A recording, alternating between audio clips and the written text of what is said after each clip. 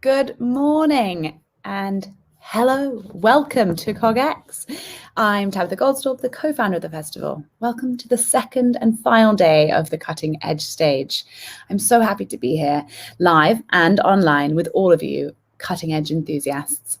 I'll be your MC today this morning, and my lovely, brilliant friend, Jess Wade, Imperial College researcher, will take you through the rest of the day.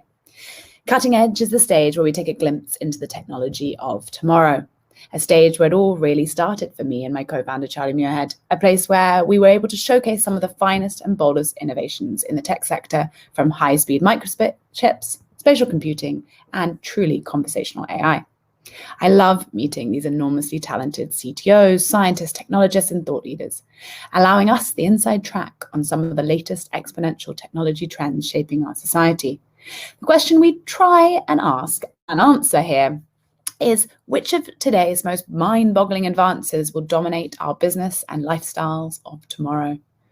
Today, we're in for a real treat. We've put together an enormously exciting package of discussions and presentations. So join us, tweet along, cogX_festival, use the hashtag cogX2021.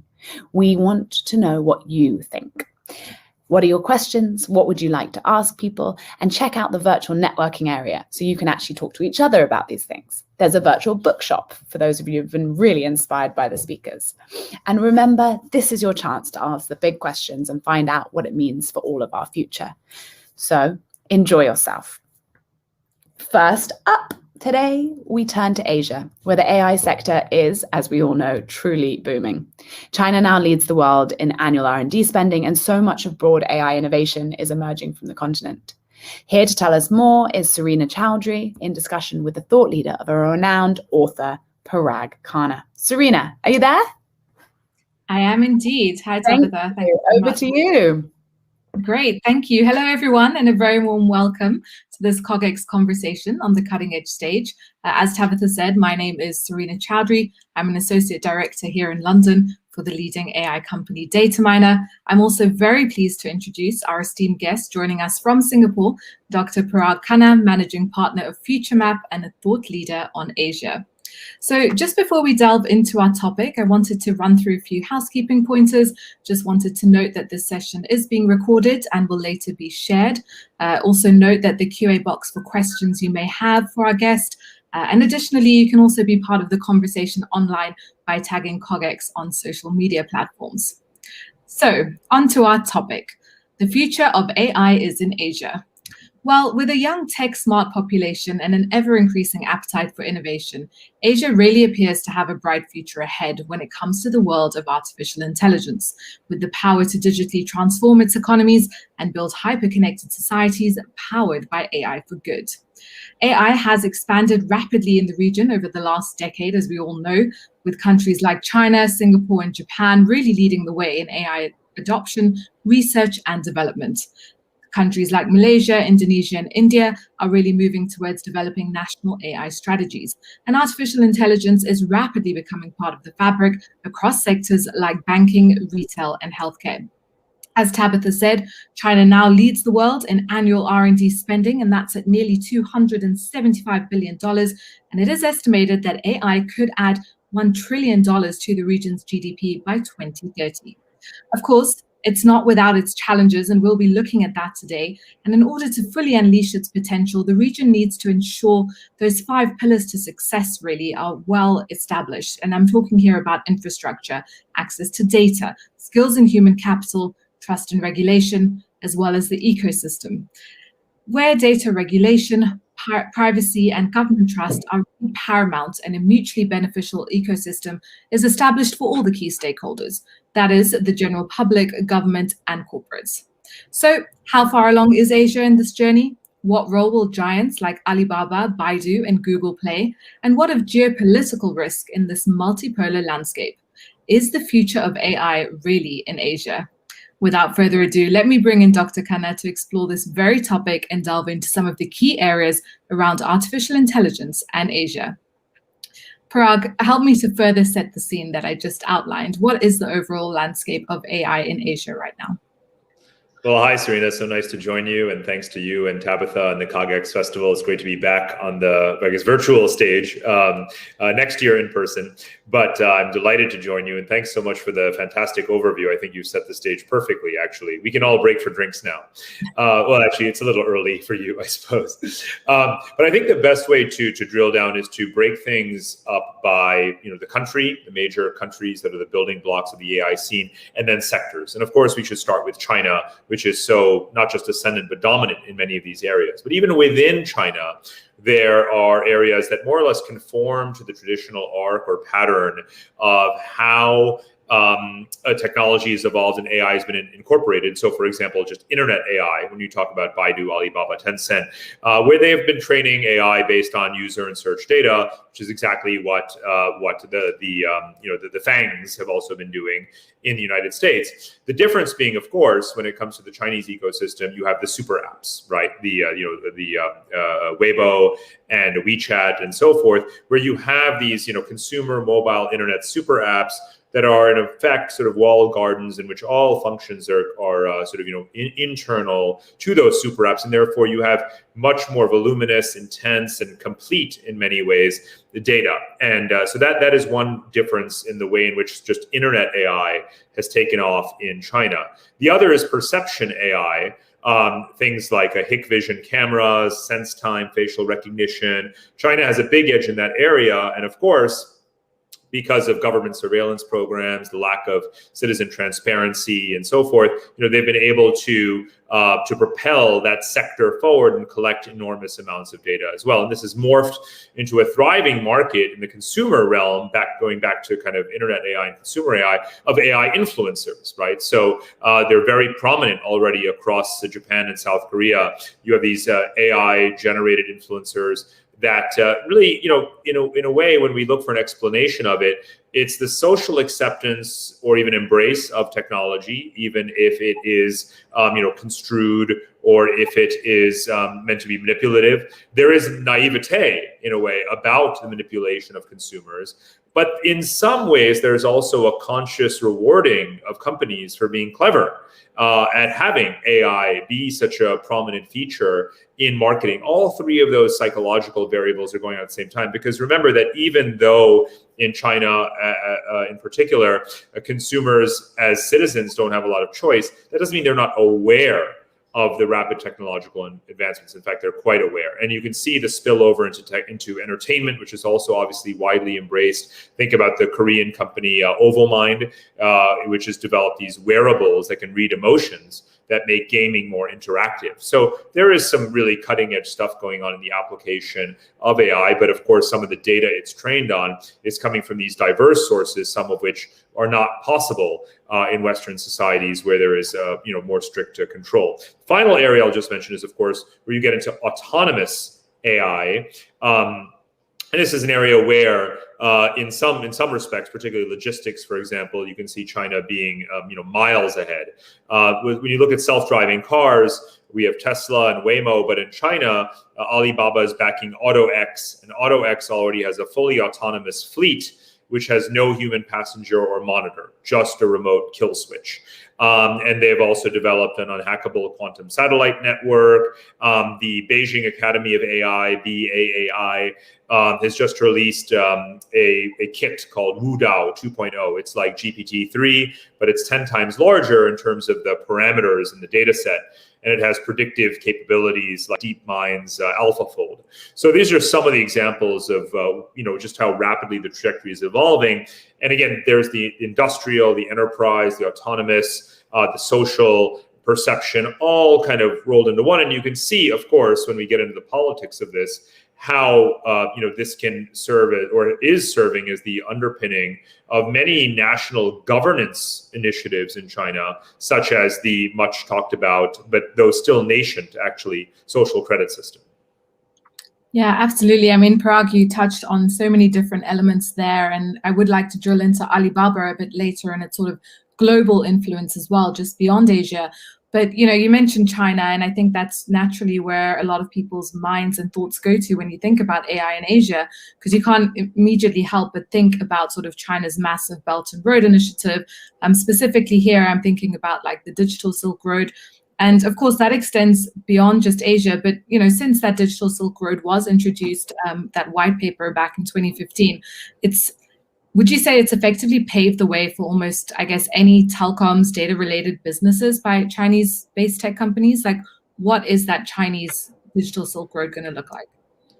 It's a very interesting question. And I think that, even before the white paper, there was Alibaba. In some ways, you wouldn't have, without Huawei and Alibaba, you wouldn't have the execution or the capacity of China. Let's just say China Mobile and Alibaba and Huawei, serving as that institutional or infrastructural underpinning for what has become this concept. It's similar to Belt and Road in the sense that China was doing enormous volumes of infrastructure investment and stronger commercial relations with countries in its periphery prior to Belt and Road being announced. So they've sort of grafted a strategy on top of what was already happening. But it doesn't mean that therefore there's a new Cold War or something like that, because we do have to subdivide in terms of how companies are being treated. So, for example, when you look at Alibaba is a market maker. It's created an e-commerce platform, cross-border. They call it the electronic world trading platform. And Chinese, Western, and indigenous companies participate, fairly in this ecosystem. And the payment system does not require that one use China UnionPay or something like that. So this is a China serving as a commercial platform or public good, private good, if you will, but with wide participation. And many Western firms are very grateful and are tripping over themselves, of course, to participate in these platforms so they have access to the Chinese market. And because it creates more, transparency, liquidity, and efficiency in trading across borders with these societies that have not been well connected to global e-commerce and so forth. So in that sense, Alibaba and what it's doing with the World Trade Platform is considered, kosher, if you will. Not so, of course, with Huawei. So that's another dimension within the same, sort of discussion of a digital Silk Road, which is played out very differently, where people talk about it being really a centerpiece in the so-called new Cold War, which is not something I actually believe in, but there are competitive dynamics in terms of kind of pushback against it. We've already seen in just the last couple of years the pushback against Huawei, resulting in its market share of the global 5G infrastructure market falling by about 1/3 towards a half, as country by country are being kind of cajoled, or coerced or compelled to block Huawei or to boot it out or rip it out of its telecom networks and internet networks and so forth. So you have this sort of action and counter reaction. It's creating opportunities for Nokia, Ericsson, NTT, and so forth. So it's a reminder that while China may have had first mover advantage in areas like, rapid, cheap 5G deployment, it didn't invent it. It doesn't have a monopoly over it, right? It simply just had price and speed advantages. But now you have a high degree of competition. You might even say democratization of access to these technologies because of the geopolitical competition. And in the end, what you get is a competitive marketplace, which is basically what we want to have happen. But to your point, there are, again, the sort of dark side of the, because, the jury is still out. Even in the UK, for example, there's been a back and forth on whether or not Huawei can and should legitimately be blocked from the domestic telecom infrastructure. Sweden and other countries are having this debate too. But when it comes to surveillance technology, this is an area where China has moved ahead. It's exporting surveillance technology. We talked about again, perception AI and facial recognition cameras, as well as Huawei's sort of smart city system. It's almost, again, a sort of a one-stop toolkit, if you will, for integrated sensor network camera monitoring, tracking, and so forth that they do. But we have to remember that they're not the only ones that have this competency. Oracle does as well. And there was a news story from just a couple of weeks ago that Oracle has been trying to export this technology to other countries.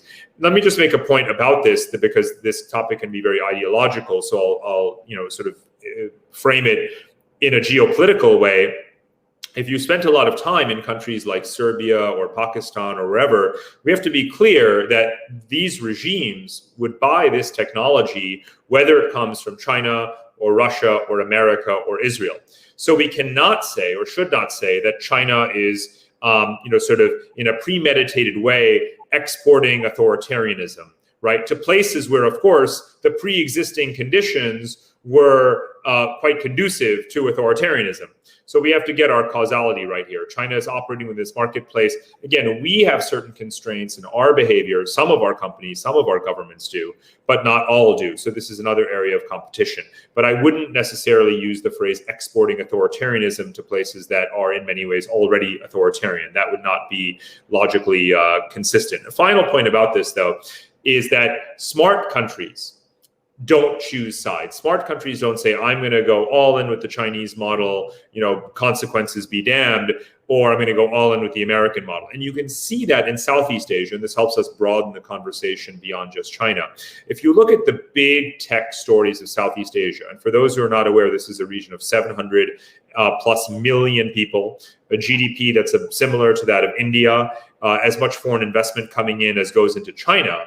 And it's not just a pawn in this new Cold War as such, but rather if you look at C Group, which is a integrated tech conglomerate, gaming, e-commerce, payments, the first major tech company to list on the New York Stock Exchange, worth $127 billion right now.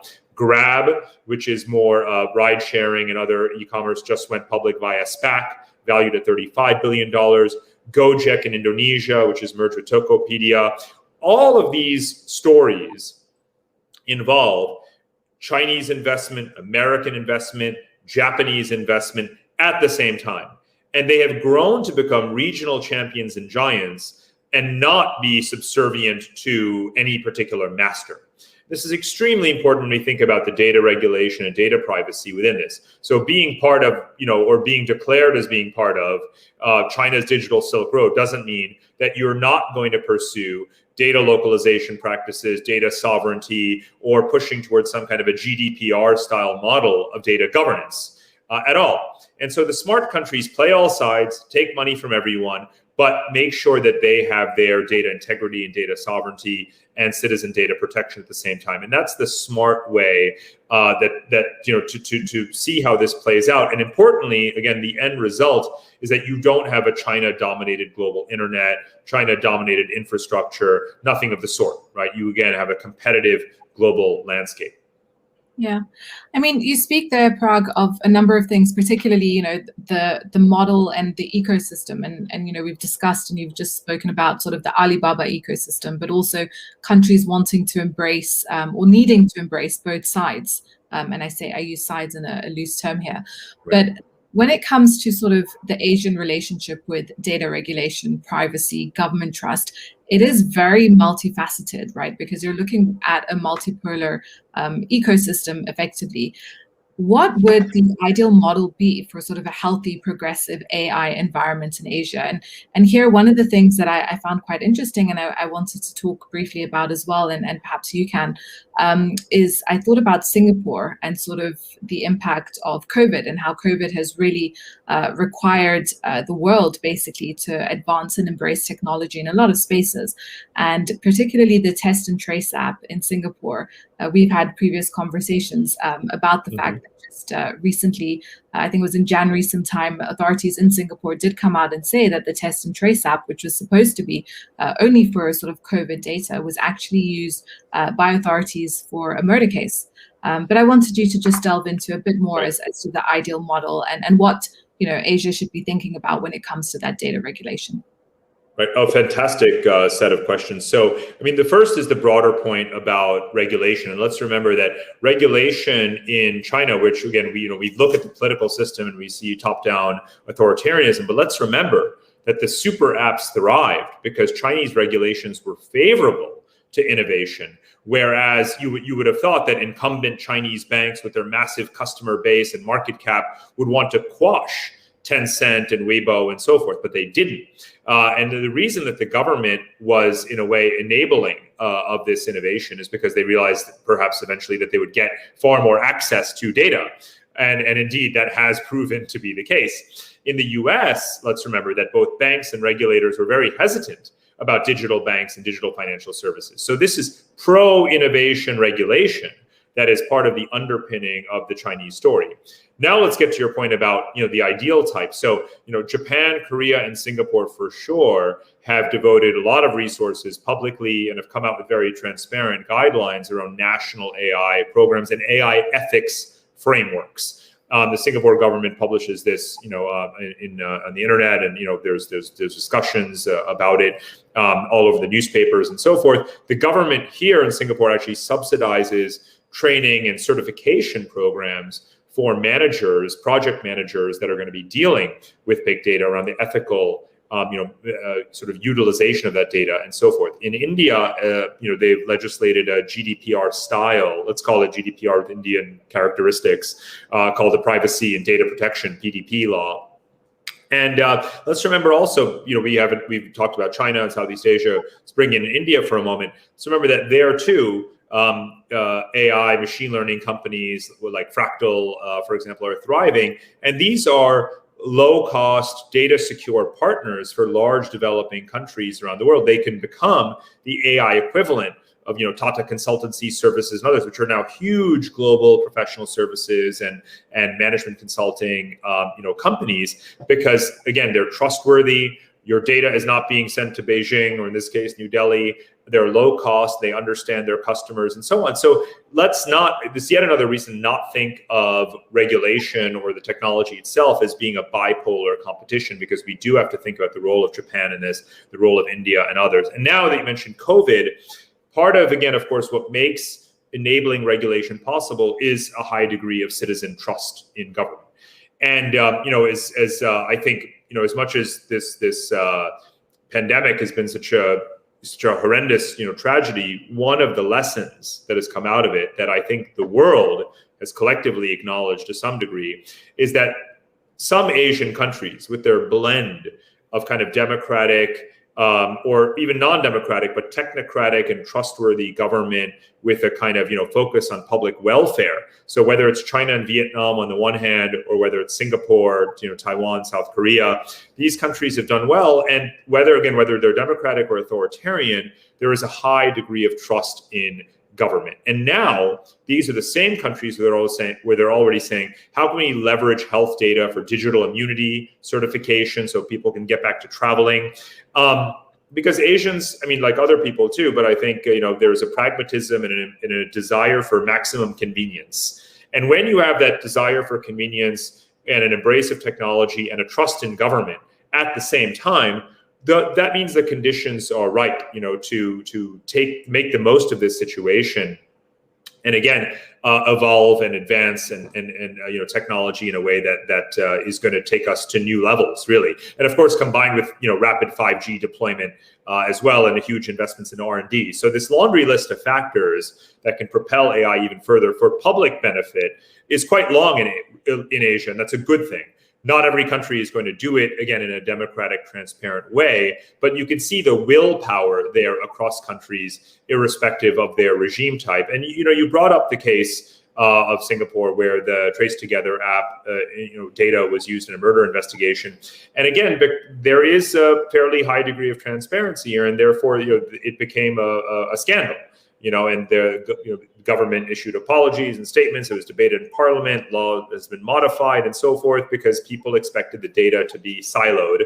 Or if it's not going to be siloed, you have to be transparent about that too. And I think transparency fundamentally is obviously the bedrock of good governance. But the bottom line is that Asians view health security as a deep component of social security, right? And you can see that again in the functional areas where AI is being embraced. So take, for example, the Singapore government is working with Google's Verily around health data related to cancer markers and so forth. So this broader AI for good, whether it's healthcare, education, the number of education startups, obviously enormous. Some of them are now incorporating AI to do, sort of customized learning platforms. So RID in South Korea, Byju's in India, which is a $15 billion valuation at this point. All of them are applying AI for these kind of social purposes as well. And I think, again, you'll see all of this accelerate post-pandemic.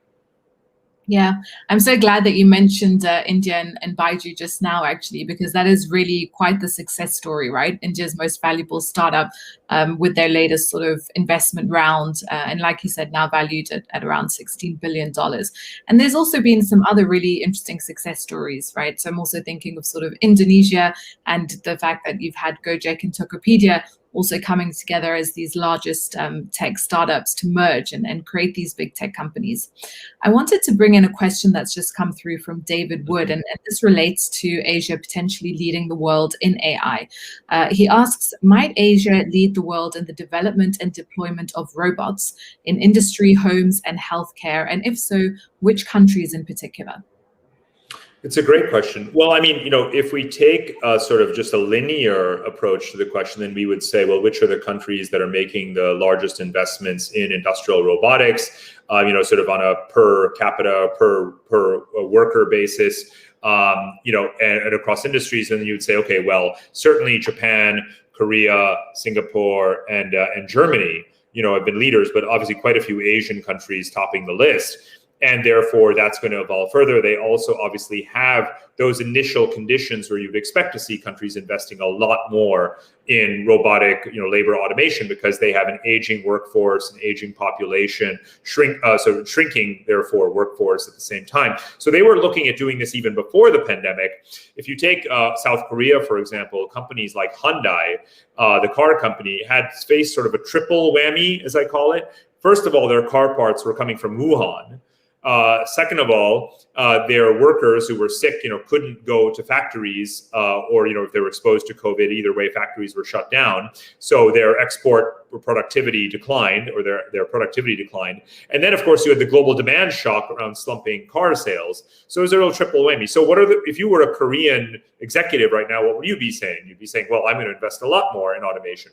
Then you have Japan, where everyone knows that they've been working on, fuzzy, cuddly robots for elderly care, deploying robots in hotels as check-in clerks. There's even a robotic priest, a Buddhist robot AI priest who's, listening to Buddhist sermons and then translating them and maybe cherry picking the best bits for his loyal faithful in Kyoto, Japan. This kind of stuff is all happening in Asia. So I expect, of course, a significant deployment in this area and innovation in this area across Asia. But that is not to say it's some kind of zero-sum game, because you can imagine that, again, it's very, very, the process, let's say the gap between invention and innovation is, more or less collapsed, right? And so you can imagine that in Germany and in America and elsewhere, that with the right commitment of resources and the kind of structuring of markets, you will see these technologies spread very, very quickly, especially when you say, in areas like home, healthcare, and so forth. These will spread all over the world, even if they happen to be deployed at a larger scale or more extensively in Asia at the moment. Yeah. Absolutely. And just to say, if you've just joined us, a warm welcome. We are discussing the future of AI in Asia. You're welcome to send through your questions for Parag. But moving on just a little bit, we've painted sort of the picture of where the AI landscape is across Asia right now. I really wanted to drill down a little bit into sort of the need for upskilling, because when you think about, and I thought this was quite interesting, LinkedIn's sort of looked at the fastest growing job categories in Southeast Asia in particular for this year. It's all around digital content, data analysts, software technology. But how do you really achieve that growth and expansion when you end up having a bit of a bottleneck in terms of demand?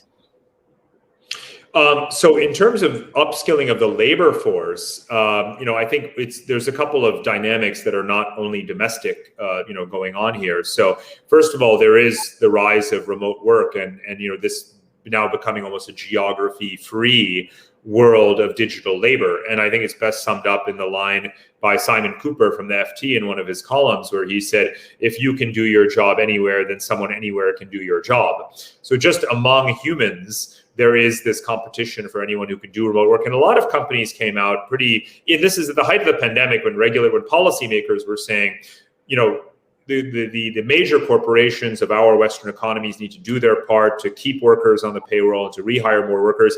A lot of them came out and said, you know what?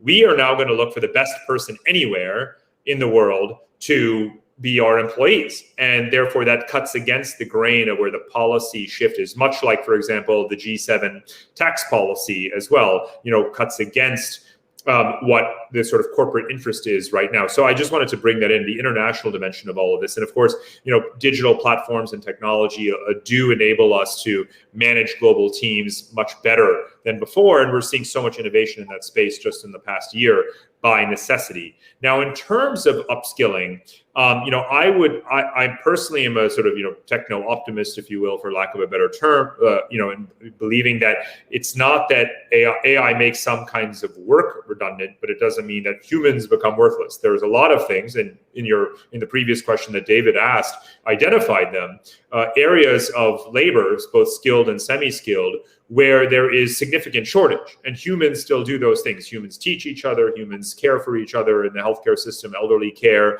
Some of the fastest growing categories of employment that involve, physiotherapy or some aspects of the construction industry and so forth, are not automated. So when you think about, we need to have a lot more public policy intervention to try to either raise wages in these areas, steer people geographically into the correct geographies of demand, and also, of course, think about AI as a training tool, because more and more people should be able to afford digital access to content, to knowledge, to skills, and to be able to do perhaps automated AI-driven modules to build their skills to prepare for the next stage of employment. And I think we haven't done nearly enough in this area. And that's why I'm not surprised that whether it is in Europe or the United States, educational reform, not just the cost of education, but the mode of education and how we can use technology a lot better, especially as everyone gets used to, some degree of online learning, and applying that in the lifelong context. So, online learning, not just because, your kids are stuck at home during the pandemic, but lifelong digital learning and having low cost access to that content, and then using AI to curate it, I think is, obviously one of the biggest, still barely tapped markets in the world. Yeah. And, you mentioned the pandemic, and I feel like this is absolutely the right time for us to delve in a little bit more, because the pandemic's really shaped government, corporate, public views, particularly on AI and data. What are your thoughts as to how that is unfolding in Asia? Because there's a lot of conversations obviously happening in the West, so to speak, with regards to, vaccination, but also an upskill in terms of working from home, embracing data, the new normal, as people say. But would love to know how you see this landscape unfolding in Asia. Well, corporate culture is very different around the world. So the expectations of, return to office and FaceTime and this kind of stuff are obviously far higher in, conservative societies like Japan and Korea, and to a large degree, China as well. So I think that, things will play out differently, whereas we can confidently say for Western societies that the share of the workforce that is going to go remote, half-time to full-time is going to rise from, say 14% to 40%. You can see these numbers and read these numbers in the media and advisory firms are making these projections. You can't actually say that about an Asian country yet, because again, the hierarchical nature of governance in the corporate and political domains makes that highly, highly unlikely. So I wouldn't jump to conclusions. Is there the technological capacity to do that? Yes. Are these economies that, like Western societies, are largely service sector dominated? Yes. Is the percentage of workers who could work remotely, again, relatively similar? Yes. But are they going to do it? Not quite sure yet, right? So I think that culture matters a lot when it comes to that. But then on your point about health, just to reinforce what you and I both said before, these are health first kinds of societies, right? It has a lot to do with, many factors. The fact that they're aging, of course, filial piety and, multi-generational family structures, having a lot of medical doctors being in politics, which is the case in Singapore and other countries as well. All of that plays a role in that. So I think that, the sort of prioritization of the application of whatever technologies to health, whether it is healthcare and vaccination, tracking behavior and so forth, I think that proclivity cultural and historical, of course, informed by having had the SARS epidemic here in 2003. All of that is just reinforced by what this region has just experienced, what the world has just experienced. Yeah. Parag, I've just had 2 more questions come through. So the first one is from Wouter Slichter, who says, do you have any best practices on managing foreign AI tech in your company? And I'll come into the second one too, which comes from Enrico Massett. How do GDPR rules affect the Asian AI rise, and how could Europe really align and compete? No, it's very interesting, and we are seeing a lot more European companies coming to this region. Obviously e-commerce, payments, things in the sort of the Klarna, Revolut, mobile banking, Afterpay type of market, where credit scoring and it's sort of instant credit and these kinds of things. These are the kinds of sectors where Vietnam and Indonesia and Thailand are just enormous markets. The Philippines, because you're talking about populations anywhere between 100 and 200 million people, where you have a lot of unbanked people. You have your rapid growth in internet penetration. The year-on-year growth, by the way, in e-commerce transactions in an ASEAN country, a Southeast Asian country, is anywhere from 30 to 50% growth every single year, right? So it's quite frankly staggering. And GDPR plays a role there because as European Union and many diplomats here who work on this, are nudging ASEAN countries to collectively push for an ASEAN equivalent of GDPR, that's going to defragment the market, because right now you have differential data regulation or data localization policies. Some apply their national security considerations to every sector. Others say it's just financial data. Others say just health data. But if you can get this geographic area of 700 million people, and then plus India with its PDP and so forth, to have similar laws, that's obviously going to favor those companies, such as the Europeans, where it is in fact their standard. So that's going to help Europeans to compete more actively here. And I do think that ASEAN countries are pragmatically moving in that direction, because again, each of them individually is relatively small, whereas collectively it's huge. So whether it's on the basis of just wanting to demonstrate that you have a transparent, high standard policy to attract that foreign investment, and those companies and their marketing departments and their kind of commercial representation in data centers, or whether it's to be a hub for the entire region, you do have to comply upwards, right, as it's known. So I think that is something that's going to transpire. That's going to be a smart move for this region to make, and it's basically a pro-European tilt, if you will. That said, American tech has been rolling with the punches very well. Let's remember that part of the reason that Facebook and Amazon and Apple and Google and others have been so successful in Southeast Asia is because they haven't had a huge presence in China. At least the social media ones haven't, and therefore they've focused on South and Southeast Asia. Especially think about how India is the largest market of users for many social media apps and so forth. So they've been able to roll with the punches and adjust their policies to that national level. But ideally, of course, if it is harmonized, it makes it a more competitive landscape. And so that kind of answers both questions at the same time. Yeah. Great, thanks, Parag. I know we're coming soon to time, but of course it is really important. We're speaking at cogX, which is taking place in London, as well as the sort of hybrid model that we're part of.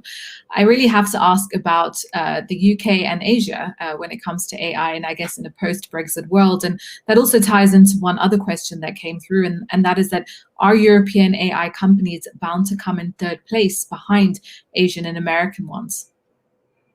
Well, I think not necessarily, but the thing is that the scale of expansion that the U.S., that the sort of capital base of American tech companies has enabled is obviously staggering, and there is that huge built-in advantage, first mover advantage, and so forth. But that said, in all likelihood, when it comes to the growth in trade between regions of the world, Europe and Asia trade a lot more with each other than Asia trades with the United States. And it's very likely that that Eurasian kind of axis is going to grow a lot faster. So it's not to say that there aren't large advantages for Europe. But your bigger question about Western interests in Asia, both in technology and geopolitically, I think is really a very significant one. And it's perfectly timed to discuss this because we have the G7 meeting that's just been going on right now. And if you look at what the G7 has come up with, it's the B3W, right? This was the acronym all over the news yesterday, Build a Back Better World. And that's obviously a very conscious play on Belt and Road, right? So B3W is now meant to be the Western answer to Belt and Road. And what did they emphasize in their declaration, in their communique? It's certainly infrastructure finance, which is, again, the hard side of it. But then it's the technology, right? So continuing to push back against Huawei, having Western firms in the telecom market be stronger, looking at what is called these coalitions, D10 or T10, which stands for, again, technologically advanced democracies, which means, again, the UK and the US and Canada and France and Germany, but also the Asian ones like Japan and Korea and India, forming a coalition to ensure that Chinese technology doesn't dominate some of these critical areas, whether it is the technology marketplace in those countries or international supply chains or e-commerce platforms and so forth. So I do think that we are seeing in the last 1 or 2 years the beginnings of a sustained and vigorous Western push or push back, if you will, not just against China, but more or less to compete for these underserved markets. Because again, this is kind of why Belt and Road exists in the first place, is because a lot of countries, some of the most populous countries in the world, are these post-colonial societies where you have huge populations and very poor infrastructure. And it's a long, long road ahead to see who wins in that marketplace. And so I think, in the spirit of the question, there's, a huge potential for Western companies and governments to step up. But whereas Asian countries have really strong export credit policies and the government, backs companies very strongly, that's not as strong in the West. Again, yes, European countries do have large export credit agencies, but they're not as aggressive as the Koreans, Japanese, or Chinese. But again, the opportunity is a permanent one. If we look ahead the next 3 years, 5 years, 10 years, because the difference between having our conversation now and 3 or 4 years ago is that there's basically a permanent suspicion of China. And, that may seem like a controversial statement, but it's just a geopolitical or psychological fact. And it wasn't really the case 5 years ago. And in fact, for 3 or 4 years ago, people were still taking for granted that Belt and Road, as China's grand strategy, both on the hard infrastructure and the digital Belt and Road side, was going to be the new global standard and tilt the world towards, Chinese models of everything. That's not the way, we're looking at it today. Instead, again, we're seeing the sustained Western response and pushback. So again, it all comes back to, what I was describing earlier is the geopolitical marketplace, a more democratized, but not democratic, but a more competitive landscape among technology vendors. And it really is up to, Western firms to step up, whether they are American or whether they are European. And a final thought on this is that, again, it should focus on the needs of the citizens of these societies. So, customer first, citizen first.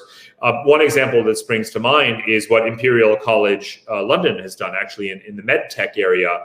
I think it's called Third Eye. And, Third Eye is this early warning system around organ failure.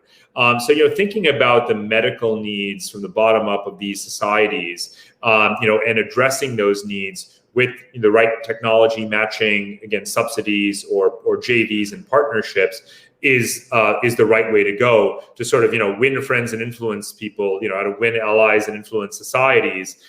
There is no predetermined winner in that race. As far as I'm concerned, that race has really just only begun. Yeah. We are almost at time. 30 seconds, very quickly, Parag. Final question from Fada Jassim.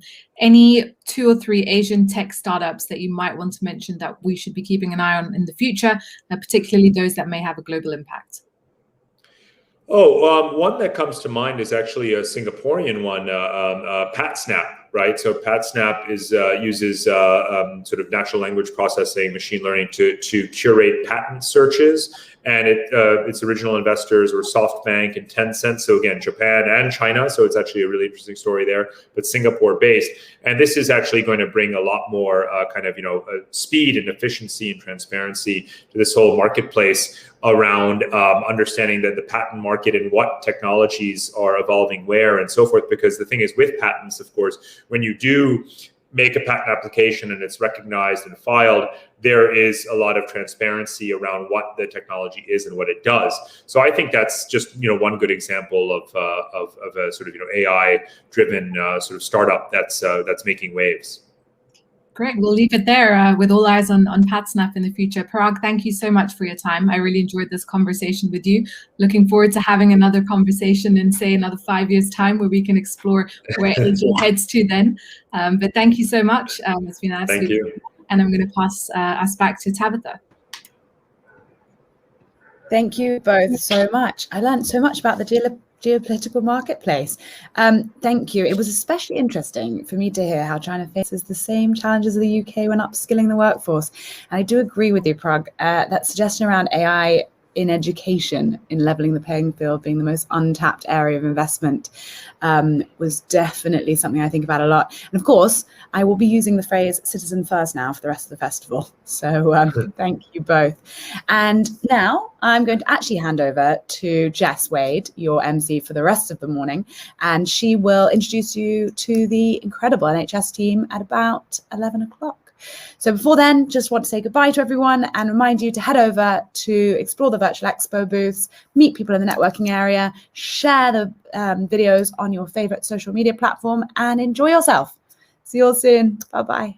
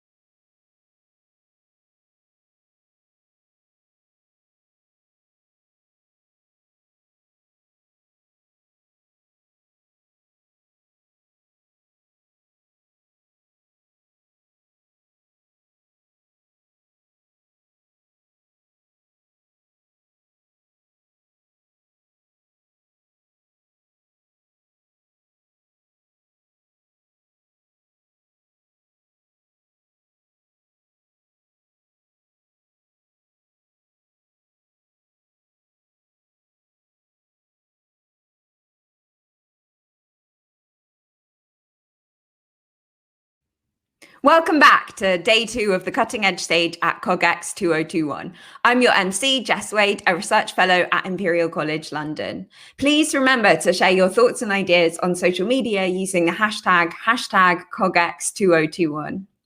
Next, we're going somewhere that you may not expect: the use of AI to drive early adaptation and adoption of tech to support health in clinical and commercial contexts. To help us understand this dynamic and evolving field, we're joined by Giuseppe Salazzo, Head of AI Skunkworks and Deployment at NHSX. Giuseppe was previously Head of Data at the Department for Transport. Alongside Giuseppe is Niamh McKenna, Chief Information Officer at NHS Resolution, who wants to enhance the tech capacity of the Department of Health and Social Care, and Ian Rodis, Digital Director of the NHS Foundation Trust. Over to you, Giuseppe. Well, hello, good morning, and greetings from the Skunkworks bunker. I've introduced myself, Head of AI Skunkworks in the NHS AI Lab, and this session is all about exploring the work we do behind this sort of hipsterish name. This session is basically going to be fundamentally a conversation with my two guests, people who have worked with us, and of course we'll open the floor to the questions. You should see my slides, but before we start, I will introduce my two guests. So Niamh, if you want to wave your arm, Chief Information Officer at NHS Resolution, with us, Niamh, and we'll also hear from Ian Rodis, Digital Director at Little Old Kettering. That's the way they call the hospital, but I don't see Ian here yet.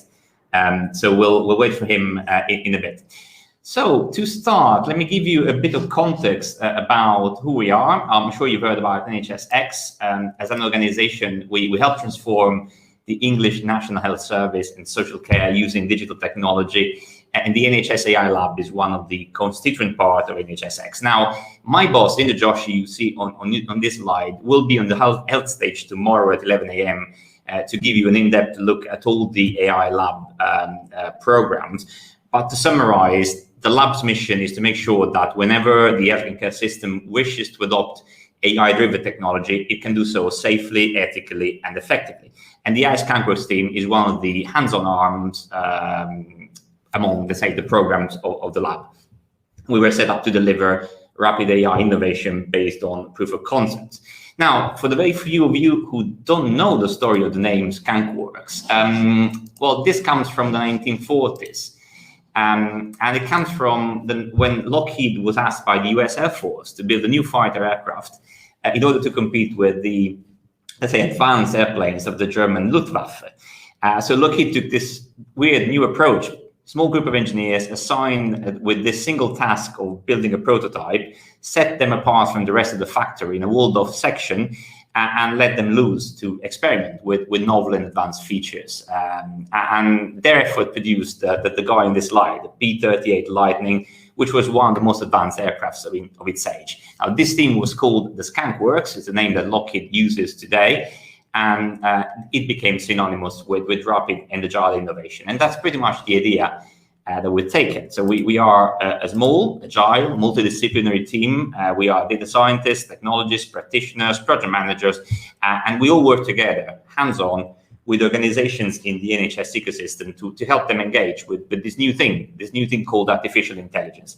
And by working together towards tangible products, we somehow take the magic out of AI. We make it more accessible.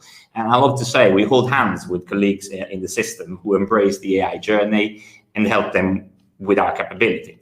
And so the term Skunkworks for us refers to the rapid, to the agile approach, to the fact we're testing speculative ideas. We're trying to address well-defined problems.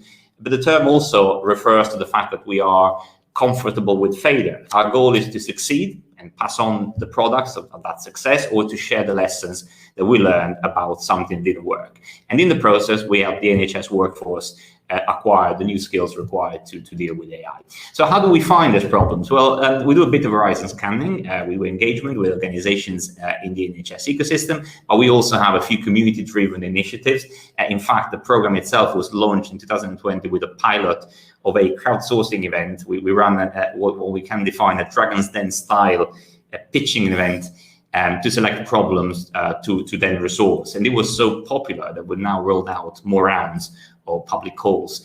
And this process is really good because it allows us to build a conversation with the community, regardless of whether they come with a pitch or not at the end of it. But while we're doing it, we are building that community of practice and starting conversation that support, but also question and challenge the adoption of AI and clarify all the misconceptions and hype around it. We are also creating a SWOT-like function for AI capability as a service, or so to say, which is offered to the health and care system as a way to explore the rapid definition of problems and the potential for AI to address them. Now, before we kick off the conversation with Niamh and Ian on what's it like to work to us, let me just show you a couple of projects that we're running at the moment. And so we have this team from Gloucestershire Hospitals who came to us to try and model the length of hospital stays. Now, the idea here is to look at how to forecast and manage long stays. This is a very important problem because it affects both the patient, people who are going to stay in hospital for a long time, and the hospital in terms of resources. Long-term stays usually have worse outcomes. They are associated with higher mortality. So the ability to better predict and manage these patients can lead to better outcomes. And in this case, we're working with a supplier called Polygeist on developing a generative adversarial network. I like to say that word. It's a neural network, a modern architecture for neural network. And we're using this to develop a live system for forecasting, which is a very novel application of such technology. Another project we just started is about comparing CT scans. You see that on the right. CT scans are basically slices of X-rays. And this is a matching and aligning them is a labor-intensive task for which there is no current automation tool. And the major difficulty here is aligning scans accurately when overlaying them on top of one another makes it difficult for radiologists sometimes to measure changes in the volume of lesions.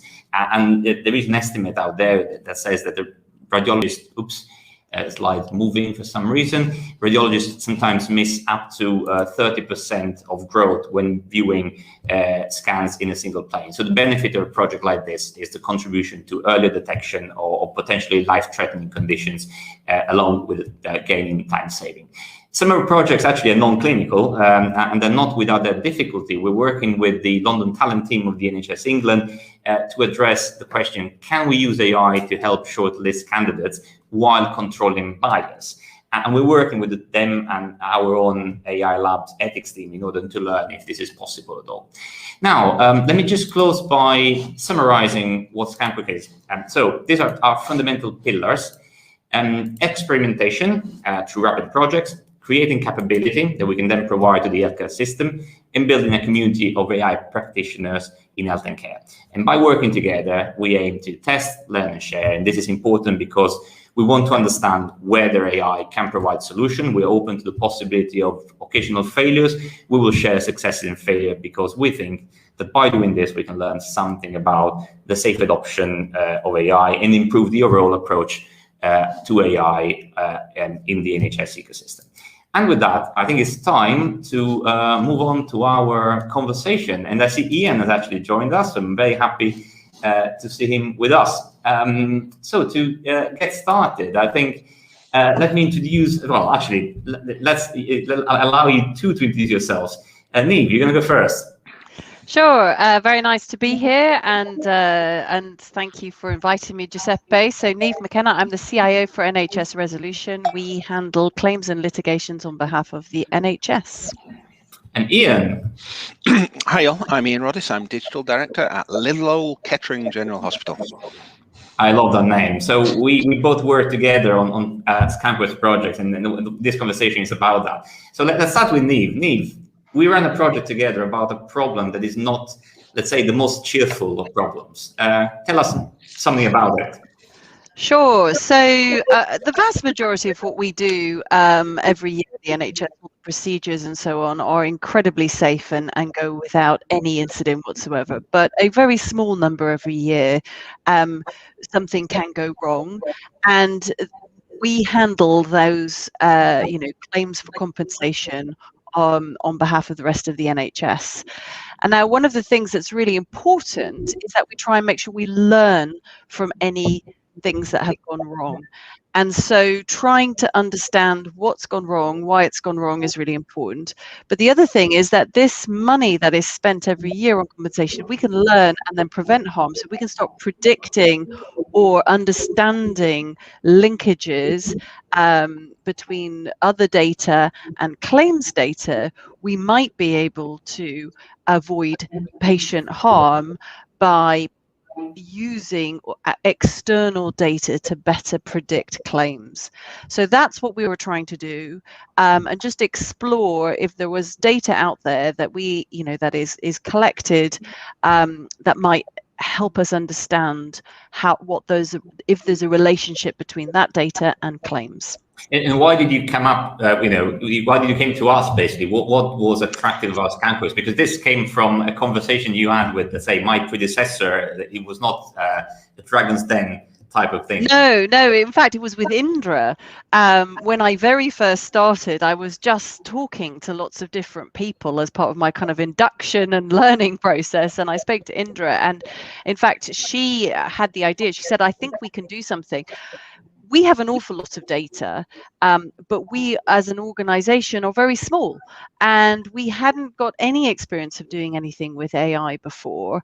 And we also didn't really quite know how to aggregate some of the data that we wanted with NHS Digital. And so what was really helpful about Skunkworks is that you were able to provide us a sort of a whole guide through this process. We were going through something we'd never done before. We didn't even know if it would work.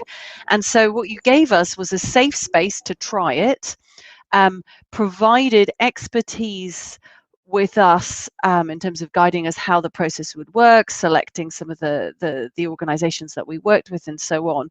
But most importantly, there was no expectation that we would come out with an answer and go, ta-da, this is the answer. It was about the safe space to learn if this was going to work. We genuinely didn't know if it was something that was going to bear fruit or not. And interestingly, we use this different approach. We call this organization called ACE, Accelerated Capability Environment, which is no office agency that brings a supplier but also technical delivery. And it was very interesting because I think this was the first time we used them for a project. It was very interesting to see working on a 12 weeks project, how intense that was, but also how much insight that brought. How did you find that? Was that very intensive? It was quite intensive from our side, but it was very well guided. And so that's really, when you're starting out on a journey, having someone who can kind of hold your hand and say, well, we've done this before, and actually what you need to do is think about this, or, there's a data governance, IG considerations, data sharing, even just the technology to get our data into this kind of trusted environment was much helped by the fact that, ACE, as being part of the Home Office, had done it all before, were able to give us all the reassurance around security, data deletion, and they'd thought through all of this. I'm sure we could have done it. It would have just taken us a lot longer if we'd had to do it completely on our own. Wonderful. Ian, moving on to little old Kettering. We were together at the beginning of the pandemic when, a lot of extra needs came through to hospital. What was the story? Yeah, so you can imagine Acute Hospital Trust at the time was an interesting place to work. I joined in March, about 2-3 weeks before we actually entered the pandemic. The hospital was very busy, and it was an interesting time. If you know anything about little old Kettering, you may well not. It's a traditional acute local hospital. Through the last 14-15 months, we've gone from almost 0 miles per hour to 100 miles per hour or kilometers per hour in our use of digital technology. And that was all about meeting the needs of the time. And it's an unfortunate sentence to say so, but we kind of took advantage of the opportunities presented to us. And that's not in a kind of self-interested way, but in a we were encountering new problems. You couldn't take weeks and months going with solutions to them. You needed it as soon as possible, you needed it as safely as possible, and you needed it as securely as possible. And as part of that, we're working on some interesting projects at the moment around clinical coding and what I call bed Tetris, how we model bed management in the hospital.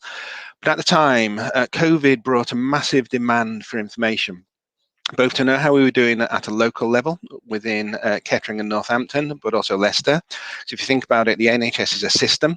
So patients were moving between hospitals, staff were moving between hospitals, and we had to think how best we could meet the demand.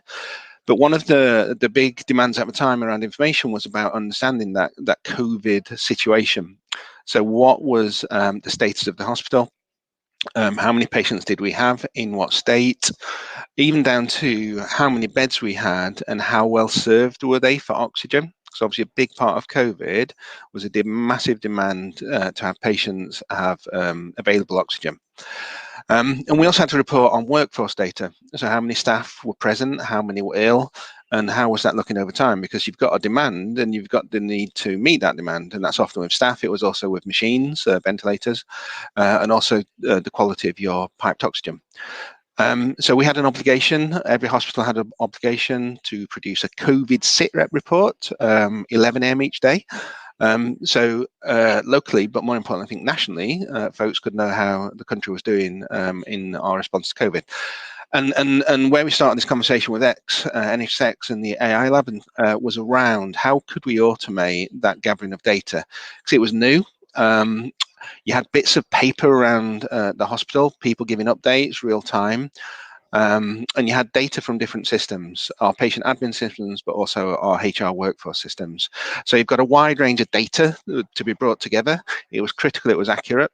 And I would say it was a candidate ripe for automation. And that's where we started our conversation with X. And for me, the benefits of doing this was, one, it saved staff time. And it meant staff, rather than worrying about this paper, calling up wards, getting data out of HR systems, staff could put that time back to support patient in whatever kind, whether it was the admin or direct face-to-face care. For me, it reduced risk, and parallel to that, it improved quality. So if we automated the data, if we had data in systems, if folks understood where and how to report the data, it means our robot, who's called MaryBot, could go and gather that data and streamline the whole report into the national systems. Ian, let me stop you there. Actually, just to mention, we can actually tweet the case studies we produced for both of this project, which might be of interest. But the key question here, that the most informed people attending the session will probably have is, this is not quite AI, but that was the beginning of a journey for Kettering. And then how did that work? And moving from robots into intelligent automation into AI. Yeah, so what you're starting to do is change mindsets and change the culture. When I started talking robots at Kettering, it took about 5 seconds before folks talked about Terminator and Skynet taking over the world. And obviously we had our little cartoon images of metal robots. But actually, as folks started to see what automation technology could do, it started raising the question about what AI could start to do. So the projects we're looking at now is how can we use technology to support clinical coding. Clinical coding is quite a specific thing, but it's about how you, any patient that goes into a hospital has a treatment done, all of those treatments are coded, and you can start to use NLP to start making some almost judgment calls with human validation around how can you code a procedure, particularly if you've got a patient with complex issues, and how can you almost start to predict what other treatments may be happening or may need to be happening. And we're also starting to look at bed management. If you think about a hospital, you have a front door, patients come in, they either walk or come in an ambulance or referred, and you have a back door. People leave hopefully after successful treatment. And in the middle of that state, just as we had last night, your demand often is greater than your capacity. And so understanding what patients may or may not be discharged, freeing up beds, and understanding what capacity may come in at the front door, you can start to use AI to predict that demand. You can start to, I'm going to say, mash together a bunch of data sets. So what season are you in? What's the incidence of, in this state, COVID or flu or cold or any other kind of thing. So what we want to do is start really using that data to predict and help almost model how we manage our estate. Because throughput and flow is a really big deal in a hospital. And clinical coding, being able to help AI to almost predict the treatments we're doing and report on them to national states. So going back to your question, Giuseppe, it's about changing mindsets. It's about folks understanding the potential and thinking about these kind of technologies for problems folks face every day. That's very interesting. I think that the project around bed management, clearly shows how AI can have a potential impact on patients without necessarily being a clinical problem per se. And that also brings me back to Neve, in terms of, what do you think a project like the one we run together could mean for patients further down the line? Question one. And question two, did that help in any way making a case internally for a project like this? And that's a question, and then probably I'll bring Ian in again. Yeah, so I mean, the nirvana is that we do find some information that helps us understand the causes of harm, and that helps to improve patient safety. That's absolutely critical, and that's the mission. Nobody in the NHS wants anything to go wrong. It can happen, and often people are, clinicians are really keen to understand what went wrong so they can avoid it in the future. So if we can find links between data, if we can find things, markers or indicators, then we can actually take material actions to improve patient safety. And that's what we all want to do.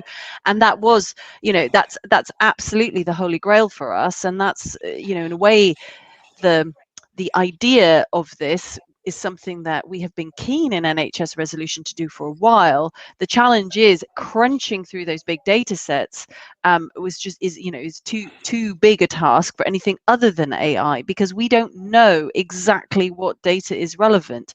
As you know, there is so much data out there. You could look at things like, the number of complaints, waiting times, staff sickness levels. There's lots of theories out there, but you really need to crunch it out on mass level in order to see if there's a potential correlation.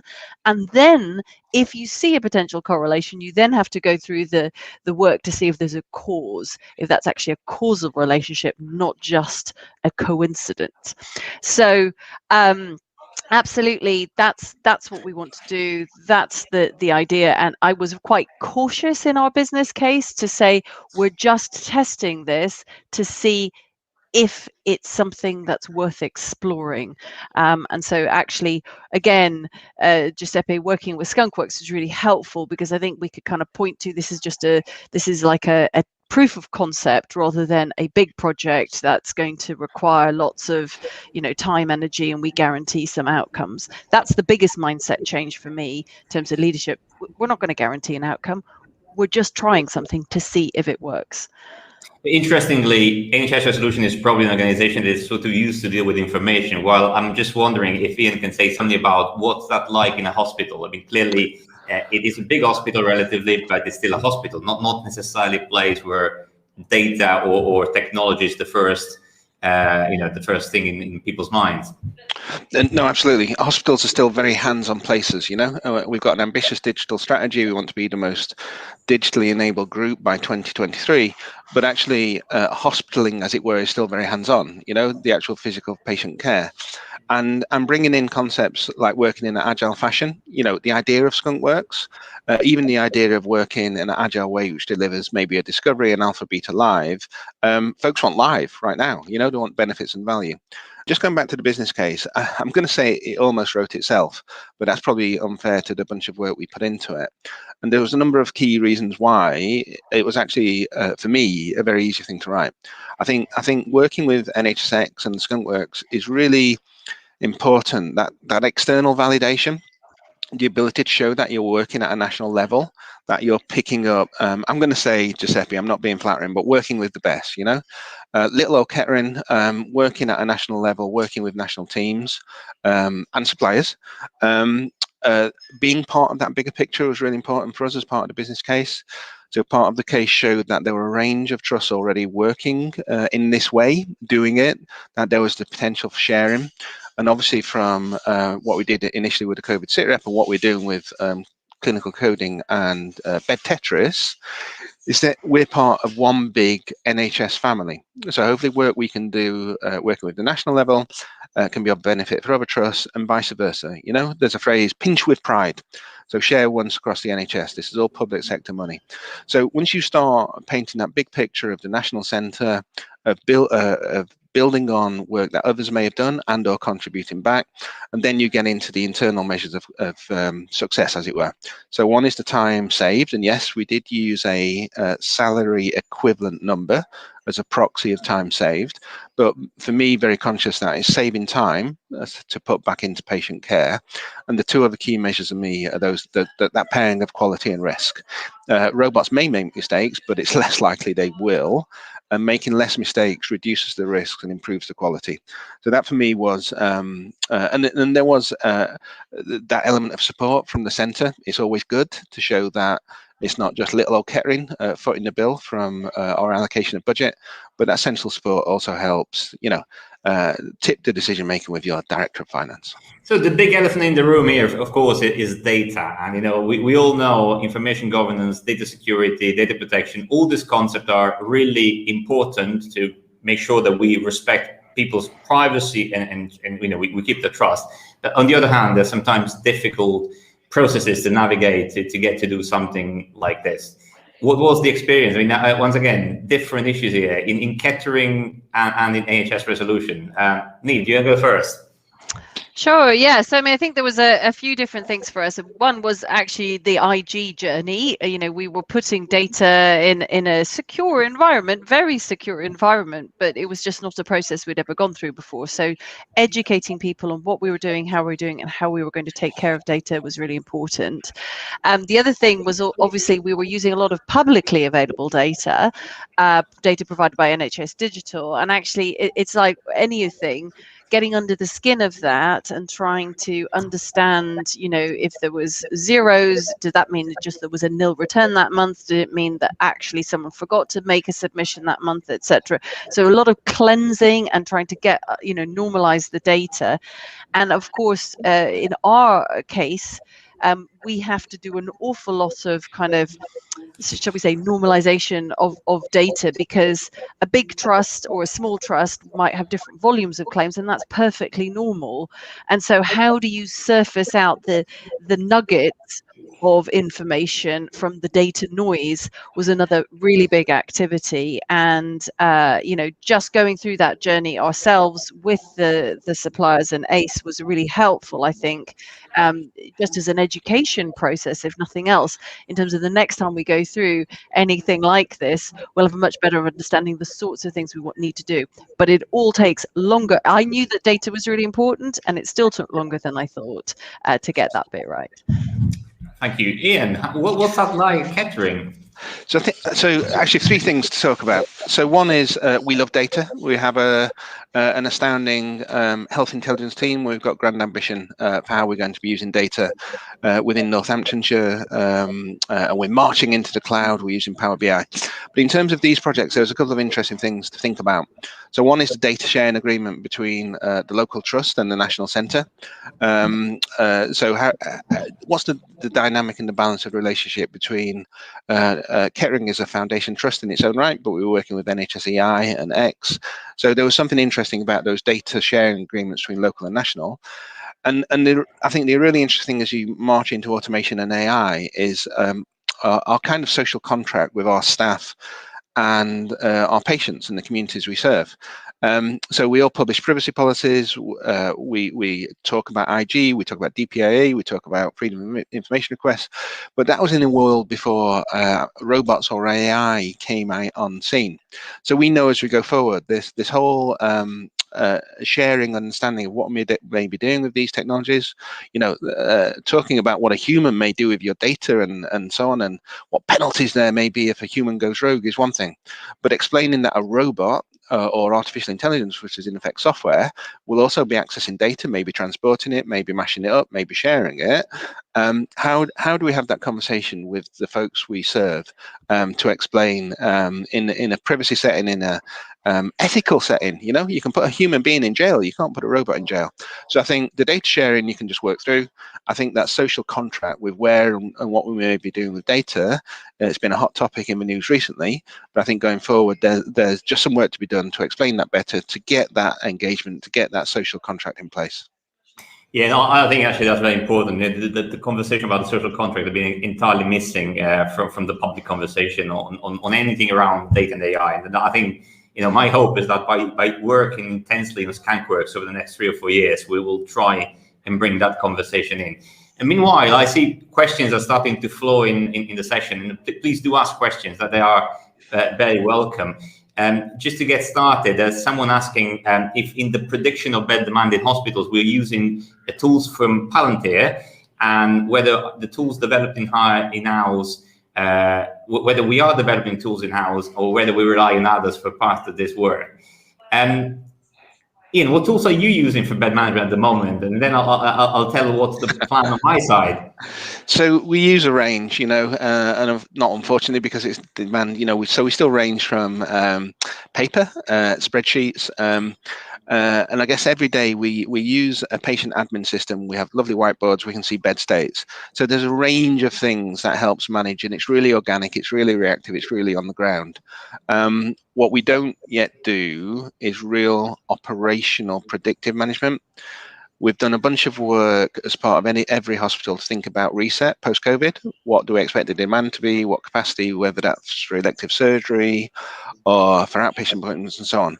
But that day-to-day management of what's happening, how many ambulances are outside, how many respiratory illnesses do we expect to see? Last night, our emergency department was full with kids, actually, with respiratory issues. So at the moment, we use the tools we have.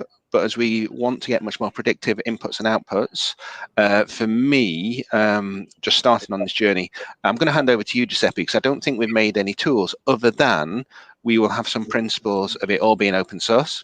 We will be looking to share, and we will be looking to learn from best practice elsewhere. And we all love a good Twittering, and I think it's been great so far, Giuseppe, to share with what folks are doing, and we'll be using other networks as we go forward. But the aim is to be open source, and I believe, Giuseppe, we will not be dependent on any single solution or supplier. No. Well, that's the thing. I think given this project is still in its infancy, so it's like in scoping phase. But the point for us is that when we run these projects, we tend to develop tools and to use open source libraries as much as we can. And then you'll see there's something called the data lens we have developed and shared, and we'll always do things this way. So sometimes it might be that we will be using existing tools wherever they are, but the plan for us is always to make sure that our data pipelines, data tools, anything that actually is reusable and reshareable gets reshared. And this is exactly one of those examples in which this can happen. I have to say, I keep banging on about open source. The reception in general is positive. And it's positive both from colleagues in the NHS, but also from the companies we've engaged with. On the side of that, as I said, we're also developing our own capability, with data developers, data scientists, data engineers, and that will also increase clearly the number of tools that we develop in-house, as NHSX is doing. That's very project specific, though. I mean, actually, I'd like here to get Neve back in, because there are questions around, the Dragon's Den. So I shouldn't really call it the Dragon's Den because it makes it more competitive. We're trying to make it collaborative. But you've been a dragon. You've been a judge. How was it? It was great, actually. I have to say that there was the level of ideas that were coming through and the enthusiasm that people were putting in was really rewarding. I think, and I would say, because there was a bunch of us that were judges, we were even ones that we didn't actually take forward for whatever reason. There were others that we were like, oh, that's really good, but we think something else might help there. So I would say, as judges, it was almost like no idea was a bad idea. We tried to provide feedback for everyone. I thought the quality and kind of depth of the applications was excellent. So it was really encouraging, actually. And sometimes I think in public sector, people sort of beat themselves up a bit for not being innovative or forward thinking. I mean, I say no, and I'm sure Ian will agree. Yes, of course, there's challenges, but there's no shortage of ideas. There's no shortage of people out there trying to innovate and trying to do new and interesting things. And I have to say, one of the outcomes of the Dragon's Den, of course, is we have to select 2 or 3 projects to move forward, and that's clearly, the limitation of our resources. But then we start conversations with all the other, let's say, applicants, and we actually are exploring how to help them, whether with, we bring them in to run a full project, or sometimes with advisory, sometimes with helping them building tools, sometimes that's about building enabling tools, or bringing them together, which actually puts me, again, Mr. Rodgers, in the spot, because you came to us with an idea at the Dragon's Den about clinical coding, and we said, hold on, we like that idea, but we're seeing someone else doing something similar. Can we work it all together? So it's also about, bringing collaboration in. How do you feel about that degree of openness and sharing between different trusts? Love it, Giuseppe. Just love it. I mean, for us, we're part of one NHS, and I think when I said pinch with pride or share freely, it's at the heart of what we do. If you follow myself on Twitter, or Andy Callow, the group CDIO, or read our blogs, we're growing that culture of being open within the trust, and it's been really pleasing recently to see folks who've been working in the trust in digital portfolio years to finding their voice. Just blogging. Jazz Sagu's been writing out our journey to cloud. And so we're trying to breed that culture. We love the GDS standards. We love NHS digital standards. Work in the open because it makes things better. And I'm going to talk about the dirty subject of money. Money is tight in the NHS. It always is. We're coping with demands for efficiencies, and so I think trying to do it within a single trust, the numbers just don't add up. With the group model in Northamptonshire, we've got an element of a bit of an economy of scale. But if you're looking across the whole NHS, being able to do these innovations, being able to bring mindsets into local trusts, which maybe have not been there before. So where it's artificial intelligence or service design or user-centered design, I think you can only do those kind of things by working in a non-silo base, not just a single hospital trust. It may be a group, or it may be national. So I think, Giuseppe, in all our conversations, we're up for it. We're up for sharing widely, talking at events like this, and we're up for sharing our solutions, open source, using modern development technologies, sharing the code, and so on and so on. I think it's just what we want to do is build it just as part of our DNA in Kettering. That's great. I mean, we're actually having some very interesting questions, so little time to answer them all. We have a question about how do we escape the proof of concept trap, and I'd say we don't. All we do here, from a Skype's point of view, is to get to a proof of concept. And the plan for us, the real goal is to make sure that we share as much as possible the skills and the understanding about AI, so that the system in 3-4 years' time, is able to take those choices independently, whether it is about building or buying or whatever else. So in reality, all we are interested in is a proof of concept. But then, of course, we keep the door open and the conversation open about supporting that journey into scaling. Actually, that brings me to probably ask both of you, what are the next steps? How do you operationalize what you learned? Niamh, do you want to go first? Well, I suppose our next step is to almost extend that proof of concept. So it was a teaser, right? So we found some things that looked really interesting. We didn't get a chance to look at everything we wanted. And so we want to finish it almost and look at other data sets and then start to identify things where we'll go and investigate that correlation to causation relationship. So it feels to us very much like step one of the journey, and there's just a lot of different things we want to go and look at now. And for me, terms like proof of concept or discovery, at which one of the outcomes might be you don't proceed, are interesting terms to use in a local trust. I'm very comfortable with them in my previous roles. It's been a part of our journey. But in a local trust, if you're spending £1, you want to get your value back. But so there's something interesting when you say park, I say whatever, first iteration, So there's something interesting in the trust, how you talk about those things. But for me, it's all about delivering a solution, learning from it, iterating, releasing value, and scaling over time. I think for me, there's an interesting translation job when you talk about park and how you move to scaling. By nature, I'm a product owner, I'm a product manager. So if I understand the vision, where we want to be, what our roadmap is, The POC is one step on that journey, and I may describe it slightly different to different audiences.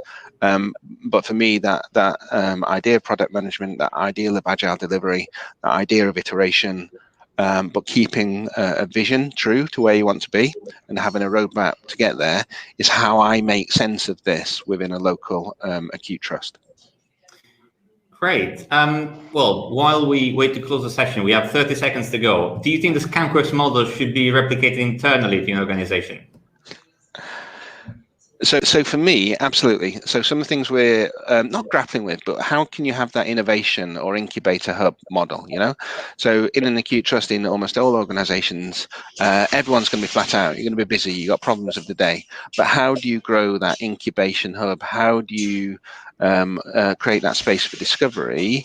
I think it's got to be something we have to do, and having that idea of you can try something and you can fail, and you know what, that's okay.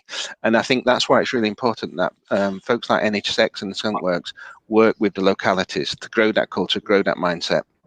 Thank you. I think it's time for us to close this session. So let me just thank everyone for attending, and especially Niamh and Ian for being my guests today. It's been an interesting conversation. Don't forget, if you work in the healthcare ecosystem, just get in touch with us. We're happy to support your journey. And thank you very much. Thank you. Pleasure. Bye, all. And a big thank you from me. What a fabulous session. I love the range of discussion where you went from sort of paper and bed sheets all the way through to AI back again.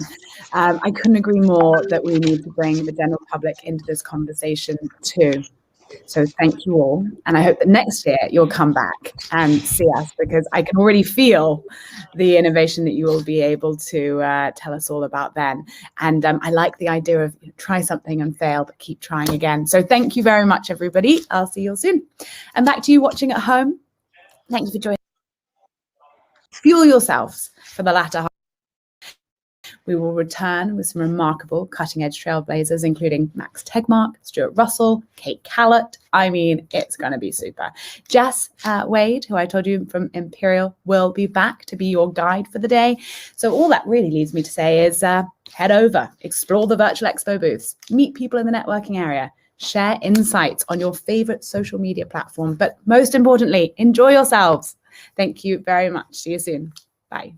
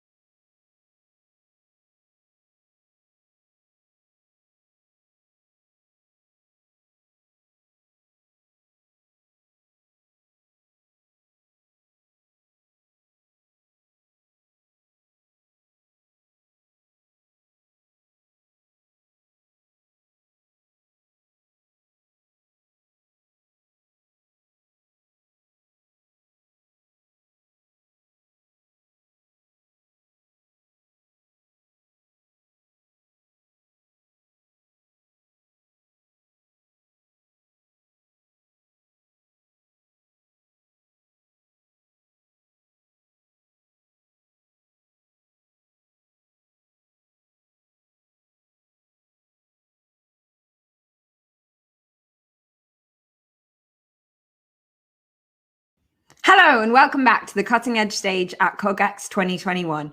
I'm your MC, Jess Wade, a research fellow at Imperial College London. Please remember to share your thoughts and ideas on social media using the hashtag cogX2021. Many thanks to Accenture, BT, Visa, and Quantum Black for supporting cogX 2021, and to all of you for making it along to our hybrid festival. We have so far had some extraordinary speakers, presenters, and discussions on the Cutting Edge Stage, and the schedule for this afternoon looks even better. So, what's coming up? Next, we're going to discuss and explore the state of play in deep tech, and specifically where we think the next $100 billion deep tech company might come from. The pandemic has accelerated a whole host of new opportunities in deep tech, from life sciences to space exploration and quantum computing. This afternoon, we're joined by partners, investors, and future forecasters, Ian Hogarth and Kate Callow, who'll be guided in their discussion by broadcaster and researcher Gemma Milne. Over to you, Gemma.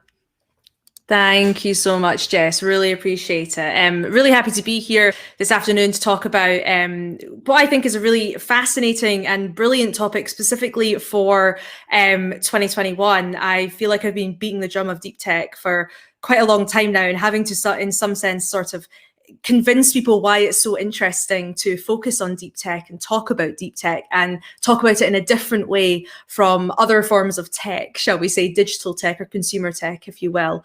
But I think what's been really fascinating to see over the last year, obviously putting aside all the horrific things that have happened over the last year, is a sort of what I see as a shift in the way that we talk about, think about, and explore deep tech and why it's so important. So I'm going to bring out two brilliant panelists for this discussion. We've got Ian Hogarth, who's an angel investor, and Kate Callow, who's head of emerging ideas at NVIDIA. Ian, Kate, thank you so much for coming and joining me today. So as I was saying, I think one of the things that's been really interesting to see over the last year is this perhaps a bit of a shift in terms of how we talk about why we should pay attention to deep tech. I feel specifically, concepts such as supply chain and systems and interconnectivity of science and tech still felt like a bit of a weird thing to be talking about at conferences. And now it's like, oh yeah, the world's connected. Lots of one thing happens and bad stuff happens at the other side of the world, and so on and so forth. And that really is, I think, the beauty and the interest of what's at the crux of deep tech. Ian, I'd love for you to maybe start. Tell us a little bit about yourself first, and then I'd love to hear a bit of your perspective on what's been, I guess, the COVID impact on the deep tech world.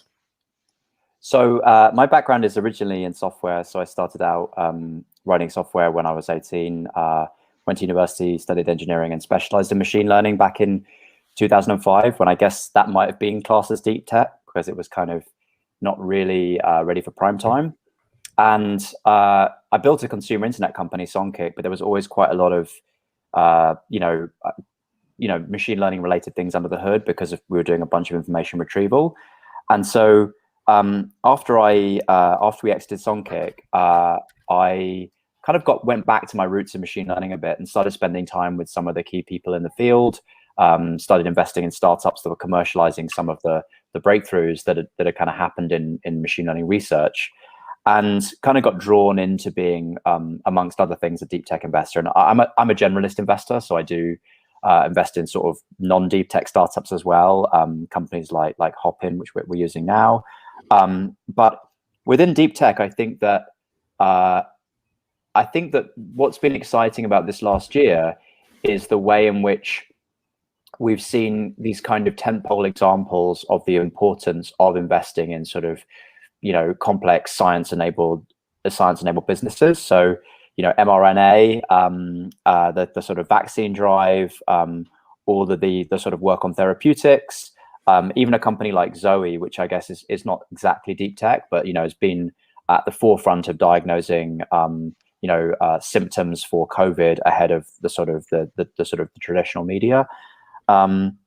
So I think that we've kind of we've gone through a series of step changes in deep tech over the last couple of years, but probably the biggest one is just these shining examples of the importance of accelerating science. Amazing. Yeah, I definitely couldn't agree more with that point around just the sheer obviousness of why it's important to be looking at these technologies and deep science, as you say. Kate, same question to you. I'd love a little bit of background on yourself and a little bit of your perspective of what the last year's looked like with respect to deep tech.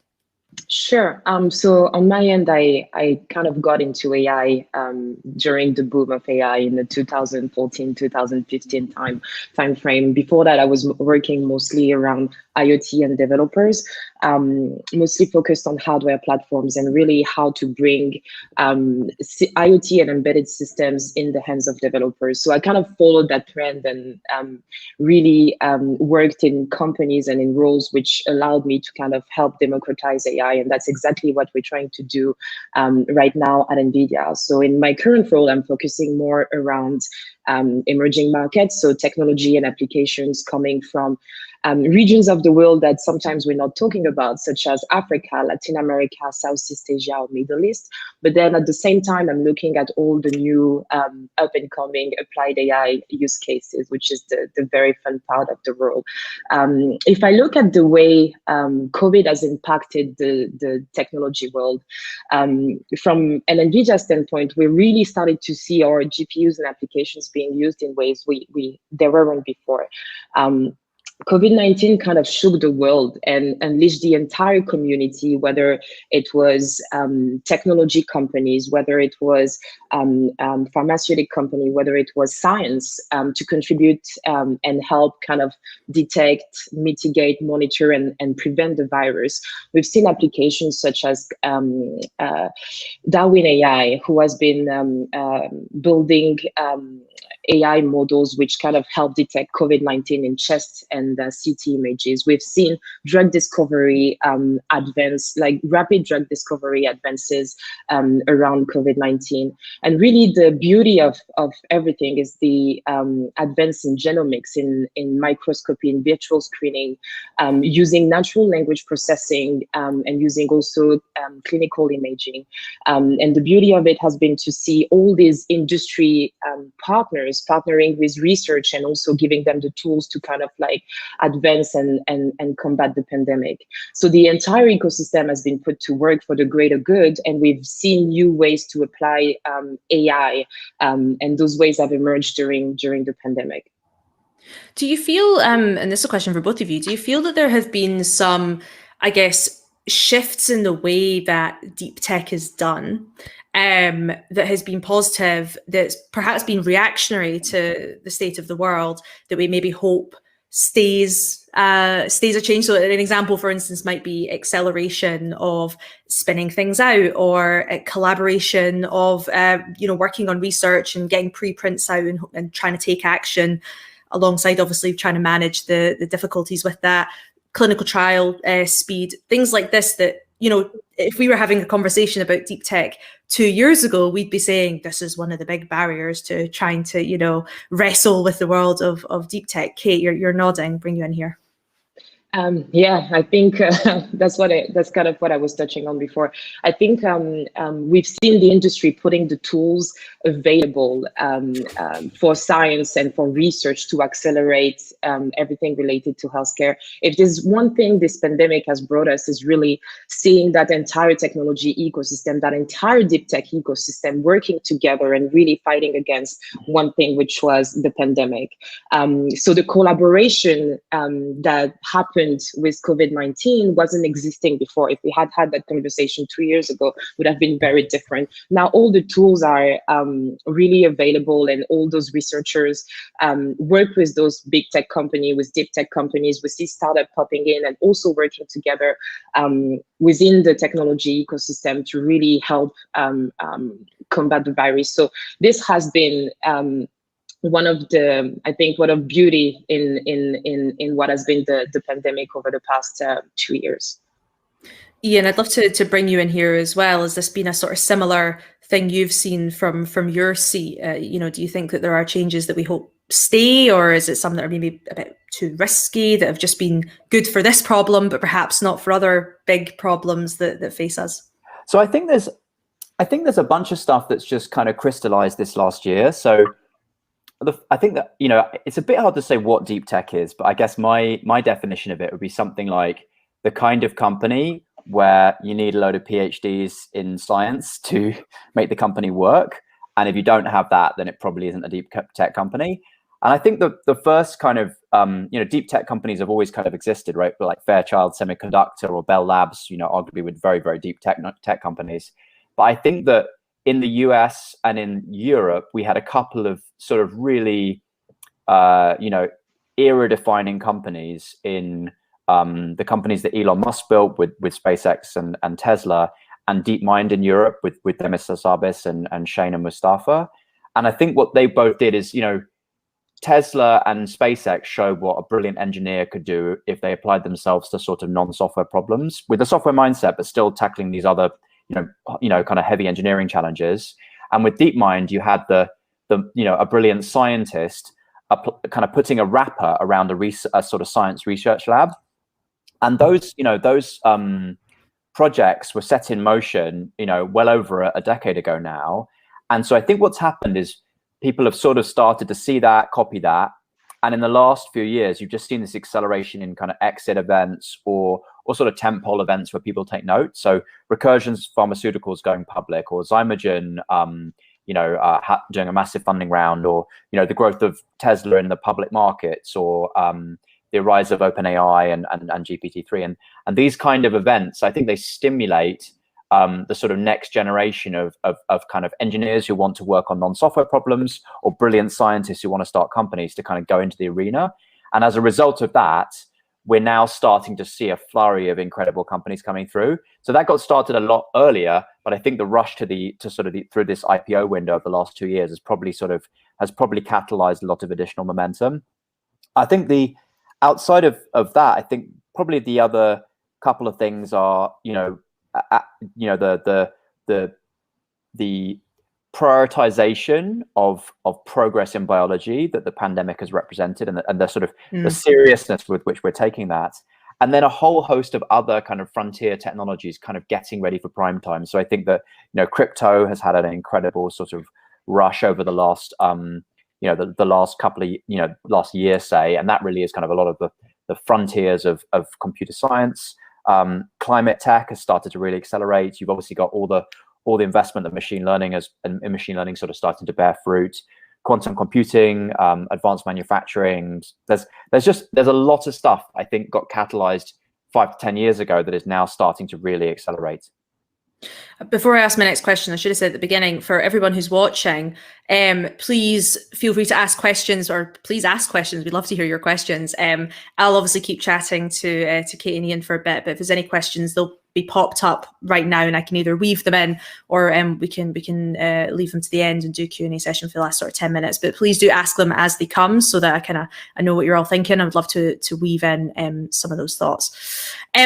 So building a little bit on, so you mentioned kind of, I think you said the word bandwagon at one point, or at least that's what I was thinking in my head when you were talking there, Ian. And I think one of the themes of discussion around deep tech that, again, is something that's been, if we'd been speaking about 2 years' time, we would have been talking about how you manage the sort of hype around deep tech and investors kind of wanting to come in and be part and get a slice of this, but not necessarily having the expertise or understanding or indeed the patience for deep tech.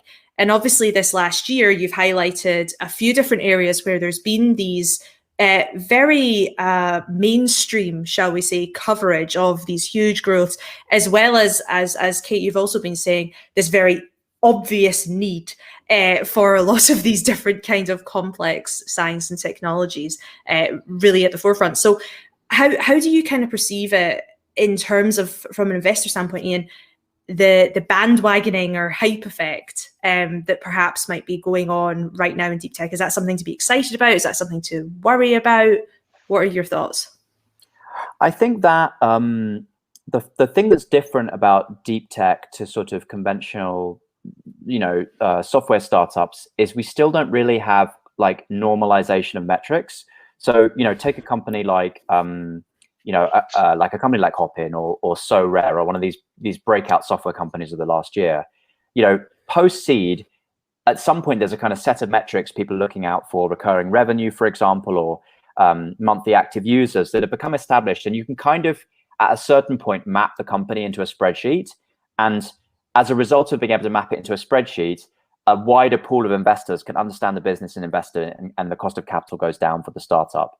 And with deep tech, what you often find is startups just look a lot messier through seed, Series A, Series B, because the sort of thing they're working on. I mean, I should give you a good example. I talked to a startup earlier today and agreed to invest in them, working on kind of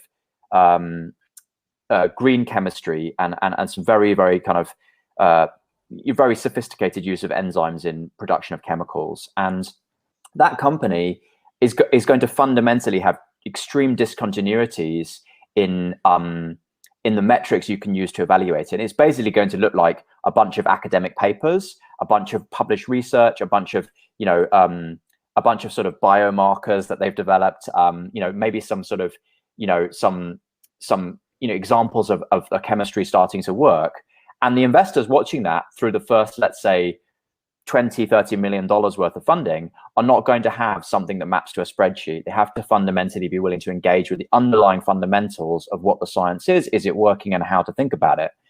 And so the pool of capital that wants to do that and understands how to do that is much smaller than the pool of capital that's investing in, say, SaaS startups, where you basically look at MRR and ARR and how fast they're growing. So I think that just creates a more challenging funding environment for those kind of companies. There are fewer investors that will back them. There are fewer smart and good investors that will back them, and so the companies are often a little bit starved of capital in the early stages. And then at some point they cross this Rubicon where it's working, and the discontinuities have produced this sudden step change in revenue, step change in visibility, and everything starts to compound very rapidly. So look at a company like Northvolt and the acceleration they've seen in the last couple of years, or Tesla, SpaceX, the sort of from the generation previously. So I think it makes the challenge for deep tech founders, who are often scientists, one of sort of narrative development. They have to get really good at communicating something that doesn't easily map to a sort of normalizable spreadsheet that investors have in their heads, and they have to be a lot more selective in the investors they approach. But from my perspective, it's incredibly fun because you get to go, really deep into the weeds with brilliant founders and scientists and figure out what is really going in the company.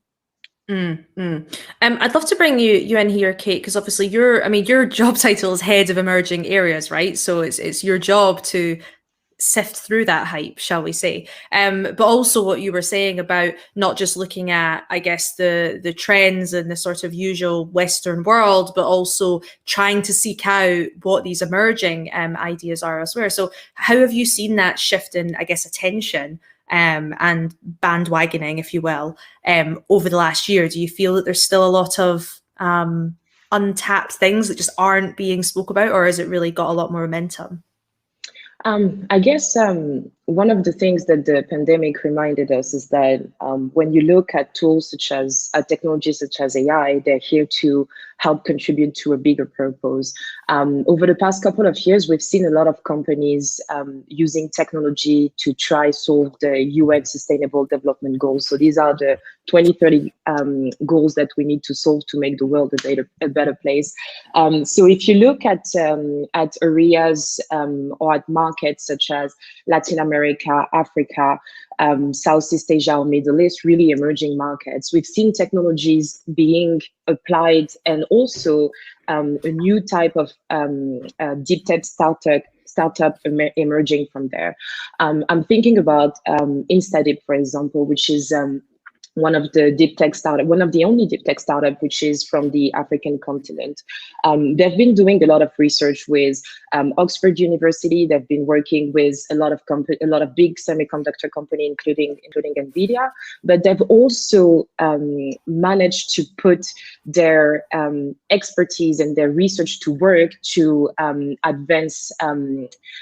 conversational AI for underrepresented languages, for example. They've been really trying to accelerate research across the African continent. So we've seen an emergence of startups, of AI deep tech startups that are coming from different backgrounds, coming from different markets, but also applying technology in a different way than the Western world, because the nature of the challenges that they're trying to solve are pretty much different than the challenges we could think of in the US, in Canada, in Europe, or in Asia, for example. So one of the interesting trends that I've been diving into recently has been around the startups coming from this emergence, because if you look at the way the innovation is driven specifically in Africa, for example, it's kind of a bottom-up innovation. It's an innovation which is coming from grassroots communities, startups, and they are helping in terms the private sector and then the public sector catch up with everything that's happening in AI or in deep tech. So having these startups and making sure that we surface their innovation, give them a platform on which they can talk and advance research in their area has been something that we've been working on over the past couple of years. So if you look at some of the interesting, or some of the crossroads where you around emerging technologies or emerging applied AI or deep tech use cases, and then emerging markets, you will see things such as climate, or any data which is related to Earth observation, using AI machine learning to apply to some of the research in that space, for example. And these are challenges that are being solved on the African continent or in emerging markets, but then could be applied or reverse engineered in the West or in the East. So this is an interesting trend that I've been looking into. If you look at companies like Zipline, for example, in Ghana, they've been using drones in the context of COVID to take samples to testing sites. And the US has reverse engineered this use case for similar tasks after the pilot programs were conducted in Africa. I would say more over the next couple of years, we'll see more of this applied innovation coming from emerging markets and being reverse engineered in more established and developed markets. Amazing. That's a really oh, sorry, Ian, on you go. Do you want to come in? No, I was going to say I really agree with Kate, and I think I was thinking about a startup called Modularity Grid, and it's a really nice example of exactly what Kate's saying, because it's a fabulous founder called Elizabeth Nyoko, and she has been working on essentially mini grids, machine learning enabled mini grids, working with off-grid solar and biomass power sources to power for example, like a local clinic or something like that, through a critical sort of fluctuation in energy availability. And the same technology is actually equally applicable to sort of off-grid solar in the US. Right. And so I think I totally agree with that point, that will be that sort of bottom up deep tech can emerge in very interesting ways in the African continent. To your point about bandwagoning, I think a good model to use for thinking about this stuff is the one that was developed by Carlota Perez. So one of my sort of side gigs is working at UCL as a visiting professor, and Carlota Perez works in the same institute that Mariana Mazzucato runs, and she has this incredible book called Technological Revolutions and Financial Capital. And the core thesis is essentially that the way that financial capital relates to technological innovation is through a sort of series of defined phases. And one of those phases is basically the speculative bubble. And what happens during the speculative bubble is investors think they're going to get really rich in a new and interesting area of technology. Tons of money floods in. A lot of stuff gets built, some of it which ends up being completely valueless, but some of which ends up being the fundamental infrastructure that enables a golden age of that technology after a crash has happened. So the classic example at the moment probably be crypto, in terms of a sort of a speculative bubble that's building out a lot of infrastructure that then may end up being useful. But the same has happened in clean tech, around the turn of the millennium. And I think that whenever I see some level of speculation occurring, I kind of see it as a good thing, because it's building out the infrastructure, building out a bunch of stuff that will yield prosperity in years to come. And I actually don't think we've really had that yet with deep tech. I feel like when I look across, the portfolio of my deep tech investments, I still think it's all quite measured. I'm not seeing like, crazy sort of SoftBank style rounds across deep tech in the same way there is around SaaS and consumer. So I think we've still got a ways to run in terms of the cycle that Carlotta outlines. And I actually think a bit more sort of speculative capital chasing these kind of deep tech moonshots wouldn't be a bad thing. Yeah, I think, having written a book about hype, I suppose I see that there's definitely a positive to hype in some ways, but I think it's not just about the investment, right? There's cultural trends, there's baking in of ideas around what tech and science is being used for. And I think that's where I tend to worry a little bit when it comes to that bandwagoning effect and what is the promise that's being made about certain kinds of deep tech. I think particularly if you look at areas like quantum, there's a level of like self-fulfilling prophecy that the hype has had over the years, which is a good thing in terms of basic science. But you only have to look at D-Wave to see where hype has been really problematic and has resulted in issues. Although you could also argue that D-Wave has now actually kind of made something useful based on the fact that they got the money, but is that fair? All these sorts of questions is kind of what I tend to worry about with that bandwagoning effect.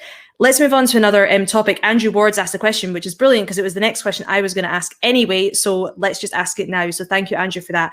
Andrew asks, geographically, which cities, regions, or countries do you see the most promising ecosystems for high growth deep tech companies emerging? What do you see as the essential components of an ecosystem? And if I can also add a little bit to that, I don't want to keep bringing it back to COVID, but this is the reality of the world we live in. Considering the fact that, congregating in areas is not necessarily something that's quite so doable right now. However, movement has been able to be made in the last year in various different areas of deep tech. Is this sort of holy grail of building the brilliant local ecosystem even as important as it maybe was before? Kate, let's start with you. Sure.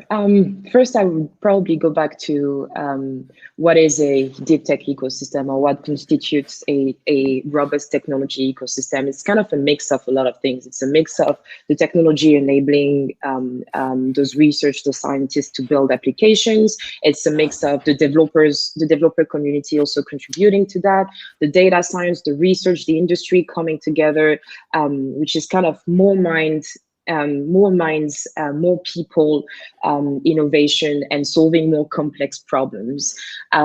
Based on that, I would say geographically, there is a potential to actually build those local ecosystem across everywhere in the world. I could sound a little bit optimistic, but that's kind of what I've been looking at recently. If you look at regions like Africa, for example, we've been recently looking into how do we get those startups and those developer communities really helping building long-term capacity around AI, around data science, around technology in countries in Africa. So I've been working with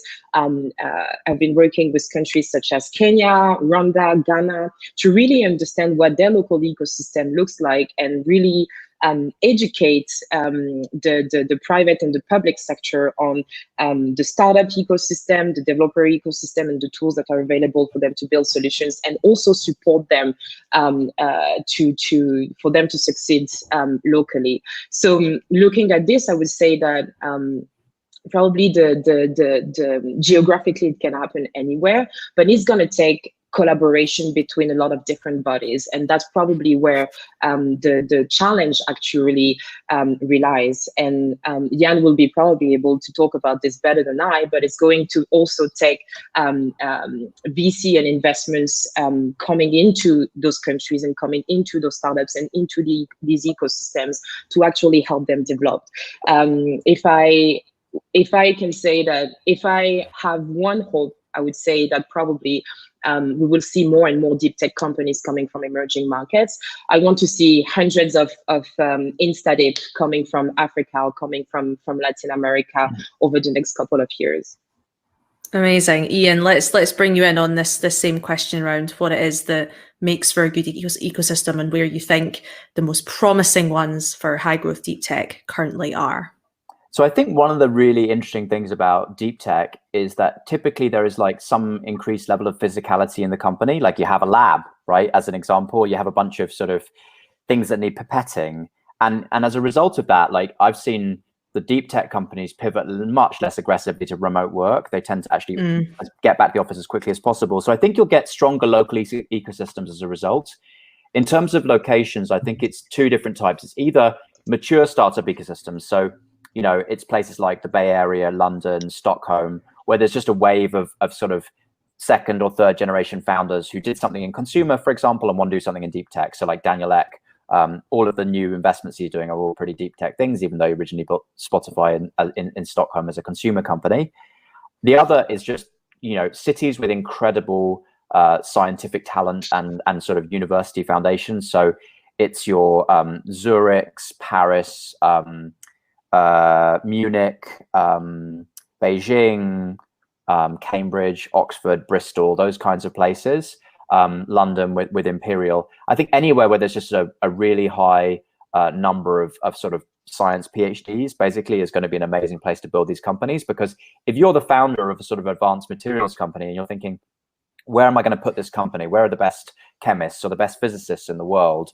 Or the best mathematicians? You might be thinking about Boston, you might be thinking about London, you might be thinking about Cambridge or Beijing. And so I think it's going to be these kind of, these like top research cities are going to be the ones that are going to be the best ecosystems. And the real magic is going to happen where you've got a mature startup ecosystem like in Boston or in London meeting a bunch of top tier science universities. Those cities are gonna I think be the really the ones to watch.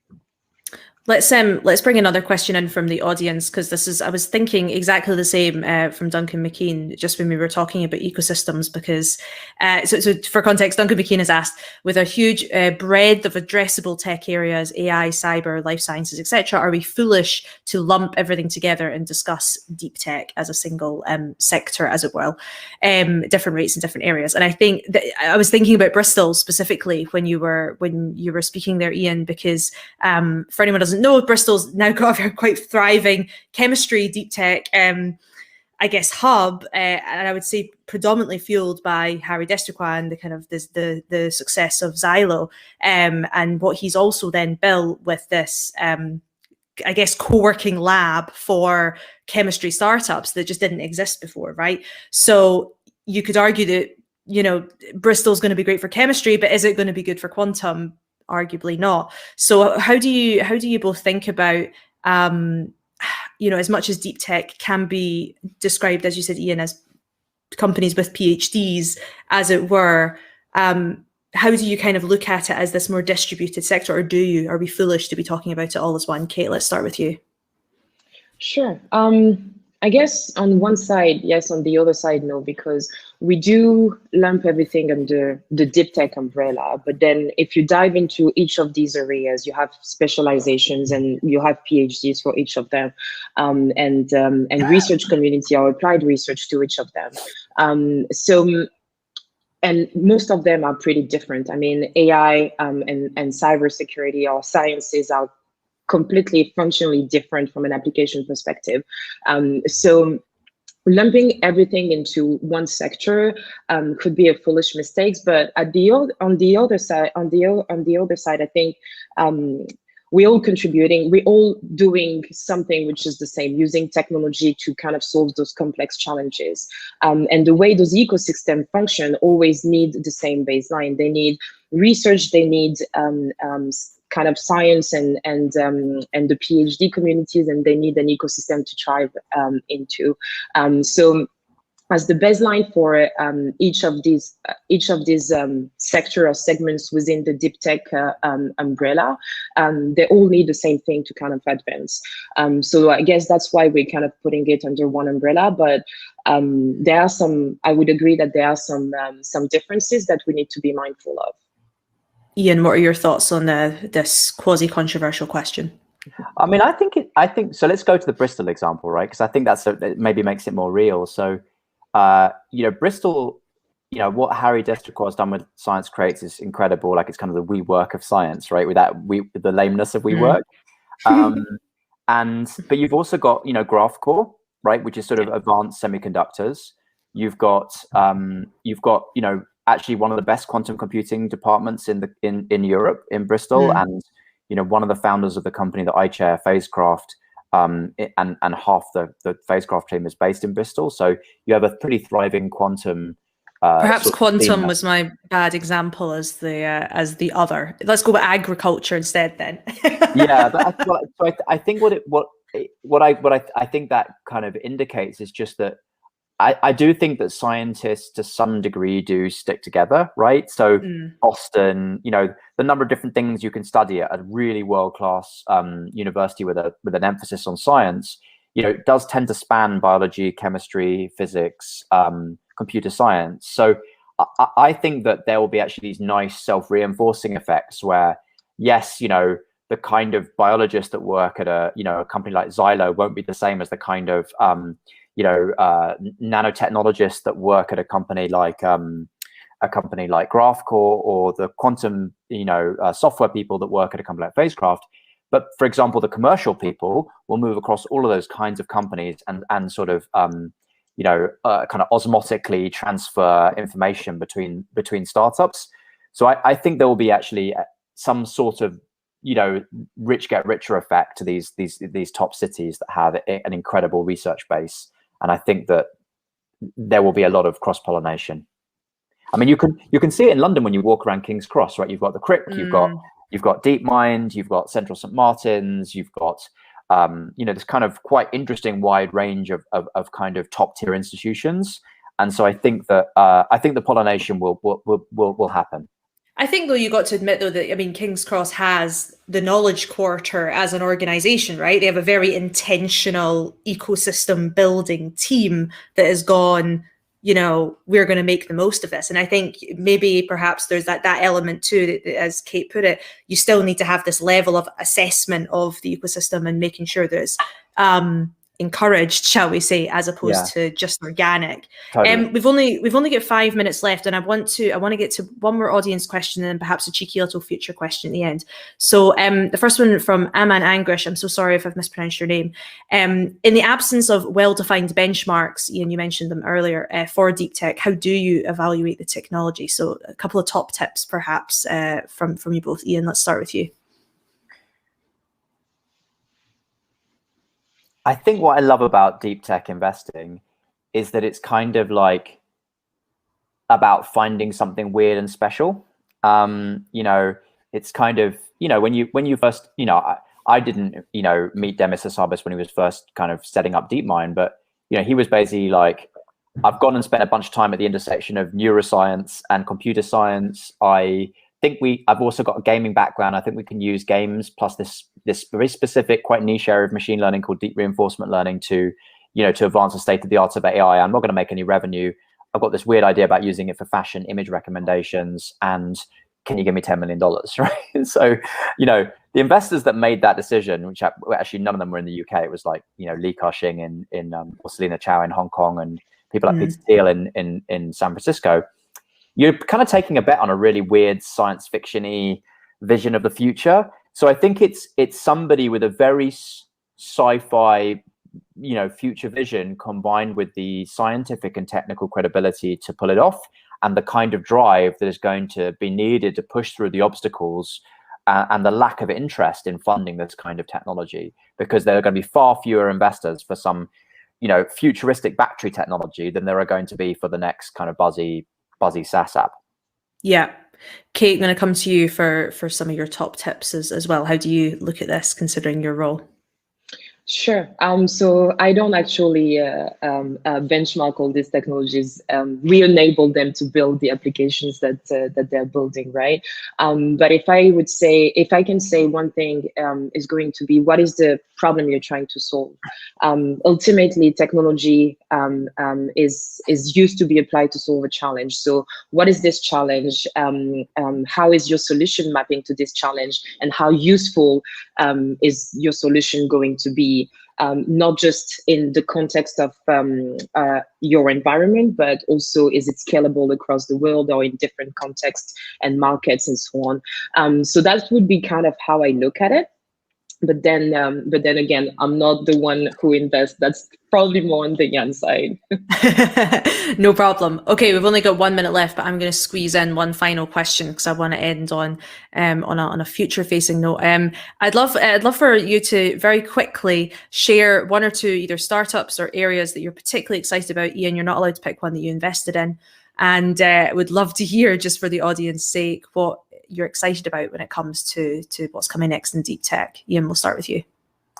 I mean, I think novel chemistry-based techniques for carbon capture and storage just going to be something absolutely massive that comes in that area. And I would say futuristic materials that enable engineers to make things they've never made before. We had a big breakthrough this year in room temperature superconductivity. Something like that would be that worked in ambient conditions would transform a whole range of industries. Amazing. And Kate, what are you excited about? I would tend to agree on futuristic materials and getting the engineers to push the limits of what they've done before. But then again, if I go back to the nature of my job and what I was saying before, selfishly, I would say anything that's coming from emerging markets we haven't seen yet or we don't even know about yet.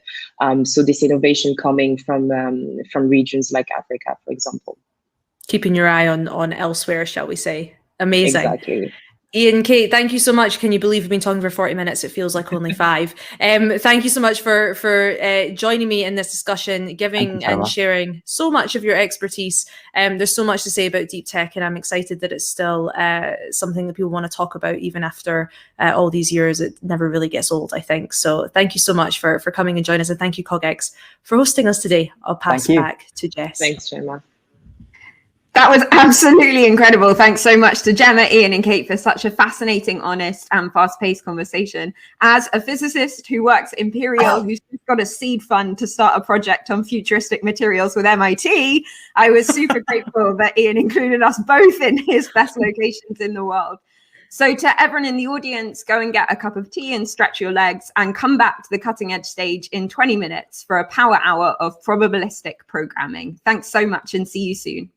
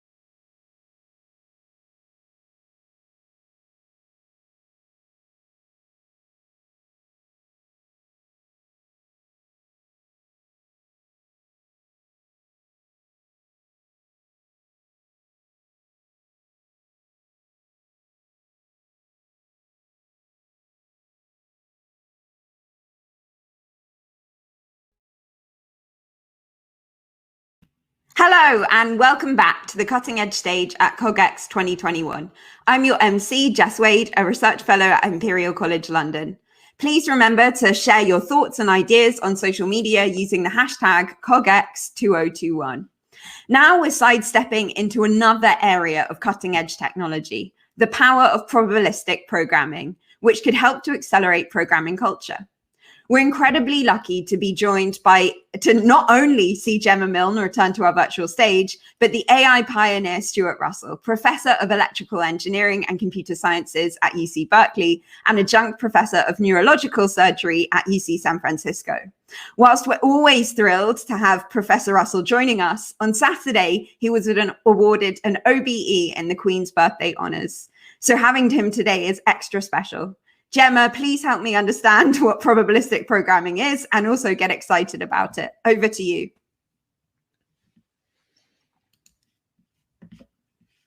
So, thank you very much. I'm going to share my slides. We're going to have a very traditional presentation. And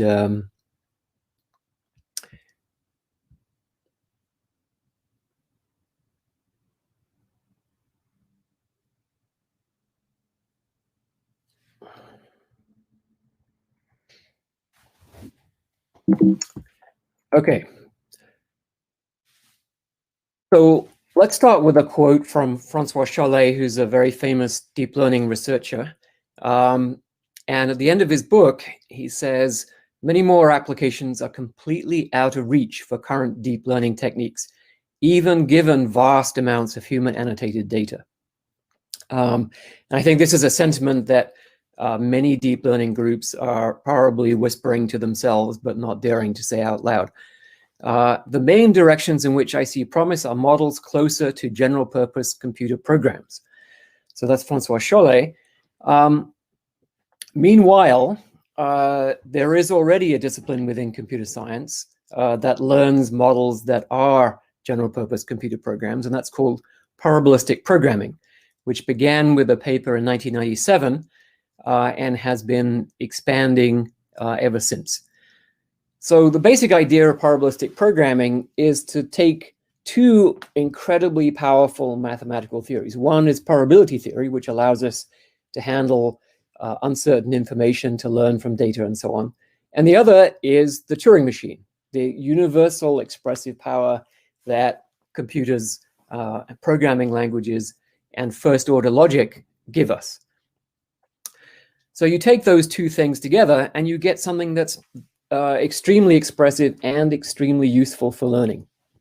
And to give you an idea of why expressive power matters, if we take something like the rules of Go, if we want to write those down in a programming language or in first-order logic, that's about a page, about as much as it would take in English. If you want to write it down in a circuit language, and neural networks are circuits, it would be about 1 million pages, because the circuit language simply lacks the ability to express the generalizations, the generality of the rules of Go, the fact that they apply to every square of the board, the fact that they apply at every step during the game. Those things can't be expressed directly.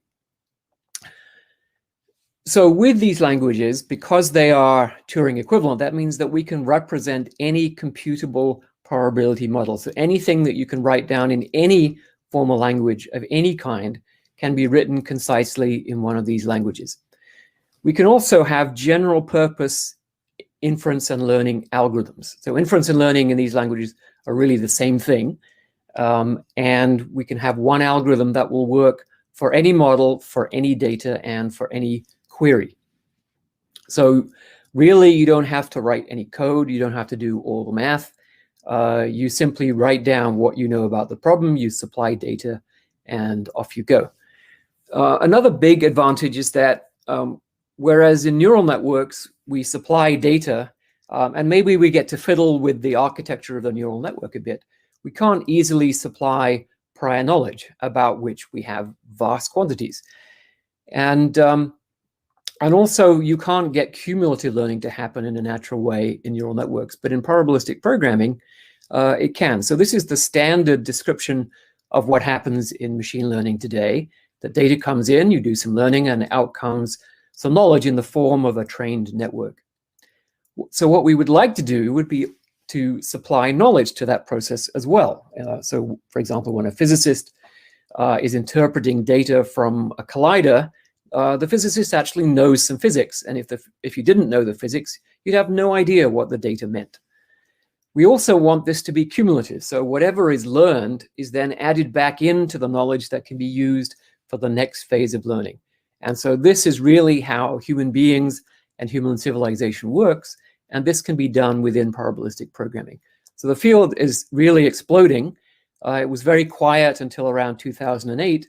And now it's growing exponentially. We're up to over 2,500 papers per year being published. I'll talk about one application, which is to the Comprehensive Nuclear Test Ban Treaty. So this treaty bans nuclear tests, of which we've had more than 2,000. And the fallout from those tests has killed at least 100,000 people. Some estimates go up to 2 million.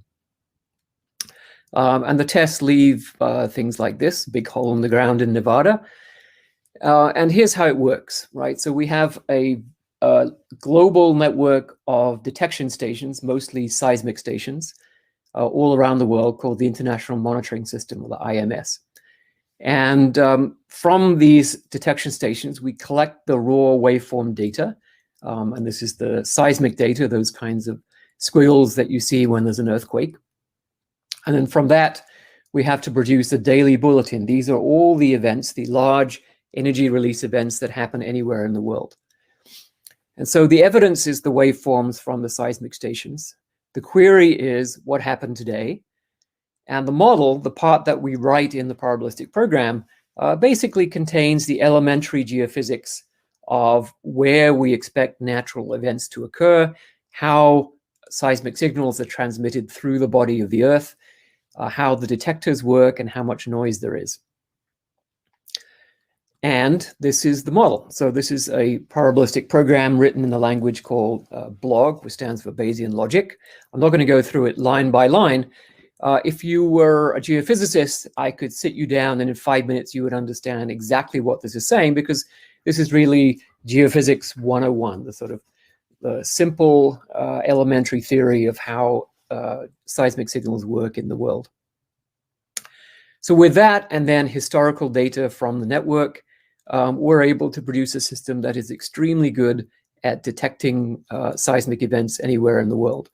And this shows the detection that happened in real time for the North Korean nuclear explosion in 2013.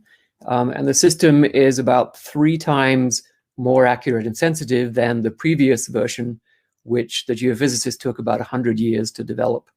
It took us about half an hour plus a lot of work to make it run fast to develop the real system. Here's another simple example. I won't go through the code, but this is just to show this is the state-of-the-art model for tracking objects in real time in video.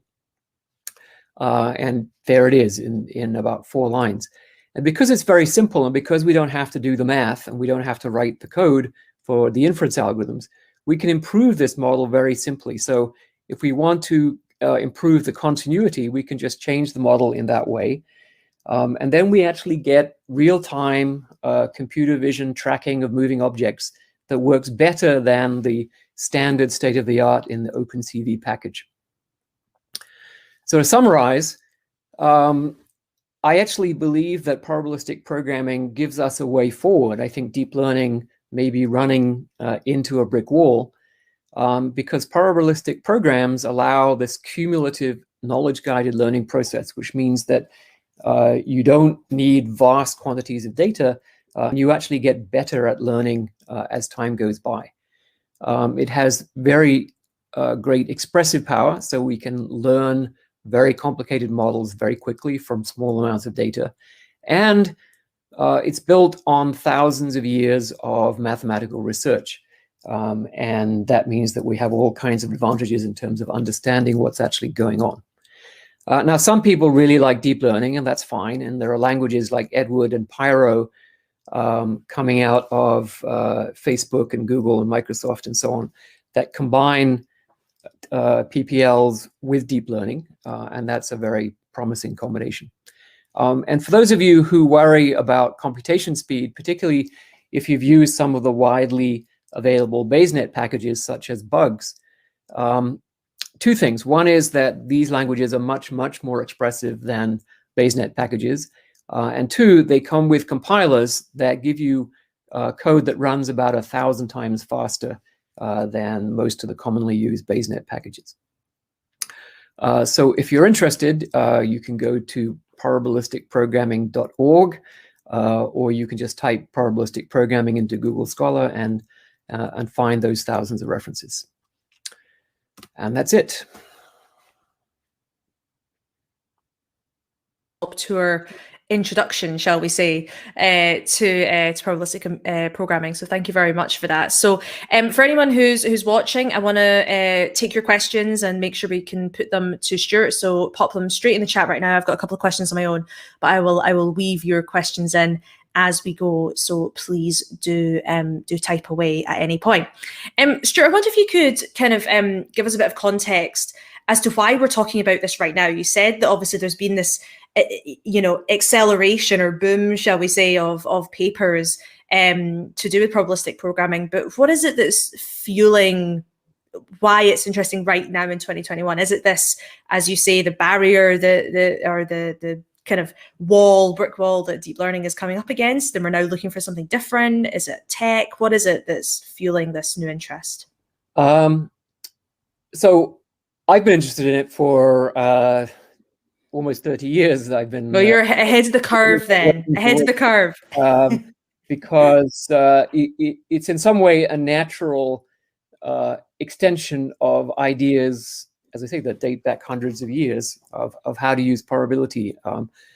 And I think one of the reasons that people are thinking about maybe switching is that in deep learning, there's starting to be some cracks showing. There's a paper from MIT called, you can look it up under overinterpretation, from Dave Gifford's lab. And they showed that the computer vision algorithms that are supposedly very, very good at recognizing objects in images are actually, in many cases, not looking at the objects at all. So the algorithms have learned that you can recognize what kind of dog it is by looking at the carpet that it's sitting on or the grass that it's sitting on, because that regularity shows up in the data set, even though it doesn't show up in the real world. You can find out that something is a parachute not by looking at the parachute at all, but just looking at how much sky there is in the image. In other cases, you can classify an object as a fighter plane by looking at a single pixel and seeing that it's gray, and then announcing that this is a fighter plane, right? So clearly, it's not the algorithm's fault. The algorithms are told, here, take this 1,000 by 1,000 array of numbers and predict the label that people are going to stick on it. And it has no idea that there's supposed to be an object, and the object's supposed to be in the middle, right? I mean, it just learns whatever regularities it can learn. And the fact is that often it's learning completely the wrong regularity, and it's not really generalizing, and it's not recognizing the object in the way we think that it might be. Another big paper came out of Google on what they call underspecification, and they found that for dozens of real-world deployments of deep learning systems, the actual performance was far lower than they had been led to expect by the results, the standard train test accuracy results that they got in the lab. And that's, again, because once you're out in the real world, you actually have a different distribution of images, backgrounds, cameras, and so on, and the systems are just performing quite poorly when they get into real data. So there's a number of things happening that are making people wonder whether deep learning is in fact the way forward. And as Francois Chollet said, you can't fix the problem by just having billions of pictures of dogs instead of millions of pictures of dogs. Let's build. You mentioned Google there, and you mentioned, of course, in your talk as well, the various groups that are happening in corporate settings, Google, Facebook, Microsoft, really investing quite a lot into this area. Could you tell us a little bit about perhaps what each of them are doing, what differentiates, what are the different languages that are kind of on offer, and also just a little bit of context as the difference between what's happening in the academy versus what's happening in these corporate settings? So I think in the corporate setting, they're really interested in scaling up, and often they're happy to have slight restrictions on the expressive power of the language so that they can guarantee that the inference is going to run fast. So Microsoft, for example, has a language called infer.net, and then there are other various probabilistic programming languages for specific tasks. I think one is called Tabular, that's sort of probabilistic programming with spreadsheets. Infer.net is used for TrueSkill, for example, which is the model that estimates how good a game player is.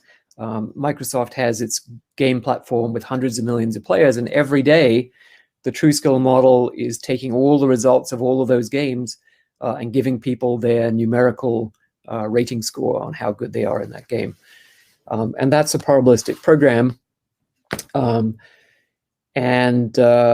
Roughly speaking, the idea is that that you have an intrinsic ability at this game, but sometimes you have an off day, sometimes you're unlucky in a match, sometimes you come up against someone who's lucky in their match, and so it's a probabilistic inference process. And gradually, as you see the results of various games, you can start to get a better handle on how good a given player is, and that's what TrueSkill does. So they are interested in scaling that up because it's giving hundreds of millions of ratings every day, and it's using data from every single player to estimate those ratings. I'm going to go to a question actually from the audience because we're already getting quite a few in, and I want to make sure we get through these and I don't get caught up in my own ones. So let's just go to the first one from Raphael. He's asking what your take is on probabilistic programming and quantum computing. Obviously, I'm assuming seeing the same sort of ideas there around using probability and these kind of methods to enhance the way we do computing. Yeah, so I just had a long discussion last week with a quantum computing person, and I see several different directions to go. One is obviously that quantum computing could speed up the inference process, and mostly in probabilistic programming we use something called MCMC, Markov Chain Monte Carlo, which is a randomized algorithm that generates samples of possible worlds and then estimates probabilities from that. So there's interest in quantum versions of MCMC algorithms, and that would be relatively straightforward because, in fact, the MCMC approach was developed by physicists in the 50s precisely for simulating physical systems, and quantum computing is a fairly natural fit for that. Another interesting direction is actually to have a language that represents complex quantum systems. So probabilistic programming is about probabilities. In quantum computing, there isn't just probabilities. There's actually the phase of the wave function. So it would be a sort of probabilistic phase programming language, if you like, that would be a natural fit for quantum hardware. And so that's something that's interesting to explore. Amazing. There's so many coming through from the audience, so I'm gonna go just straight into these now because I want to make sure I get to all your questions as much as I can, guys. So we've got a question from Eugene Babaskin. Why are you using probabilistic programming and not taking integrals analytically? Well, so there's no contradiction between probabilistic programming and analytical computation. So I said that we use MCMC in general, and that's because that is completely general and it works for any program. But wherever you can do an analytical integral, you can the inference engine can have a library of those, and whenever it's possible to do them, that's more efficient. But you can't do that in general because many of the integrals would be infinite dimensional and intractable to do exactly. Amazing. Eugene, you're asking so many questions. Thank you. I'm going to come back to you after I've got to other people so that I don't keep biasing your questions. This one from Maria. In which sectors do you see that probabilistic programming will be available in the future? It's completely general. So everything. I mean, maybe which ones you're more excited about, perhaps? Which ones? I think I'm actually really excited about its use for natural language understanding. And basically, the idea there is that there happens to be a real world. It's not often mentioned, but there is one. And language is usually about that real world, and it provides, so the text of language we think of as evidence, and then you're trying to infer what's being said about the real world and what might be true or false about the real world. And you can write that very naturally in a probabilistic programming language. And we actually showed that in a completely unsupervised way, so with about an 8-line probabilistic program that basically says there's a world, there are things in it, things are related to each other in various ways, and then you can express those facts by speaking. And then you can provide some raw text in a language that the system has never seen before with no labels, so completely unsupervised. And the system learns the language, it learns what the words mean, and it's able to then answer questions about what's being described in the text. Amazing. Entirely by itself. So I think this is really exciting way of thinking about natural language, but trying to get the natural language community, trying to tear them away from their transformer models and other deep network models is really hard these days. I think everyone has blinkers on in terms of their thinking. Well, let me then sneak in one of my questions then. Apologies to the audience, the joys of being a moderator. What are the challenges to adoption? You said you've been interested in this for quite some time, but obviously there is a bit more interest nowadays. What needs to happen in order to really accelerate the adoption in this, I guess, the shift of programming culture that was alluded to in the description of this talk? So I think there's a mental block in the machine learning community where people simply believe that any human provided information is illegitimate. So if we have to provide knowledge in the form of the probabilistic program, then that's sort of wrong. Now they're quite happy to spend months and months and months diddling with the structure of a network, or trying, putting in convolutions and this, that, and the other to try and get their application to work, but they don't think of that as providing knowledge, so that's okay. But this is obviously a bonkers attitude because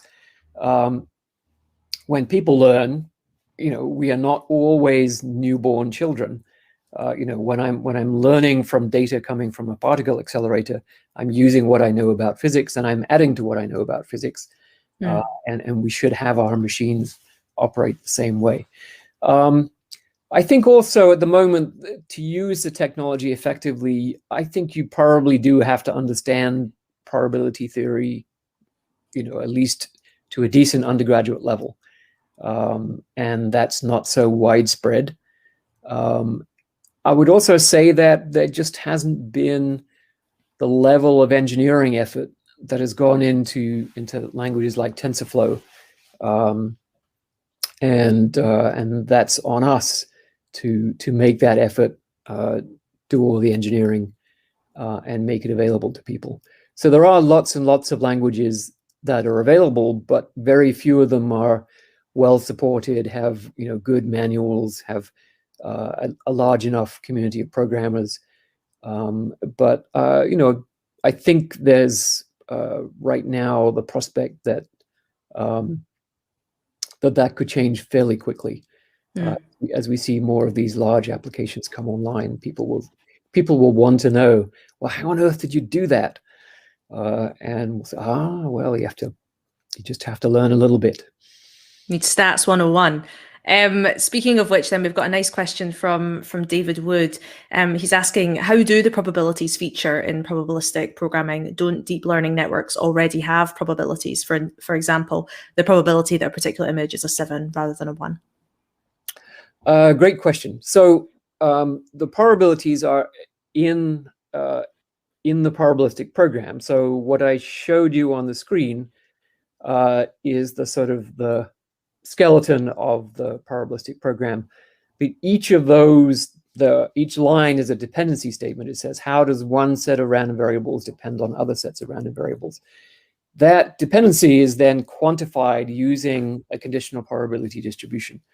And those conditional probability distributions can be learned from data, whether you have labeled data for those particular random variables or not. It doesn't matter, because we can learn even with unlabeled information, and missing data and so on doesn't make any difference. And the cool thing is there are probabilities all the way through. So every step in this multi-step computation, every step involves conditional probability. So we can understand why the system reaches a given conclusion. We can generate explanations by tracing back the influence of all the different factors on the probability that comes out. And the probability calculations are such that the probabilities are always well calibrated with respect to the data, which is not always the case with neural networks. So neural networks do have, if you do cross-entropy training, then they can associate probabilities with individual outputs. But as soon as you go to outputs in more than one dimension, so for example, you're saying that this is probably a dog and it's probably weighs more than 50 pounds, expressing the joint probabilities over complex outputs is not something that's easy to make it happen in neural networks. So the other interesting thing is that for a feed-forward neural network, so now I'm going to get a little bit technical. That's okay. For a feed-forward neural network, the computation of the output given the input is linear time, right? So the amount of computation done is linear in the size of the network. And that sounds great, right? That sounds, well, it's really fast. But of course, what that means is that if the calculation you're doing is intrinsically a complex one, so if you're trying to make a decision that is intrinsically, cubic or even exponential, that means that you have to have a network that is cubic or exponential in size, right? So it has to have a vast number of parameters.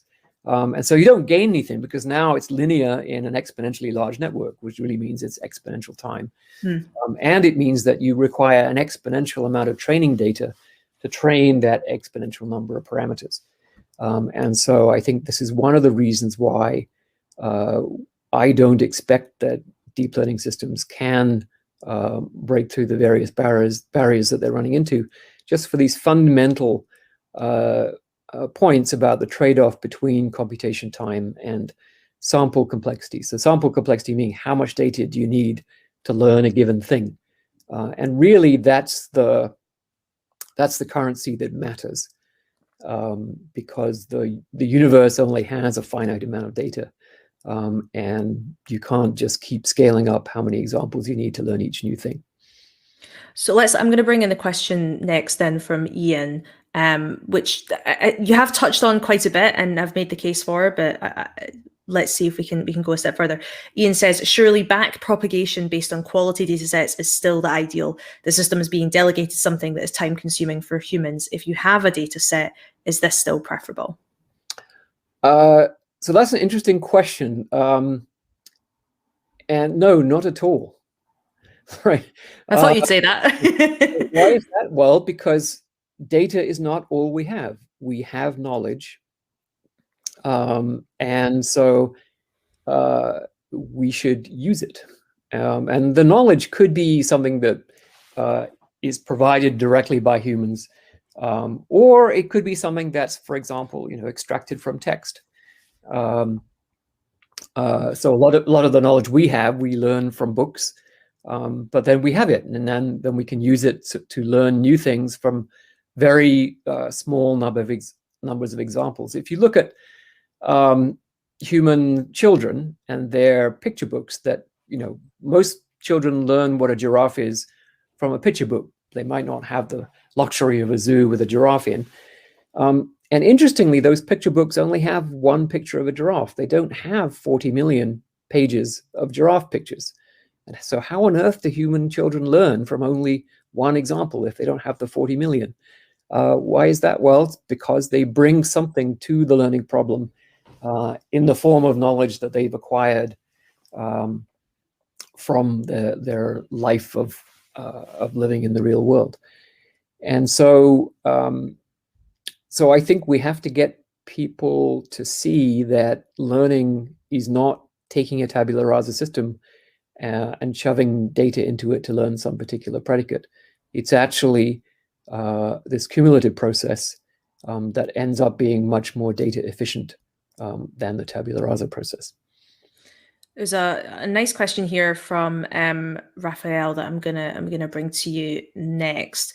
Beyond learning equals labeling, there's increased talk in the AI community nowadays about the need for causality and embodied cognition. Is there any work happening to apply probabilistic programming to these spaces? Sure. Yeah. So causality is fairly natural. I mean, Yuda Pearl's work on causal networks emerged from his work on Bayesian networks, and so it's relatively straightforward to apply the same ideas in probabilistic programming systems. So one way of thinking about probabilistic programming languages is that you start from Bayes nets, which have a very natural decomposition of probability distributions into products of conditional probabilities. So that idea is retained in probabilistic programming, but we're combining it with the expressive power of programming languages or of first-order logic, so that you can write down extremely complicated models in a very concise and natural way. So causality is a very natural fit for probabilistic programming languages. And I wouldn't worry too much about that in this context. I understand that people in deep learning are worried about it because they're not sure how to get causal modeling to happen correctly in neural nets. But I suspect that actually progress is occurring in that direction as well. Another question based on where probabilistic programming can be pointed at, shall we say. Question from Ryan. What are the implications of this with autonomous vehicles? So that's a great question. So as I see what's happening in autonomous vehicles, there were some groups who began with the idea that we could get the autonomous vehicle to work with end-to-end deep learning. I sat down with Uber at the beginning of their program to develop an autonomous vehicle, and they were insistent on doing end-to-end deep learning. And I said, you're just going to kill people, and they did. What Waymo is doing is much more, should we say, like good old-fashioned AI. There's deep learning at the perceptual end, so detecting and classifying different kinds of entities on the road, whether they're cars or trucks or bicycles or sheep or plastic bags or whatever. But the decision making is not done using deep learning. It's done much more in the way that a chess program works, meaning that it actually projects into the future its possible actions and the possible actions of the other entities on the road, and then chooses the course of action that's most likely to lead to the best outcome. And so that's, again, this is a very natural fit for probabilistic programming, because you do want to deal with the uncertainty in what's happening. So when you're dealing with another vehicle on the road, and let's say they're in front of you, they're going quite slowly, and they have their their left turn signal on, and they've had it on for the last 5 minutes, right? So you're trying to figure out what on earth is going on. There's going to be uncertainty about the intent of the other drivers, and uncertainty in your ability to predict what they're going to do next.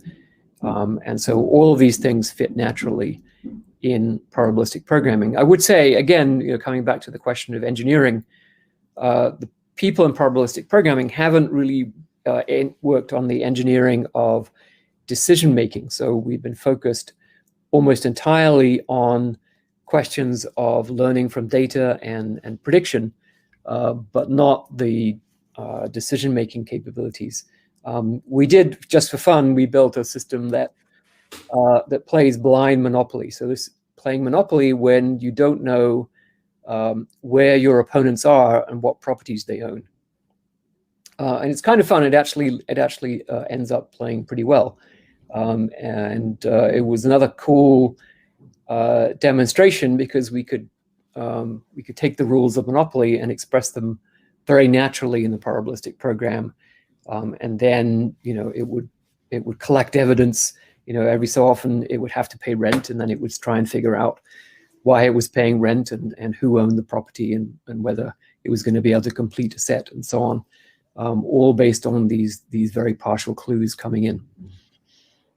I'm about 4 minutes left, so I'm gonna ask you one of my final question, and we'll see if we've got time to squeeze in another if we do after that. But as somebody who researches hype and wrote a book on the problems of hype in science and technology, I wonder if you could tell me what the sort of state of hype is in probabilistic computing, probabilistic programming. Sorry. Is there too much of it? Is there not enough? What are the limits? Obviously, this session is all about why it's the next frontier and why it's amazing, and you've made a really good case for that. But I'm asking you, as a journalist and a researcher, what are the limits here? Where's the hype? So I would say the two big obstacles. One I've already mentioned, which is the engineering. The other one is that inference is difficult. The computational cost of inference is difficult to control. And I think this is an area where we have to do a lot more work. And I think some people are showing that actually deep learning can turn out to be useful for inference. So in MCMC inference, you can use anything you like to basically generate the next sample. And if you learn to be good at generating the next sample, then inference can go much faster. And some people, for example, Frank Wood, have shown that by using deep learning to learn to propose the next sample, you can get enormous speed ups in inference. So I think this is a very promising direction. I think also we have to put a bit more attention on what we call synthesis by learning. So producing the structural skeleton of the probabilistic programming by a process of learning, so that it's able to invent new functions, new predicates, new relations. And there's some preliminary work on doing this, but again, it's I would say it's not very beefy. So we need to put much more engineering effort into that. More important that we hype it up and get more people excited so that we can solve those problems that you're talking about, right? Maybe it doesn't. I mean, it doesn't require millions of people, but it requires people to put in a very serious and sustained effort. Yeah, absolutely. I'm going to squeeze one final question in before we go from David Wood. He says, I guess Professor Russell disagrees with the recent DeepMind publication in which they say reinforcement learning is enough to reach general AI. You've got a minute. Give us your response. Yeah, so I just read that paper because one of my friends wanted my opinion. And it's not inconsistent, right? So reinforcement learning and probabilistic programming are not inconsistent at all, right? For particularly model-based reinforcement learning, it will be very natural for it to learn a model in the form of a probabilistic program. But I think that paper, I just find it, let's say it's very similar. The whole basis of the argument is very similar to what we say in the first edition of the textbook back in 1994, that all of the cognitive functions are in the service of rational action. And I think they're really just rewriting those paragraphs in the textbook using the word reward, which is one, reward is one form of defining what constitutes a rational action. So I actually didn't find the paper to say much new, and I think things have gone, our understanding of AI has gone much further than that since 1994, because for several reasons. One is we understand that rational behavior is not possible because of computational constraints, so we have to have a version that takes into account computational limitations. And another really important thing is that we don't know how to specify reward functions. So that causes, the inability to specify reward functions correctly is what causes us to lose control over, human level or superhuman AI systems. So in the book I wrote a couple of years ago called Human Incompatible, I explain all this, and that we actually need a different definition of AI that leads to systems that are provably beneficial to humans. And the reinforcement learning approach will not give us that. Amazing, Stuart. Thank you so much for that. Thank you for sharing your insights, your expertise, and of course some tasty opinions as well in the Q&A here today. I'm sure the audience have gained so much from this session. It's been really great to get that sort of whistle-stop tour of the tech, as well as a little bit more of that global context. So Stuart, thank you so much for coming and joining us today. All right. Thanks, Gemma, and thanks to the audience for all your great questions. I am so sorry for having to cut this discussion short. I think I could have listened for hours. Thank you so much to Gemma and Professor Russell for a detailed and fascinating conversation. I'm optimistic for a future where we can build machines that are capable of understanding, predicting, and making decisions with limited amounts of data. You don't get to say it very often, but I genuinely feel that we've been in the company of a legend. And the audience interest is a testament to that. I have genuinely never seen so many questions. So many questions. So many questions. Congratulations again on your massively well-deserved OBE. To everyone in the audience, don't leave the cutting edge stage. Coming up next, we're talking neural networks and computing capacity with Will Summerlin. See you all soon.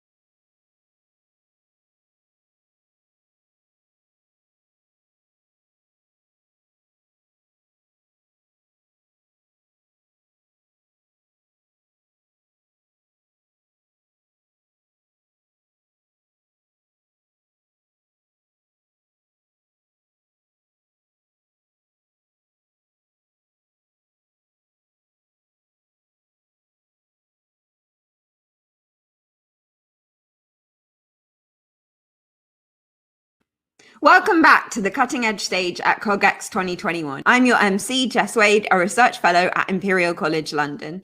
Please remember to share your thoughts and ideas throughout the festival on social media using our hashtag cogX2021. Now we're in for a real treat with 10 times our future processing power in an AI world. In this session, we'll hear from Will Summerlin, a leading analyst at ARK Investment, as he delves into how neural networks will help society overcome limits in computing capacity. He'll be exploring this fascinating topic with Jennifer Schenker, founder and editor-in-chief at The Innovator. Over to you, Jennifer. It's my pleasure to introduce Will, who, as just mentioned, is a San Francisco-based AI and software as a service analyst at ARK Invest. And for those of you who aren't familiar with it, it's an investment management firm that has over $50 billion in assets under management. Before joining ARK, Will worked in product management at Lyft. And prior to Lyft, he was the founder and CEO of Pin AI, which raised $10 million in VC and developed an award-winning AI-powered security platform. He has consulted growth stage startups and large enterprises on strategy, M&A, and product management. And as just mentioned, the focus of our conversation today is on how neural networks can help overcome limits to computing capacity and how that could help corporates gain a competitive edge. I'm going to encourage everyone who is participating in this session to please send your questions through on the platform, so that I can make sure to include those when we get closer to the end of the session. So let's kick off with a question about Moore's law.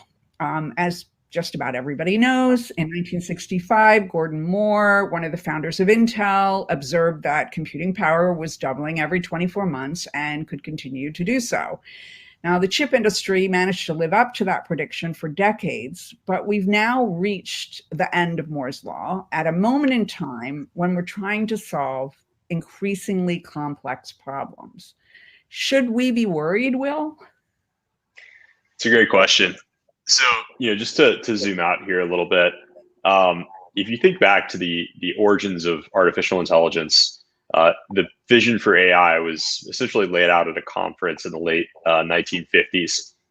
And the idea and the vision at the point at that time was to create a system, machine intelligence system, that was superior to human intelligence. And back in the 50s, computing power was just infinitesimally small compared to what it is today. So it was a very bold vision back in the 50s. And if we sort of accelerate through to the late 90s, IBM had the first big breakthrough when they beat the world champion at chess using a system that was partially built on AI and machine learning capabilities. And from there, obviously we've continued to advance at an accelerating rate. And one of the reasons why AI is so important is because it allows us to solve these computationally difficult problems with the compute capacity that's available today. We did some interesting research internally at ARK Invest and kind of modeled out how long it would take, to do something like beat a world champion at chess if we didn't have AI, and instead we were using other statistical models to try to approach the game and process and simulate all possible moves and plays. And it's something that wouldn't be possible probably in our lifetimes. And as you start to get into more complex tasks and problem sets, think about self-driving, for example, it's really essentially impossible in many ways to try to accomplish those tasks without AI and without neural networks. And so, more recent advancements that we've seen, from places like Google and Facebook AI and OpenAI are really proving that AI has the ability to sort of shortcut just raw compute limitations. So one example out of Google is AlphaFold. which solved a very difficult computational biology problem and really, broke all the records in the field. And computational biology is one of those fields that historically has been very much limited by compute capacity. So, broadly, I think that general neural network evolution is allowing us to solve these computationally difficult problems that otherwise wouldn't be solvable in the near term, and in many cases, even in the long term. I think the other aspect of this that's really fascinating as well is how the computational efficiency of neural networks is improving. And so, as more research goes into neural networks, we find more efficient ways to actually run neural networks, train neural networks, use neural networks. And so there was an interesting study I saw recently out of OpenAI that suggested over the last 7 years, the computational efficiency of neural networks has accelerated or improved at a rate of about 68% year over year. And so what this means is, last year, or this year, a neural network to accomplish a specific task can do it with 68% compute than it needed last year. And this is really a compounding effect.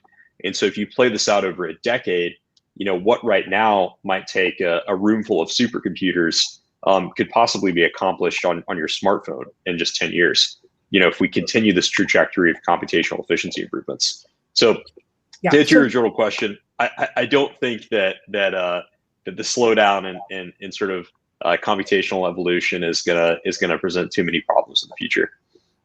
Well, so the example that you used with AlphaFold, I mean, we know that scientists had been trying to do this for decades. And so it was, an incredible breakthrough. But it seems like up until now, it's mainly the big technology companies, the Googles, the Facebooks, OpenAI, that are really benefiting this.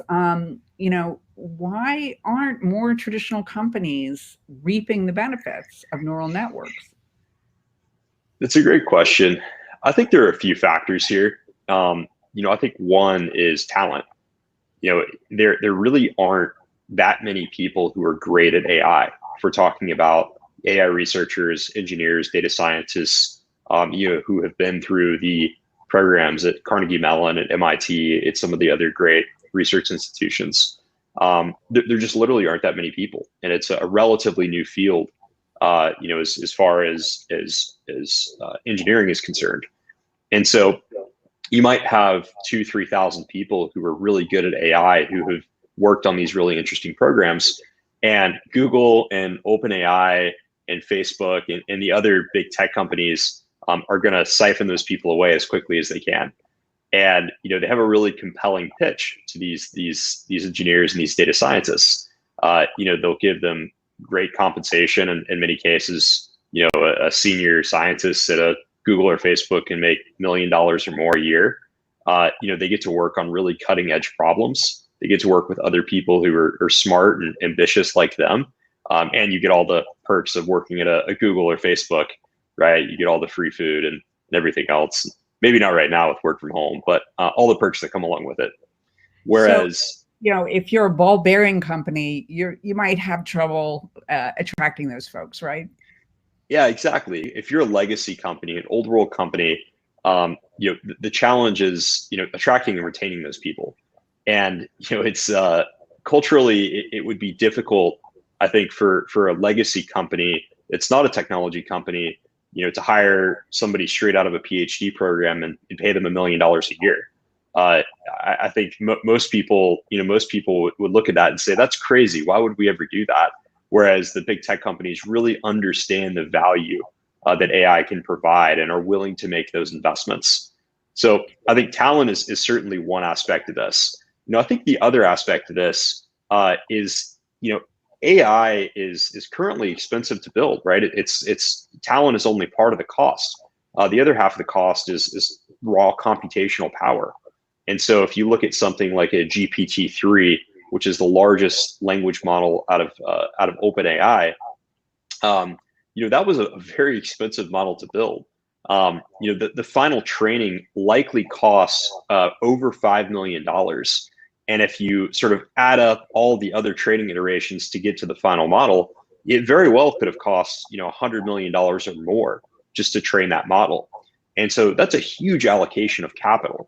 And if you're not an organization with a big balance sheet, or an organization that's purpose built to try to break through these barriers in AI, it's going to be hard to convince your CFO that you should spend $100 million on this project with an unclear outcome.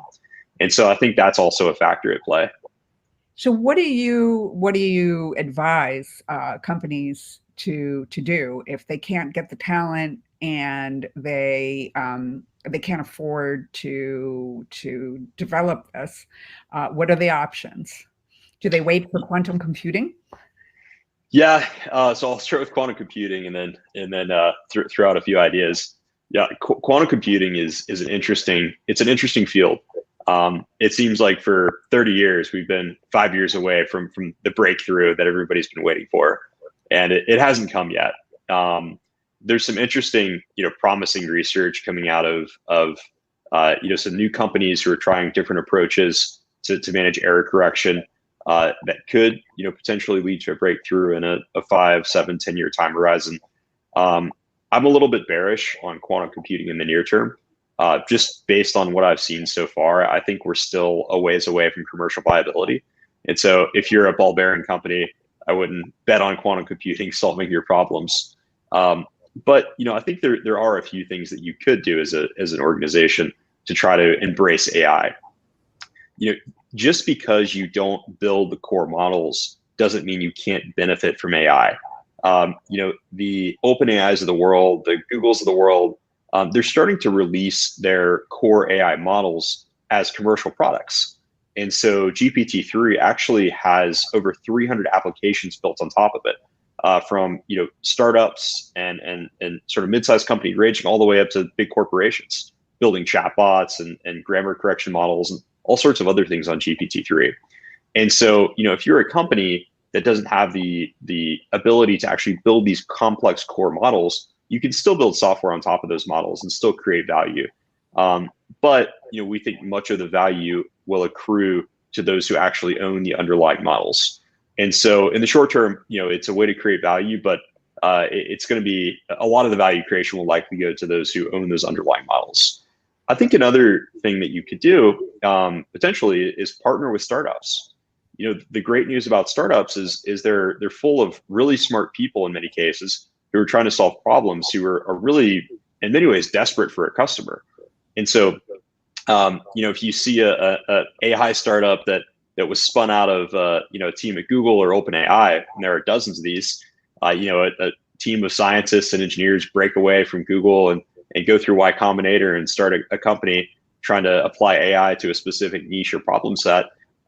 If you're a ball bearing company, try to find those startups and partner with them. They're in many cases, and I've obviously built a startup before, so I've been here, boots on the ground, and seen this. They're willing to, in many cases, willing to bend over backwards to try to solve your problem, right? To get a reference customer, to prove value.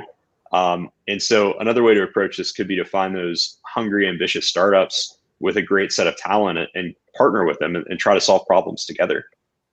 Okay, thanks. And so let's shift slightly and, can we talk about whether businesses should be thinking about AI at the edge, and how does that fit into the overall picture? Yeah. So, traditionally AI has sort of been built with this cloud computing hub and spoke model where, you have a model that sits on a server in the cloud and you send your data up to the model and the model performs whatever it wants to do and then spits out a result and sends that back to the edge. And that makes sense sort of logically for research and for many AI applications.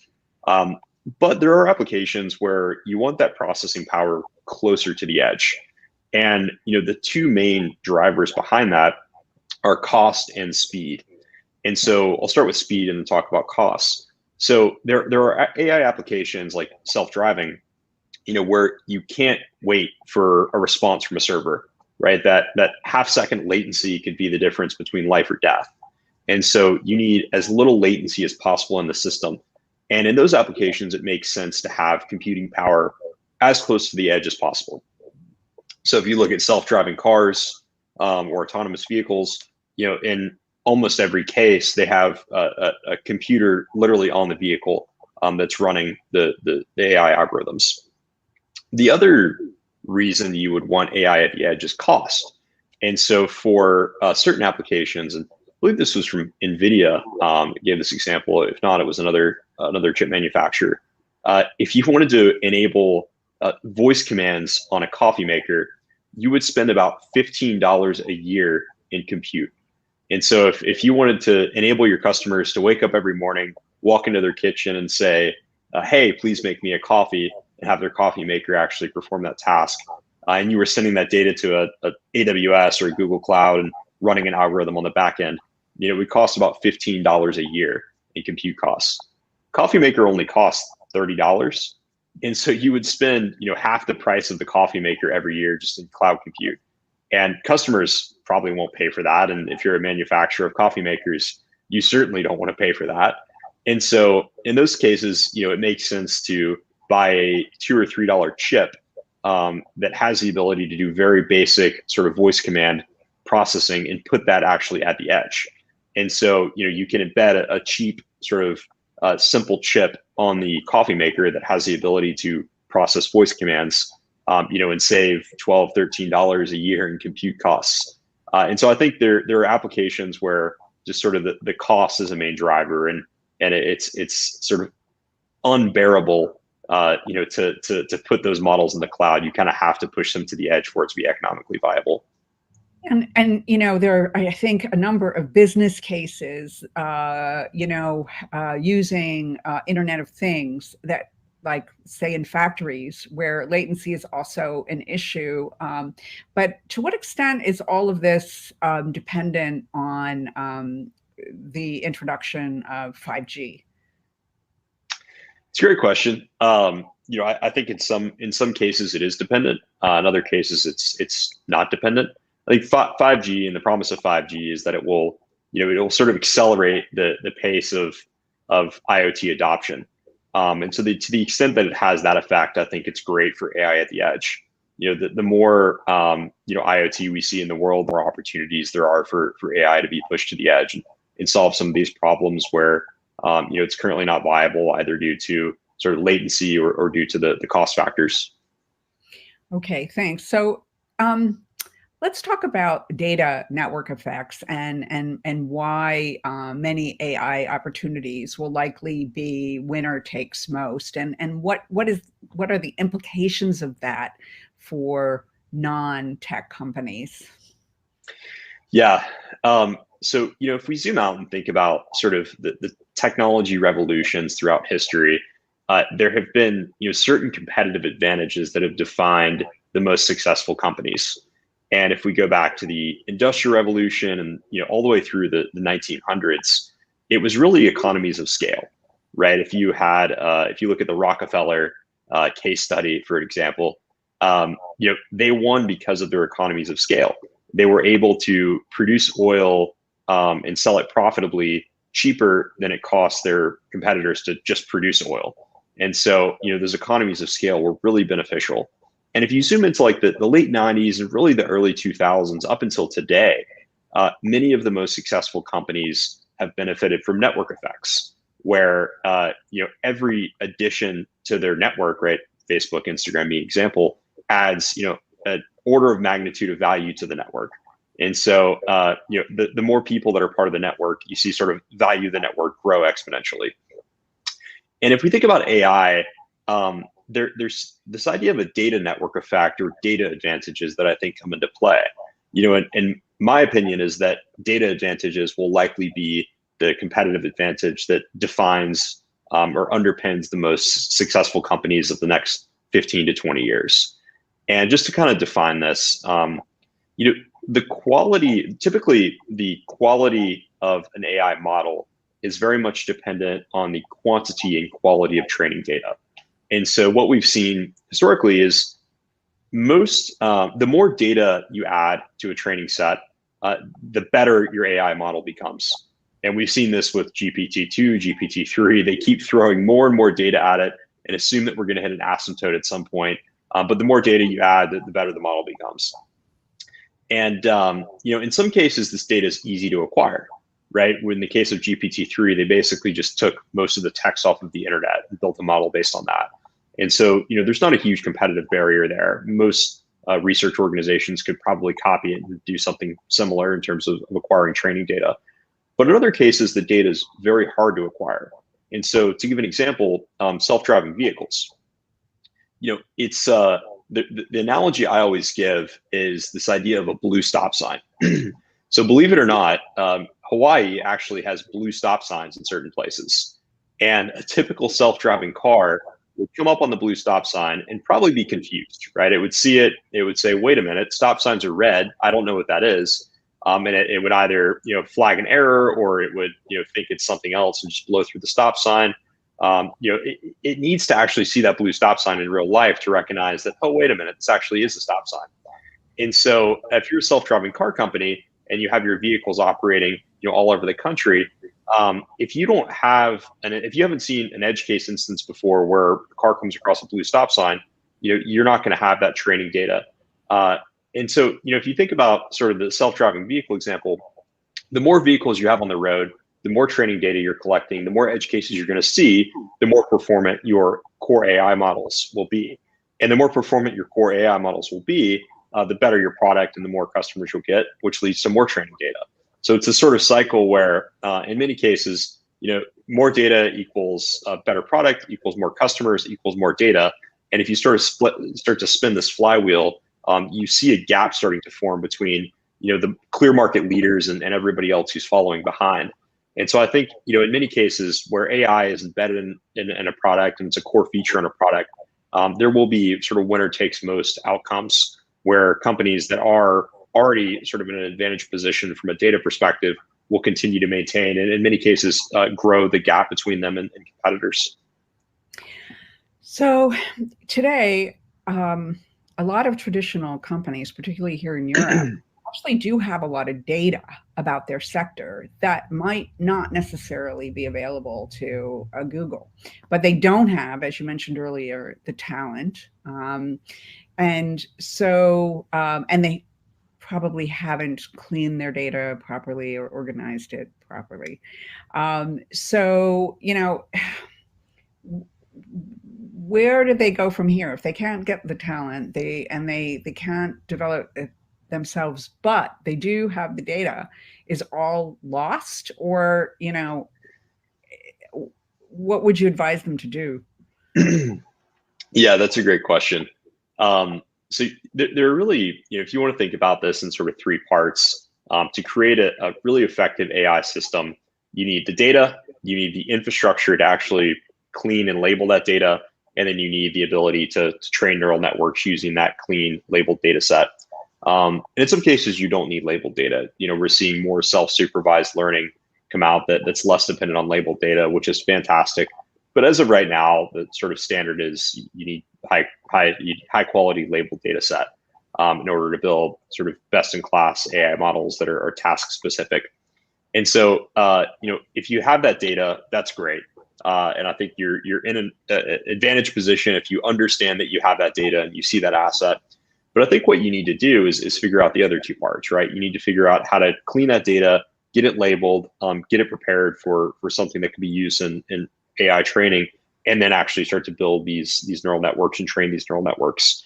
And so going back to a previous example, I think this is a great opportunity for those companies that recognize the value of their data to partner with third parties, to partner with startups, to help them through the next two phases, right? To help them clean that data, to help them label that data, and then to help them actually build useful applied AI applications.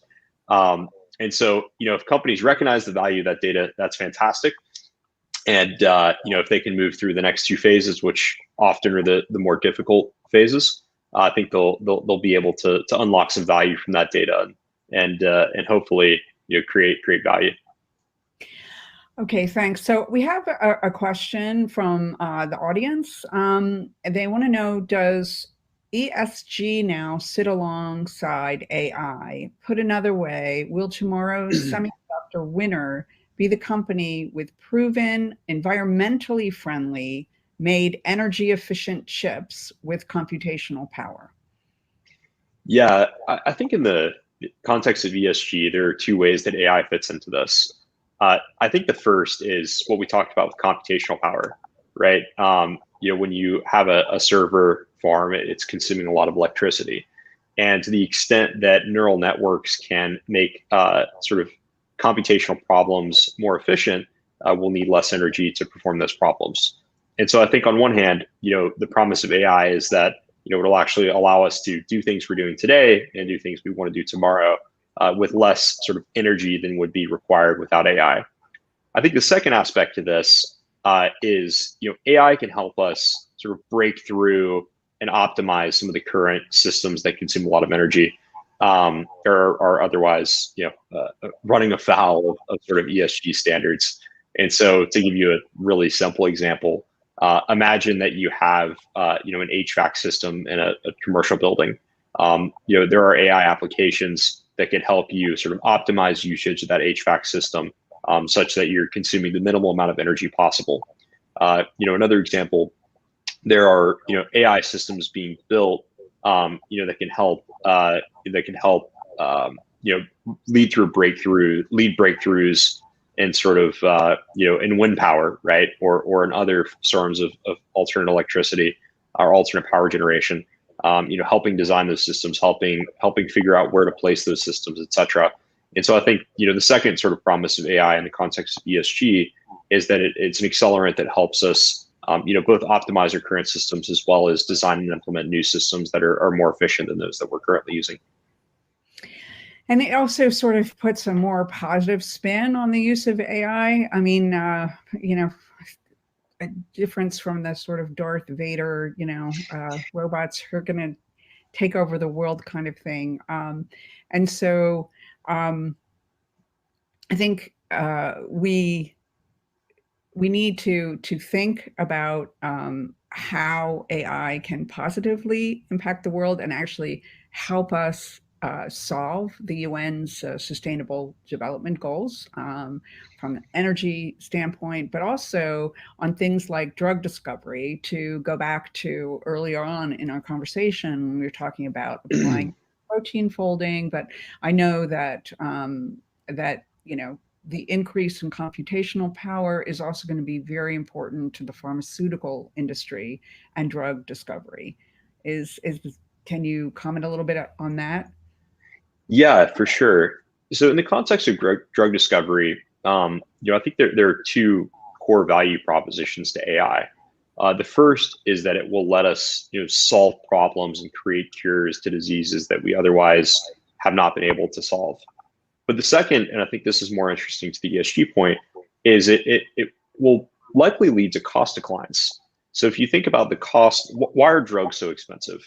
Everybody talks about sort of drug prices and why drugs are so expensive, or the fact that drugs are so expensive. The reason drugs are so expensive is because it's this very, very long process of elimination to try to find a drug that works, right? You start with 100 million possible combinations of drugs, and you have to whittle it down to the 2 or 3 that are possible candidates. And that's a very long and expensive process. And a pharma company has to invest billions of dollars in many cases to get through that pipeline. And at the end, they might not even get a drug that works. And so it's very expensive, very complex process that's being run currently. And unfortunately, that cost gets passed along to the consumer. A company that spent billions of dollars developing a drug wants to obviously recoup their investment and then make some profit on top of it. And so, you and I end up paying exorbitant prices for drugs. Whereas, with AI, the idea is that we could actually shorten that drug development pipeline and run it much more efficiently. And so if we're able to sort of lead to cost declines where, the cost to develop a new drug isn't $1 billion, but it's $10 million, just to throw out some hypothetical numbers, then the cost to a consumer will be much lower.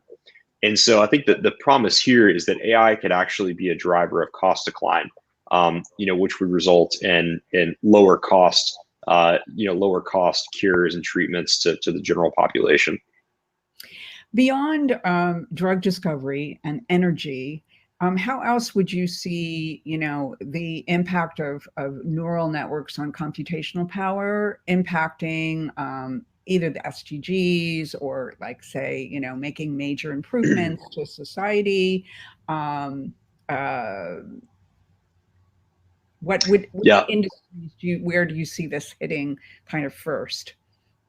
Yeah, that's a great question. The promise of AI in many people's minds is that it will free us to do things that we want to do, and sort of automate the tasks that humans don't want to do, which will ultimately lead to net positive sort of productivity gains for society.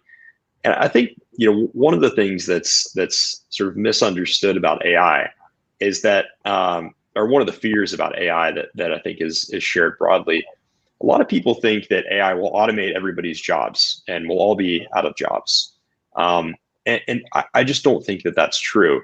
I think if you look at any sort of technological revolution throughout history, it's led to net increases in productivity for society, right? If we think about the shift from from hunter-gatherers to an agrarian society, we didn't spend all of we sort of were free from hunting for our food and picking berries all day. And we use that free time to be more productive and build new things and create new value for the world. And if you think about the Industrial Revolution, it was very similar, right? And I think AI promises sort of a similar outcome where we're able to automate away a lot of the tasks that humans currently do that are sort of not the most productive ways to spend our time or not the most exciting ways to spend our time. And it will enable people to sort of work on other things that they find interesting, right? I find that everybody has a passion. And the unfortunate reality is most people aren't following their passions in their professional life. Somebody might be a great musician, but they drive for Uber or Lyft to make a living. And how great would it be if that person could actually follow their passion and make a living doing that, right? What if they could play music and make money doing that? I think technology broadly has been an enabler, and allowing people to follow their passions. If you think about the gig economy, if you think about some of the streaming services, the Twitches of the world, et cetera, I think they've really sort of created this world where people can follow their passions and they can do very well economically following those passions. And I think that, as we start to see, automation increasingly eat away at some of these different functions in society, the hope is that people will be able to reallocate their time, reallocate the labor to sort of net new things that will create even more productivity and more value for society. And so that's sort of how I see the future and how I envision the future in a world with AI. The transition is not going to be perfectly smooth, right? It never is. We're going to have a period of time, 10, 15, 20 years, where people are displaced and there's going to be, transition period. But I think technology will help people find new tasks and new ways to be productive. I also think, on the sort of same thread, one of the other promises of AI and neural networks is that they will, enable people to, to up-level their skills and create value in ways that they weren't able to before.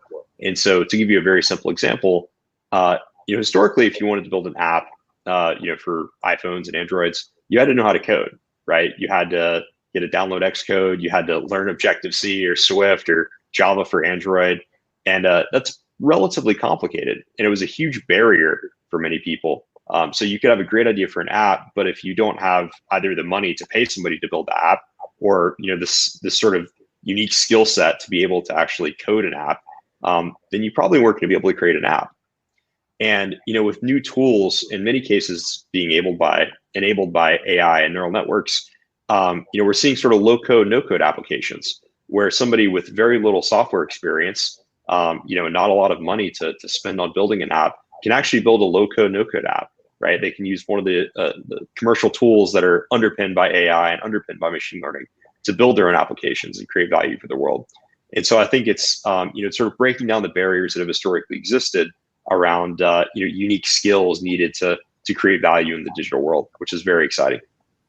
Yeah. So I mean, to kind of sum up, I mean, we are talking about how the computational power of that neural networks underpin can, help us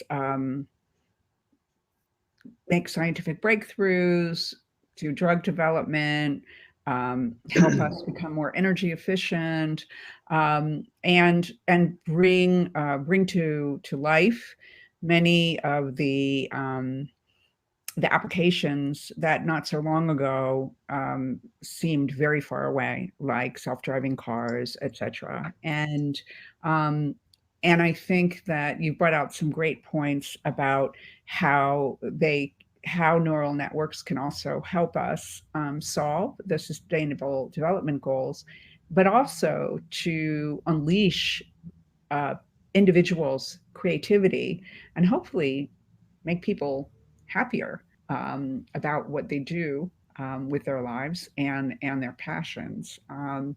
So we're getting close to the end. What is the key message that you'd like to leave with the audience, Will? I would say that, I think that AI is going to evolve more quickly than most people realize. If we look at technological innovation, I think, in most cases, people sort of underestimate or overestimate what we're going to do in the short term and underestimate what we're going to accomplish in the long term. And I think that's certainly true with AI. If you go back to the 1950s, when AI was sort of created, I think many people at that conference probably expected it to be 30 years before we had a computer that was smarter than a human.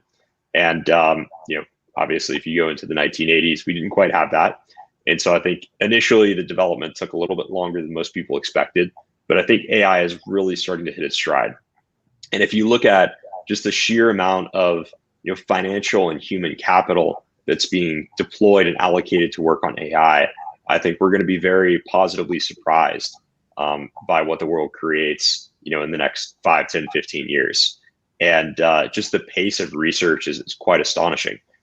It seems like every week there are 5 to 10 great research papers coming out of Facebook, Google, OpenAI, research universities that are really demonstrating these major breakthroughs in AI. And if you sort of look back 10 years ago, there was maybe one of those papers a month. And so I think just the pace of research alone is just accelerating at an incredible rate. And it's building on top of each other. And so, research that's coming out of Google will likely help OpenAI on their next project and vice versa. And so we're just seeing these building blocks being formed. And the rate of innovation is really quite exciting. I also think that, AI is going to be applied in many ways that we don't realize today, right? And there are so many problems to solve in the world. And I think AI is one of the tools that will help us solve many of those problems. Thanks, Will. And so I think we have about 3 minutes left, and we have another question from the audience, which is, and your last point, which was a great segue about, how it's going to help us to solve problems in unexpected ways. Someone in the audience asked, how is AI helping reduce our wasted energy, approximately 50% of the world's energy? Do you have a view on that? Yeah, I do. So, it goes back to, what I mentioned just a few minutes ago, which is, I think that in the context of energy consumption, I think AI can both optimize our usage within our current systems, but also help us create new systems that are more efficient from the ground up.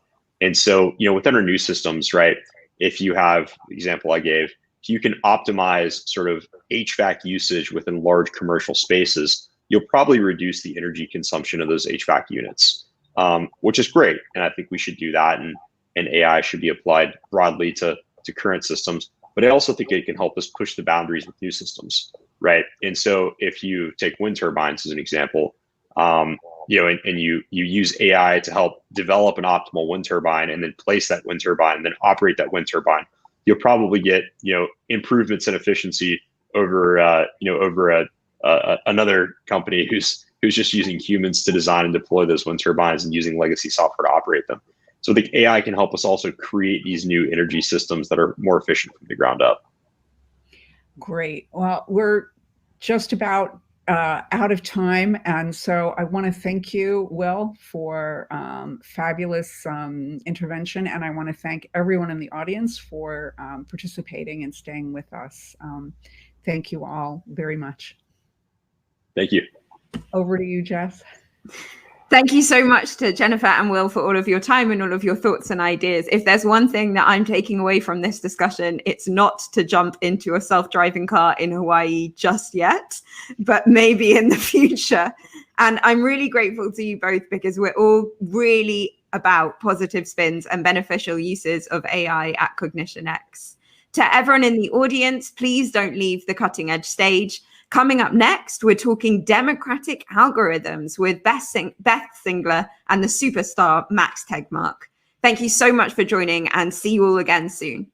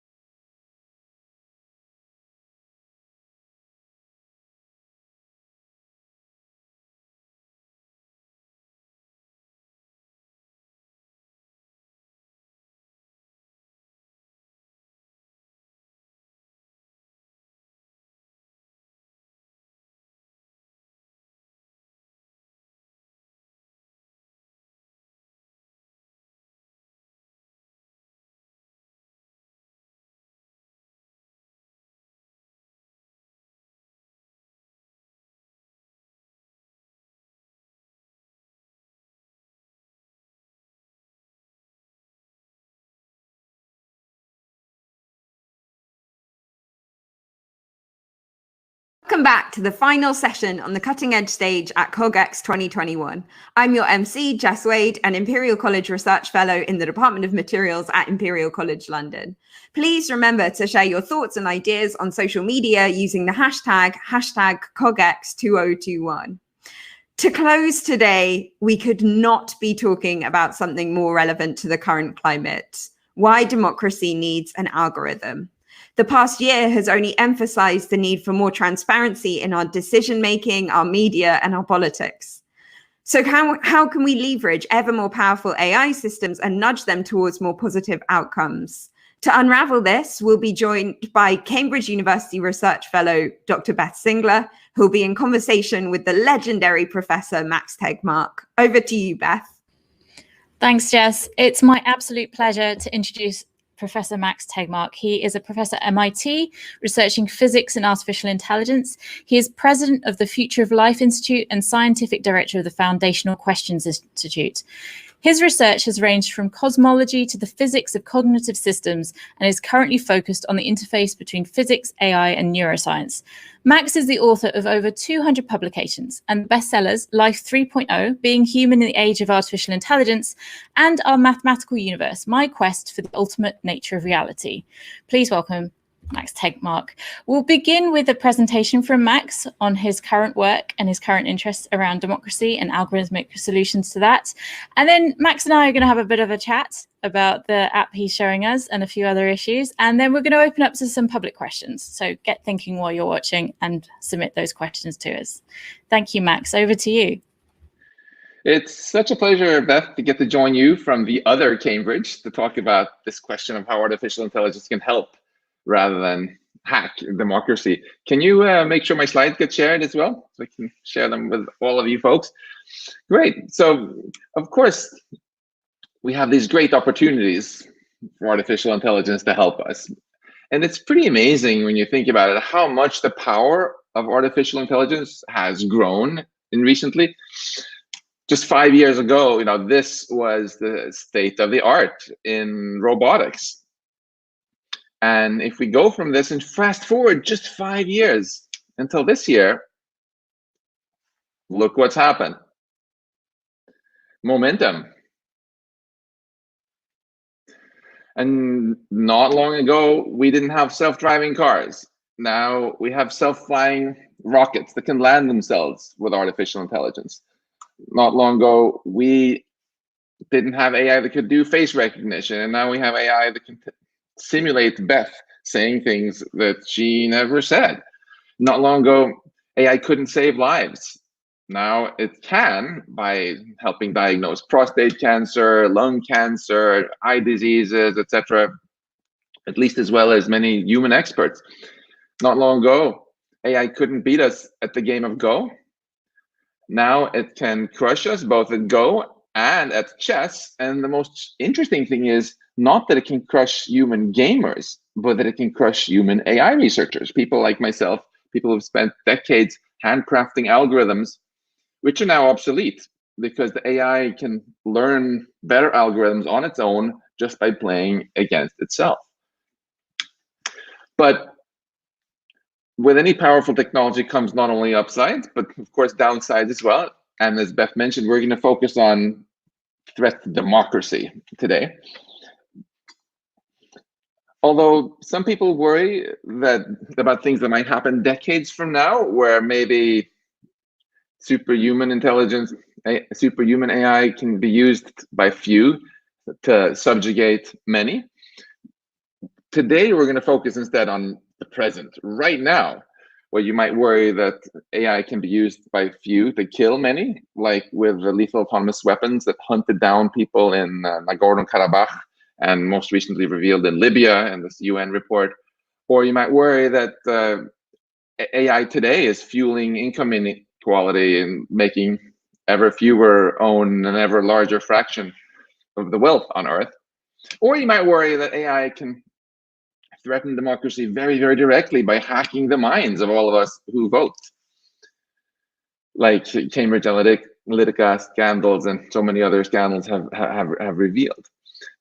For a deep dive into the mechanisms of this, I would encourage those who haven't seen the films, The Social Dilemma, to give it a look. And let's take a deeper look now into this business about how AI can hack our minds. And I think one of the reasons it's so easy to miss the biggest threats is because we worry about the wrong things. So I want to take a little step back here for a moment and imagine that there's this doctor, and a patient comes in and says, I have fever, I have a cough, and I have a headache. And the doctor says, your problem is that you have a fever and a cough, so take some ibuprofen, some Motrin, or something like that, and goodbye. Is that a great doctor? When you think about it, you realize, of course, that this is a terrible doctor, because the doctor is just treating the symptoms without bothering to diagnose the cause of the symptoms. In this case, the patient actually had COVID-19. So a much better treatment would have been steroids and supplemental oxygen if necessary, right? So let's take this mindset again, that we want to not treat the symptoms, but understand the root cause and apply it to democracy. So here, the patient, our democracy, is feeling unwell. There are a lot of symptoms that we all are painfully aware of. There's a profusion of disinformation. There's filter bubbles where everybody seems to be hating everybody, and people are living in these parallel universes where they read different newspapers and believe very different things, resulting in a growing polarization, making our society more dysfunctional and unable to deal with its challenges that it has. We're also seeing symptoms of growing income inequality and the growing anger at the establishment, which can be exploited by all sorts of opportunistic politicians. So these are the symptoms. What do we do about it? Well, a common reaction is, okay, let's just treat the symptoms. Let's use machine learning to block disinformation, block hate speech, so we don't have to hear anything from these angry people. Problem solved, right? No. This would be exactly as dumb as when that doctor gave the COVID patient some ibuprofen, right? First, we need a diagnosis. What is the root cause of this? I would argue that the root cause of much of this is actually that we are being hacked by AI. There has always been kings and other potentates in the past who liked to spread disinformation to keep their power. But what's new here in 2021 is the technology aspect of it. We have this machine learning all over the internet. And so the problem is that democracy works great when voters know the truth, but artificial intelligence is used to hack and disempower voters so that they live in all these alternative truths. And we should not maybe worry so much right now that the bots are coming to kill us, despite all the Hollywood movies. And although this is something you should worry about if you live in Libya or places where these weapons are used against people. But what we should worry about, everybody, is that the bots are coming to hack us, and that they have already arrived, that they have come to manipulate us to not see the world the way it actually is. So what do we do about this? Well, I feel that there is a really, really good method that we have for truth finding, which we as a human species have spent thousands of years perfecting. It's called science. And this method actually works quite differently from the way Facebook fact checkers and so on operate today. Imagine if Galileo had put out a tweet saying, hey folks, this geocentrism thing is wrong. In fact, Earth is revolving around the sun. And then the fact checker would have said, nope, this violates our community guidelines. Pope Urban VIII fact checkers have determined that that's not the way it is, right? We fought really hard as scientists against this kind of approach where some self-appointed authorities tell us what the truth is. The lessons from science is we should never give powerful entities, whether they be governments, big companies, religions, any special influence in the truth finding. We should not do that. If it were so easy to figure out the truth that you could have some committee do it, then we wouldn't need science. The reason we need science is exactly because it's hard to find out the truth. So if that's the method of finding truth that I'm really excited about, science, then what's the tool? Well, what's novel about the challenge we've argued here is machine learning, the technology. And I think this also is a wonderful tool for bolstering scientific truth finding because it's free, you can give it to everybody, power to the people, you can make it scalable. So let me share with you a little bit of research I've had fun doing with my student Samantha Delonzo at MIT. First, to use machine learning to automatically identify news bias. So we downloaded over a million articles from over 100 newspapers and tasked the machine learning to just look at an article and try to figure out what newspaper it was from by how it was written. And it very quickly discovered that it was very easy. By just looking how often certain phrases show up, you see there's a huge difference. For example, if it's an article about the Black Lives Matter issue, then then media on the Republican side tend to talk a lot about riots and mobs, and whereas media more on the left, they tend to talk more about demonstrators and protests. And the machine learning, with no human input whatsoever, was able to classify newspapers into a spectrum like this, where when you look at it as a human, you're like, oh, look, it put left-leaning newspapers on the left and right-leaning ones on the right. But we didn't tell it to do that. It did that just by looking at how often phrases appeared. And it also learned all by itself which phrases to pay attention to. So here you see that it discovered that, again, if it talks much more about demonstrators, it's probably on the left, more about rioters, more on the right. But this works automatically for all sorts of issues. When we gave it abortion articles, it found that articles that talk a lot about unborn babies are more likely to be on the right, bias-wise, and articles that talk more about a fetus instead of an unborn baby are more likely to be on the left. And you have all these synonyms where journalists have the ability to choose between different phrases that kind of mean the same thing, whether you talk about asylum seekers or undocumented immigrants or illegal immigrants or illegal aliens. But the machine learning discovers that which of those you pick reflects very much how the journalist is trying to bias the reader to feel about these things. And even though conceptually you might think abortion has nothing to do with the Black Lives Matter movement, the bias the machine learning finds for different newspapers shows that they're almost perfectly correlated between these issues. That's why this big correlation matrix, never mind the labels, is showing very strong correlation between all sorts of issues in the block on the upper left, which corresponds to all the issues where we have the traditional left versus right bias that's so familiar to us. But there's also an other big yellow block of other topics, which are very correlated in their bias, which are sort of independent of this left-right. So there's another second axis of bias. What is that? Well, let's look at this example. Nuclear weapons, that issue, machine learning discovered is very biased there. But here you can see it hasn't separated at all between the red and the blue newspapers, between the left and the right. Instead, it separated the big newspapers from the small newspapers. The big mainstream ones at the top here, they talk a lot about nuclear deterrent and stuff like that. Whereas there are a lot of small anti-establishment ones at the bottom, which talk instead about nuclear war and nuclear weapons, which get surprisingly little mention in the mainstream press. So this is the establishment bias. And it shows up in many other topics, again, auto-discovered, where you have, for example, on military funding, mainstream newspapers like to talk a lot about defense spending, and whereas on the right, on the anti-establishment newspapers tend to talk more about the military budget and and Eisenhower's military-industrial complex. And again, very strong correlations between all the different topics, whether they're more sort of anti-establishment or pro, but nothing to do with left-right. You can see Fox News is sitting here right next to the New York Times in the lower left, very similarly biased, more sort of pro-establishment, whereas the American Conservative on the right is sitting right next to Alternet, which is very left, in the anti-establishment media.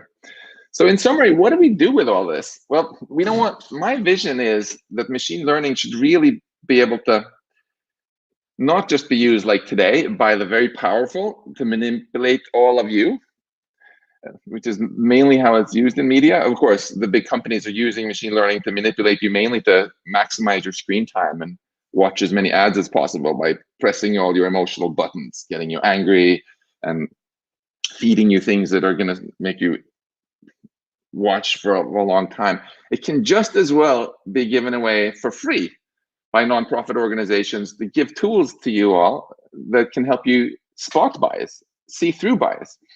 So as one example, this is something we started developing here at MIT. You can download for free if you go to if you go to the Google Play Store. If you're an Android person, there's an app called Improve the News.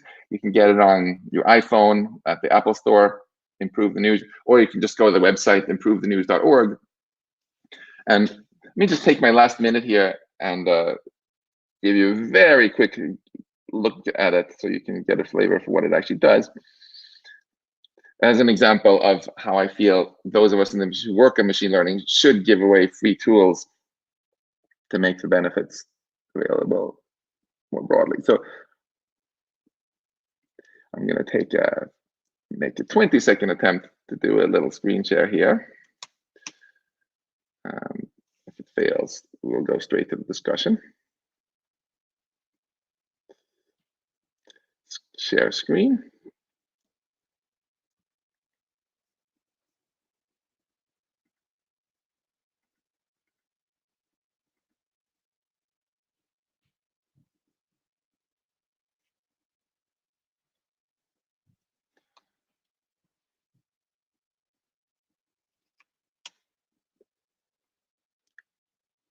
Okay, I have 10 seconds left to get this to work. Otherwise, we're just going to go straight to the discussion. 9, 8, 7. Okay, there we go. Can you? So let's go surfing the web. Let's just go to improvethenews.org. So basically here, instead of just seeing the news like in a normal news aggregator like Google News, you can very, very easily see the bias by picking some topic that you're interested in, maybe immigration, and then say, okay, what are they saying about this on the left by dragging this slider? What are they saying about it on the right? Oh, totally different news, totally different spin. What are the pro-establishment media saying about it? Oh, they're saying this. What are the anti-establishment media saying about this? Oh, here are a bunch of newspapers I never heard about because they're much smaller and you don't find them on Google News. So the idea here is, as I said, to just provide free tools to people that let them be more in charge, let you all be more in charge of how you navigate the information gathering in democracy. And I hope if you find this useful, you'll send me lots of emails and telling us here how we can make this better. And to just wrap up, I think a key message is that to make democracy flourish with ever more powerful technology, such as artificial intelligence, it is to really develop tools for people that we can give away for free because they're developed by nonprofits and universities and so on to empower everybody.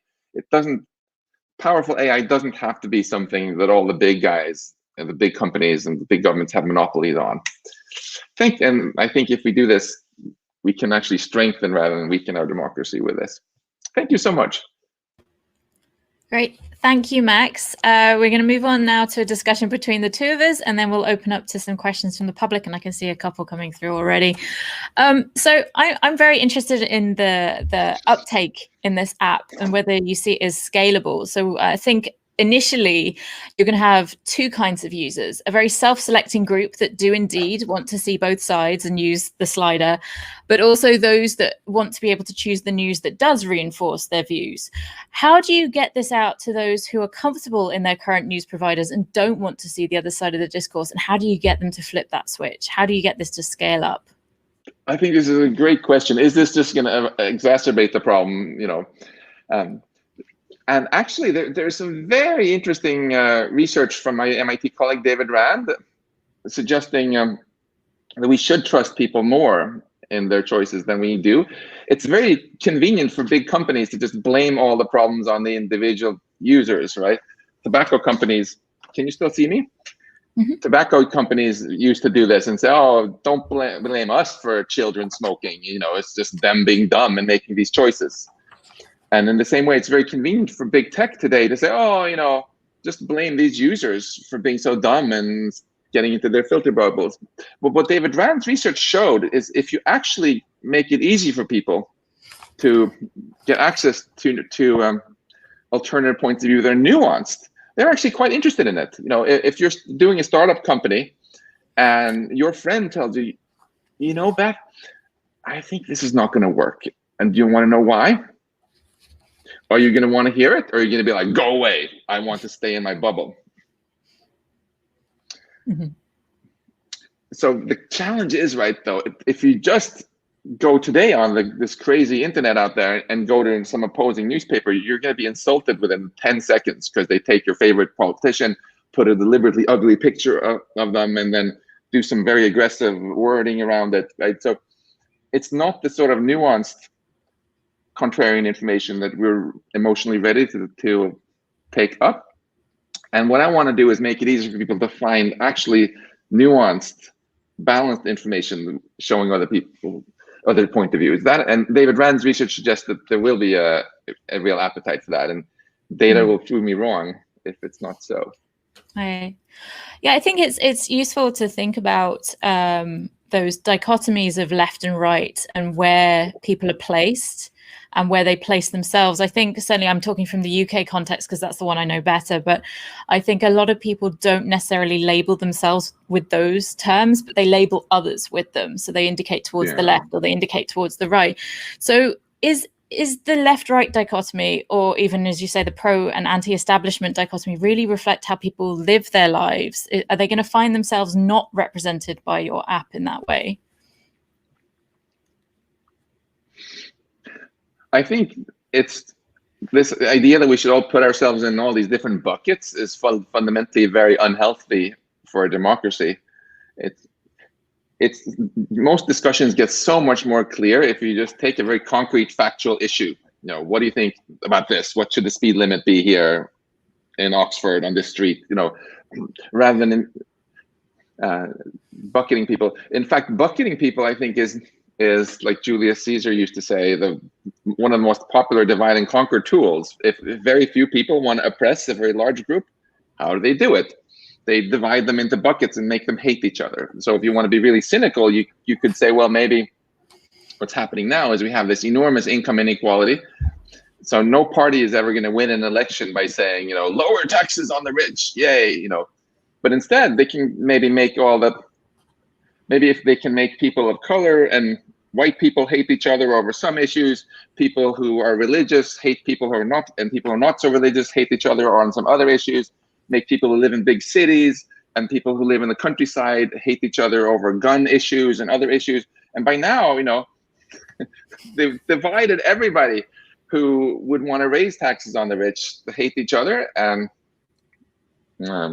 status quo. Mm-hmm. I think the more we can get away from putting labels on each other like this, I think the healthier it is for democracy. Mm-hmm. Mm-hmm. I was thinking as well, I don't know if you're familiar with this nursery rhyme. It's one I grew up with, and perhaps I don't know if it's transglobal, but there was the nursery rhyme about the woman who swallowed a fly and then swallowed a spider to catch the fly, and then swallowed a bird to catch the spider that swallowed. And there's a progression. And I wonder if we can think of questions around, you know, tech solutionism. Is this an attempt to solve a problem caused by tech by layering yet more tech on top of the original problem? That's a very good and painfully important question, I think. Certainly, we have to be mindful of it.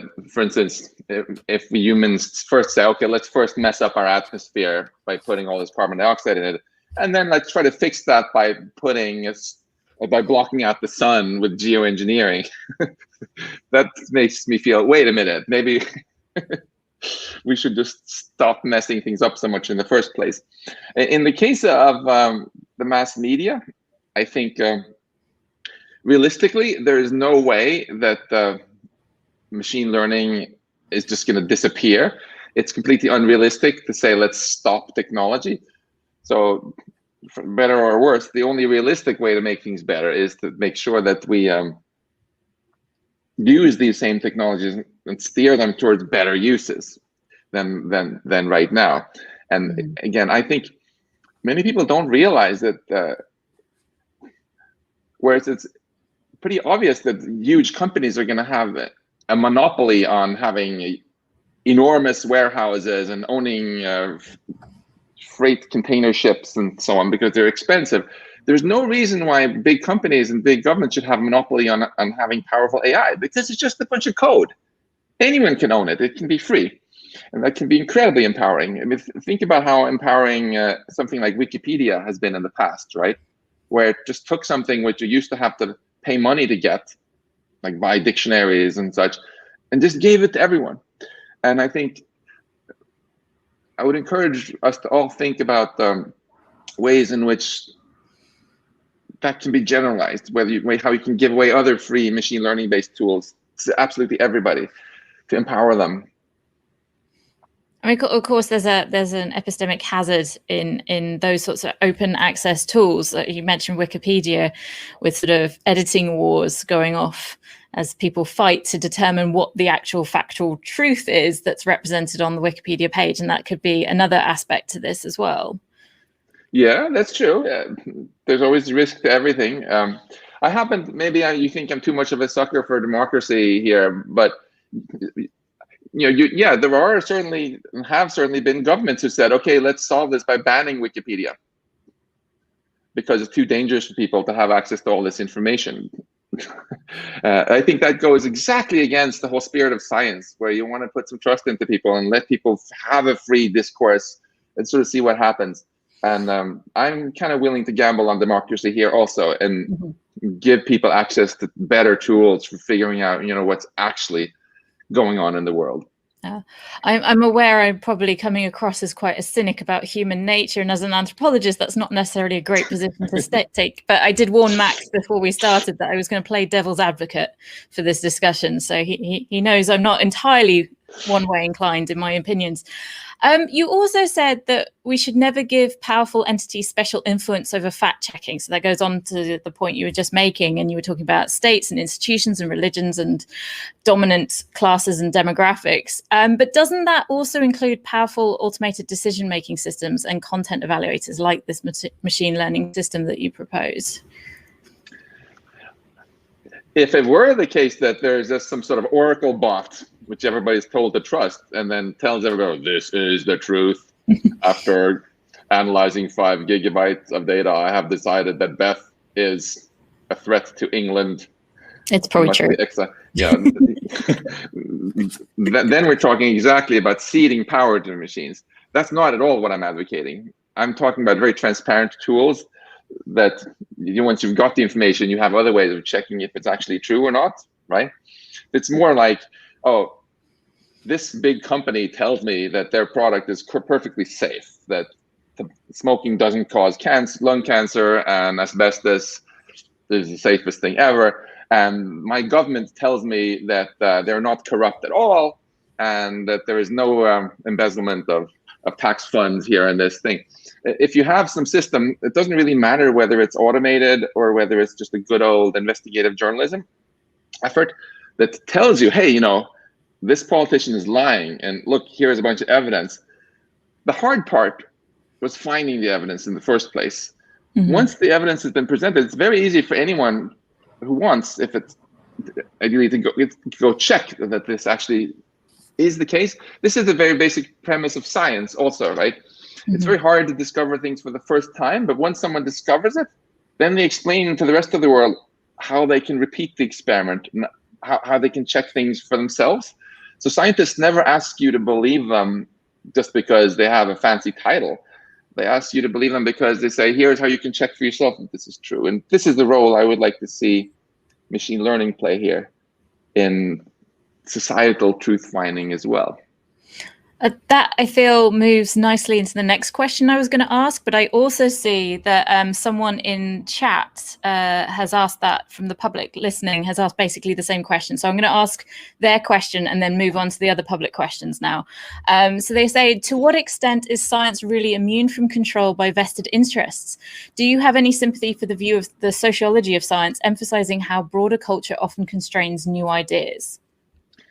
I have a lot of sympathy for critics of science to say that scientists are also biased. And then, of course, I'll be, as a scientist, the first to admit that science has often been kind of corrupted. I mean, look at what happened with people who were funded by the tobacco industry to write articles about how lung cancer was actually caused by pet birds. Yeah, you can go look it up. Mm-hmm. But nonetheless, I think it's fair to say that all humans can be corrupted. And in fact, the least corrupt truth-finding effort we have so far has been science. That's why some scientists you have had scientists even burnt at the stake or thrown in prison because they were just so annoying for these powers who were trying to corrupt them. And it's not the scientists we should defend. There are always rotten eggs in any group, but it's the ideas of it, right? For example, the idea of freedom of speech, that scientists should be able to call out falsehoods regardless of who's saying them, and they should be able to accuse even Pope Urban VIII of having an incorrect claim about solar system, or the president of a country. That's why I'm so negative to some of this censorship we're seeing now from big tech. And another principle which I think is really important is that in science, trust is earned by making correct predictions, right? It doesn't matter how many fancy titles you have, how many PhDs you have. If your last 3 papers predicted things that were wrong, no one is going to take you seriously. And conversely, there have been scientists who came totally out of left field. They didn't even have any education, but they just predicted some amazing things which turned out to be right. And then after that, they were like rock stars and people took them very seriously. In contrast, politicians today usually don't have trust that they've earned in the same way by making repeated predictions about what was going to happen if they did this and that policy and proven true. Okay, so moving on to another question from the public audience. Is there a way for democracy to have a barrier to entry, not money, but ethical or moral boundary? Certainly. I think sunshine is generally the best medicine for ethical behavior, right? Because unethical behavior is very much like cockroaches. It really thrives in darkness, If you want less corruption, well, then get a lot of local journalists, investigative journalists who write articles about the corruption, and magically there'll be less of it. And you see, sure enough, that in systems where there's a lack of investigative journalism that speaks truth to power, and in those societies, in those times, you get way more unethical behavior. And it goes on all scales, from the most petty city councillor who takes a bribe, to at the very largest scales where we have world leaders doing really reckless things with all of humanity. Like we've almost had humanity destroyed multiple times over with accidental nuclear war because some politicians were being very reckless and underestimated the risk of mistakes. But because there's so little attention to this, as I showed you in that plot, right, in the mainstream media, we don't even hear about it very much, and there's really no accountability. Good journalism that leads to accountability, I think, is a good strategy for a more ethical world. Okay, good. Another question. A news is a news, ultimately. Can we not train the algorithm to just filter out the news from the left or right biased articles and present the core news? So one of the most shocking things I feel I actually learned by staring at all this machine learning output was that the biggest problem in our media ecosystem today is not fake news, which is itself a big problem, but which you could, of course, try to tackle by filtering things out. But an even bigger problem is just omissions, the things that just are not mentioned at all, right? Because it's one, and when you compare what you read in Fox or here on Fox News with CNN, or for those of you in Britain, you know, The Guardian on the left versus something on the right, the biggest differences are just what they don't talk about, and that cannot be solved by filtering out things, because then there'll be even less talked about. That you notice instead when you look at both sides and you're like, oh, wait a minute, this newspaper here never talks about the fact that there's a famine going on in Yemen right now, and that there's a child dying every 11 minutes, and that we could stop it if we wanted to, but we're not. But I know about it because I saw it in this other newspaper. Mm. Okay, so I have a question here. If journalists have always been skilled at using language to influence their audiences, might NLP tools be able to reshape the language to recenter the debates? And how often would you need to update the machine learning model to account for such changes in language across papers? Seems like a big Well, that's great. Actually, my student Samantha, who I gave a shout out to for working with me on this research, is actually building a tool that does exactly this. Hopefully we'll release it this summer, where you read an article and then it highlights for you all these buzzwords, which are typically chosen to bias you to either think one way or the other, and then give you a little slider so you can slide it and see what would this article look like, this article that came from, say, Breitbart News, if it were in fact a CNN article instead, so you can just see the word changes. So hopefully we can put something like that on improvethenews.org later this summer. Okay, so there's something to look forward to as well. Just a couple more questions. We've got about 4 minutes left. A slightly more technical question. Can Solid Internet Protocol by Tim Berners-Lee blockchain protect our data privacy from artificial intelligence? That's a very good question. I'm a strong supporter of building this sort of privacy protecting infrastructure from the ground up, and I think that is one example of a very good idea. I think our internet has been gradually getting more secure in recent years, also when we switched from HTTP to putting a little S at the end there with encryption. But we complement the technology also by updating our laws to be up to speed for this. Because right now, the laws, both in the United Kingdom and the US, I think are very much not strong enough to protect privacy. For example, we just had this huge scandal in America, right, where the US government told Apple to spy on emails from a bunch of lawmakers on one particular party, because at that point the Department of Justice was controlled by the other party, and Apple was like, okay, it's a court of law that said it, so here you go, here's your data. You know, there was no technology Apple could use in that case to prevent it, but a change in law could, if we just have a law saying that actually democracy works better if nobody can get so much power that they're allowed to do something like the Watergate and spy on their political opponents legally, then that's a big win. So ask your own elected officials, whatever country you're in, you know, where their stance is on laws. Do they want to ban various forms of cryptography like France has been pushing? Or do they want to have laws that safeguard the privacy of journalists, of politicians that on all sides and so on? So I think we have time for just the last question, which I think is sort of like the overarching question of the session, I suppose, come from the public audience. How can democracy, power of the people, not be hacked with AI, big data, power of the few? Yeah, I love how you're ending with this, because this is really the thematic question of the whole conversation.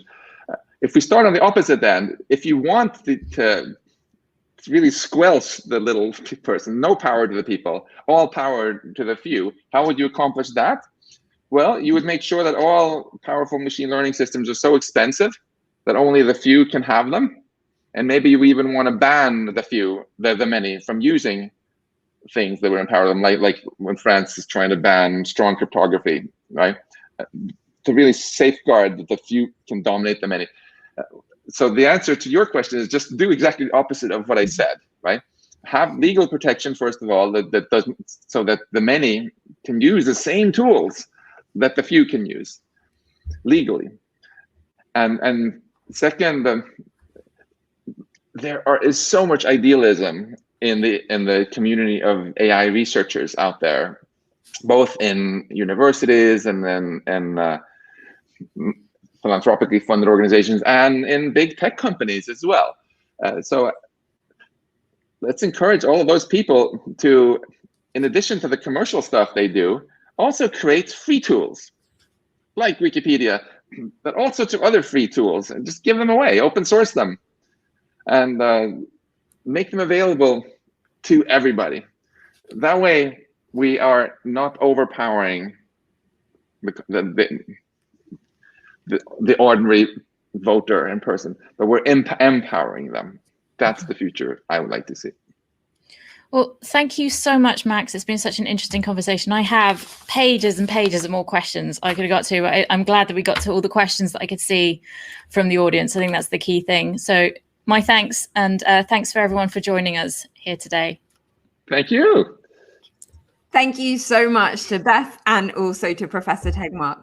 Brilliant questions, completely fascinating answers, and really incredible audience engagement. Thanks especially to Professor Tegmark for my take-home message from the cutting edge stage, which I actually wrote down to make democracy flourish with AI, we have to develop tools that we can give away for free. The power of AI doesn't have to be something that only the big guys have control of. Thank you so much to everyone. You'll all be sad to know that our virtual time is over for cogX 2021. What an extraordinary collection of ideas and dialogue. From AI's impact on healthcare to probabilistic programming, neural networks to policymaking to the hope of a better media landscape, the cutting edge stage has been absolutely phenomenal. Again, I have to offer huge thanks to our sponsors, Accenture, BT, Visa, and Quantum Black, for supporting cogX 2021, and for you all engaging in our hybrid festival, whichever way you chose to connect. If you found inspiration in any of these areas or ideas, please share them on social media using the hashtag cogX 2021. But also you can return tomorrow. Whilst there won't be any cutting edge stage, there is still a brilliant collection of speakers and events. If you want to know more about the plans for tomorrow, hop on over to the website where you'll find the full schedule. Okay, that's enough from me. Thank you so much for your engagement, for your commitment to building a better world with a tech-enabled world, which offers a brighter future for all. And thanks again so much to Dr. Singler and also to Professor Tegmark for such an incredible end to what has been a fantastic 2 days.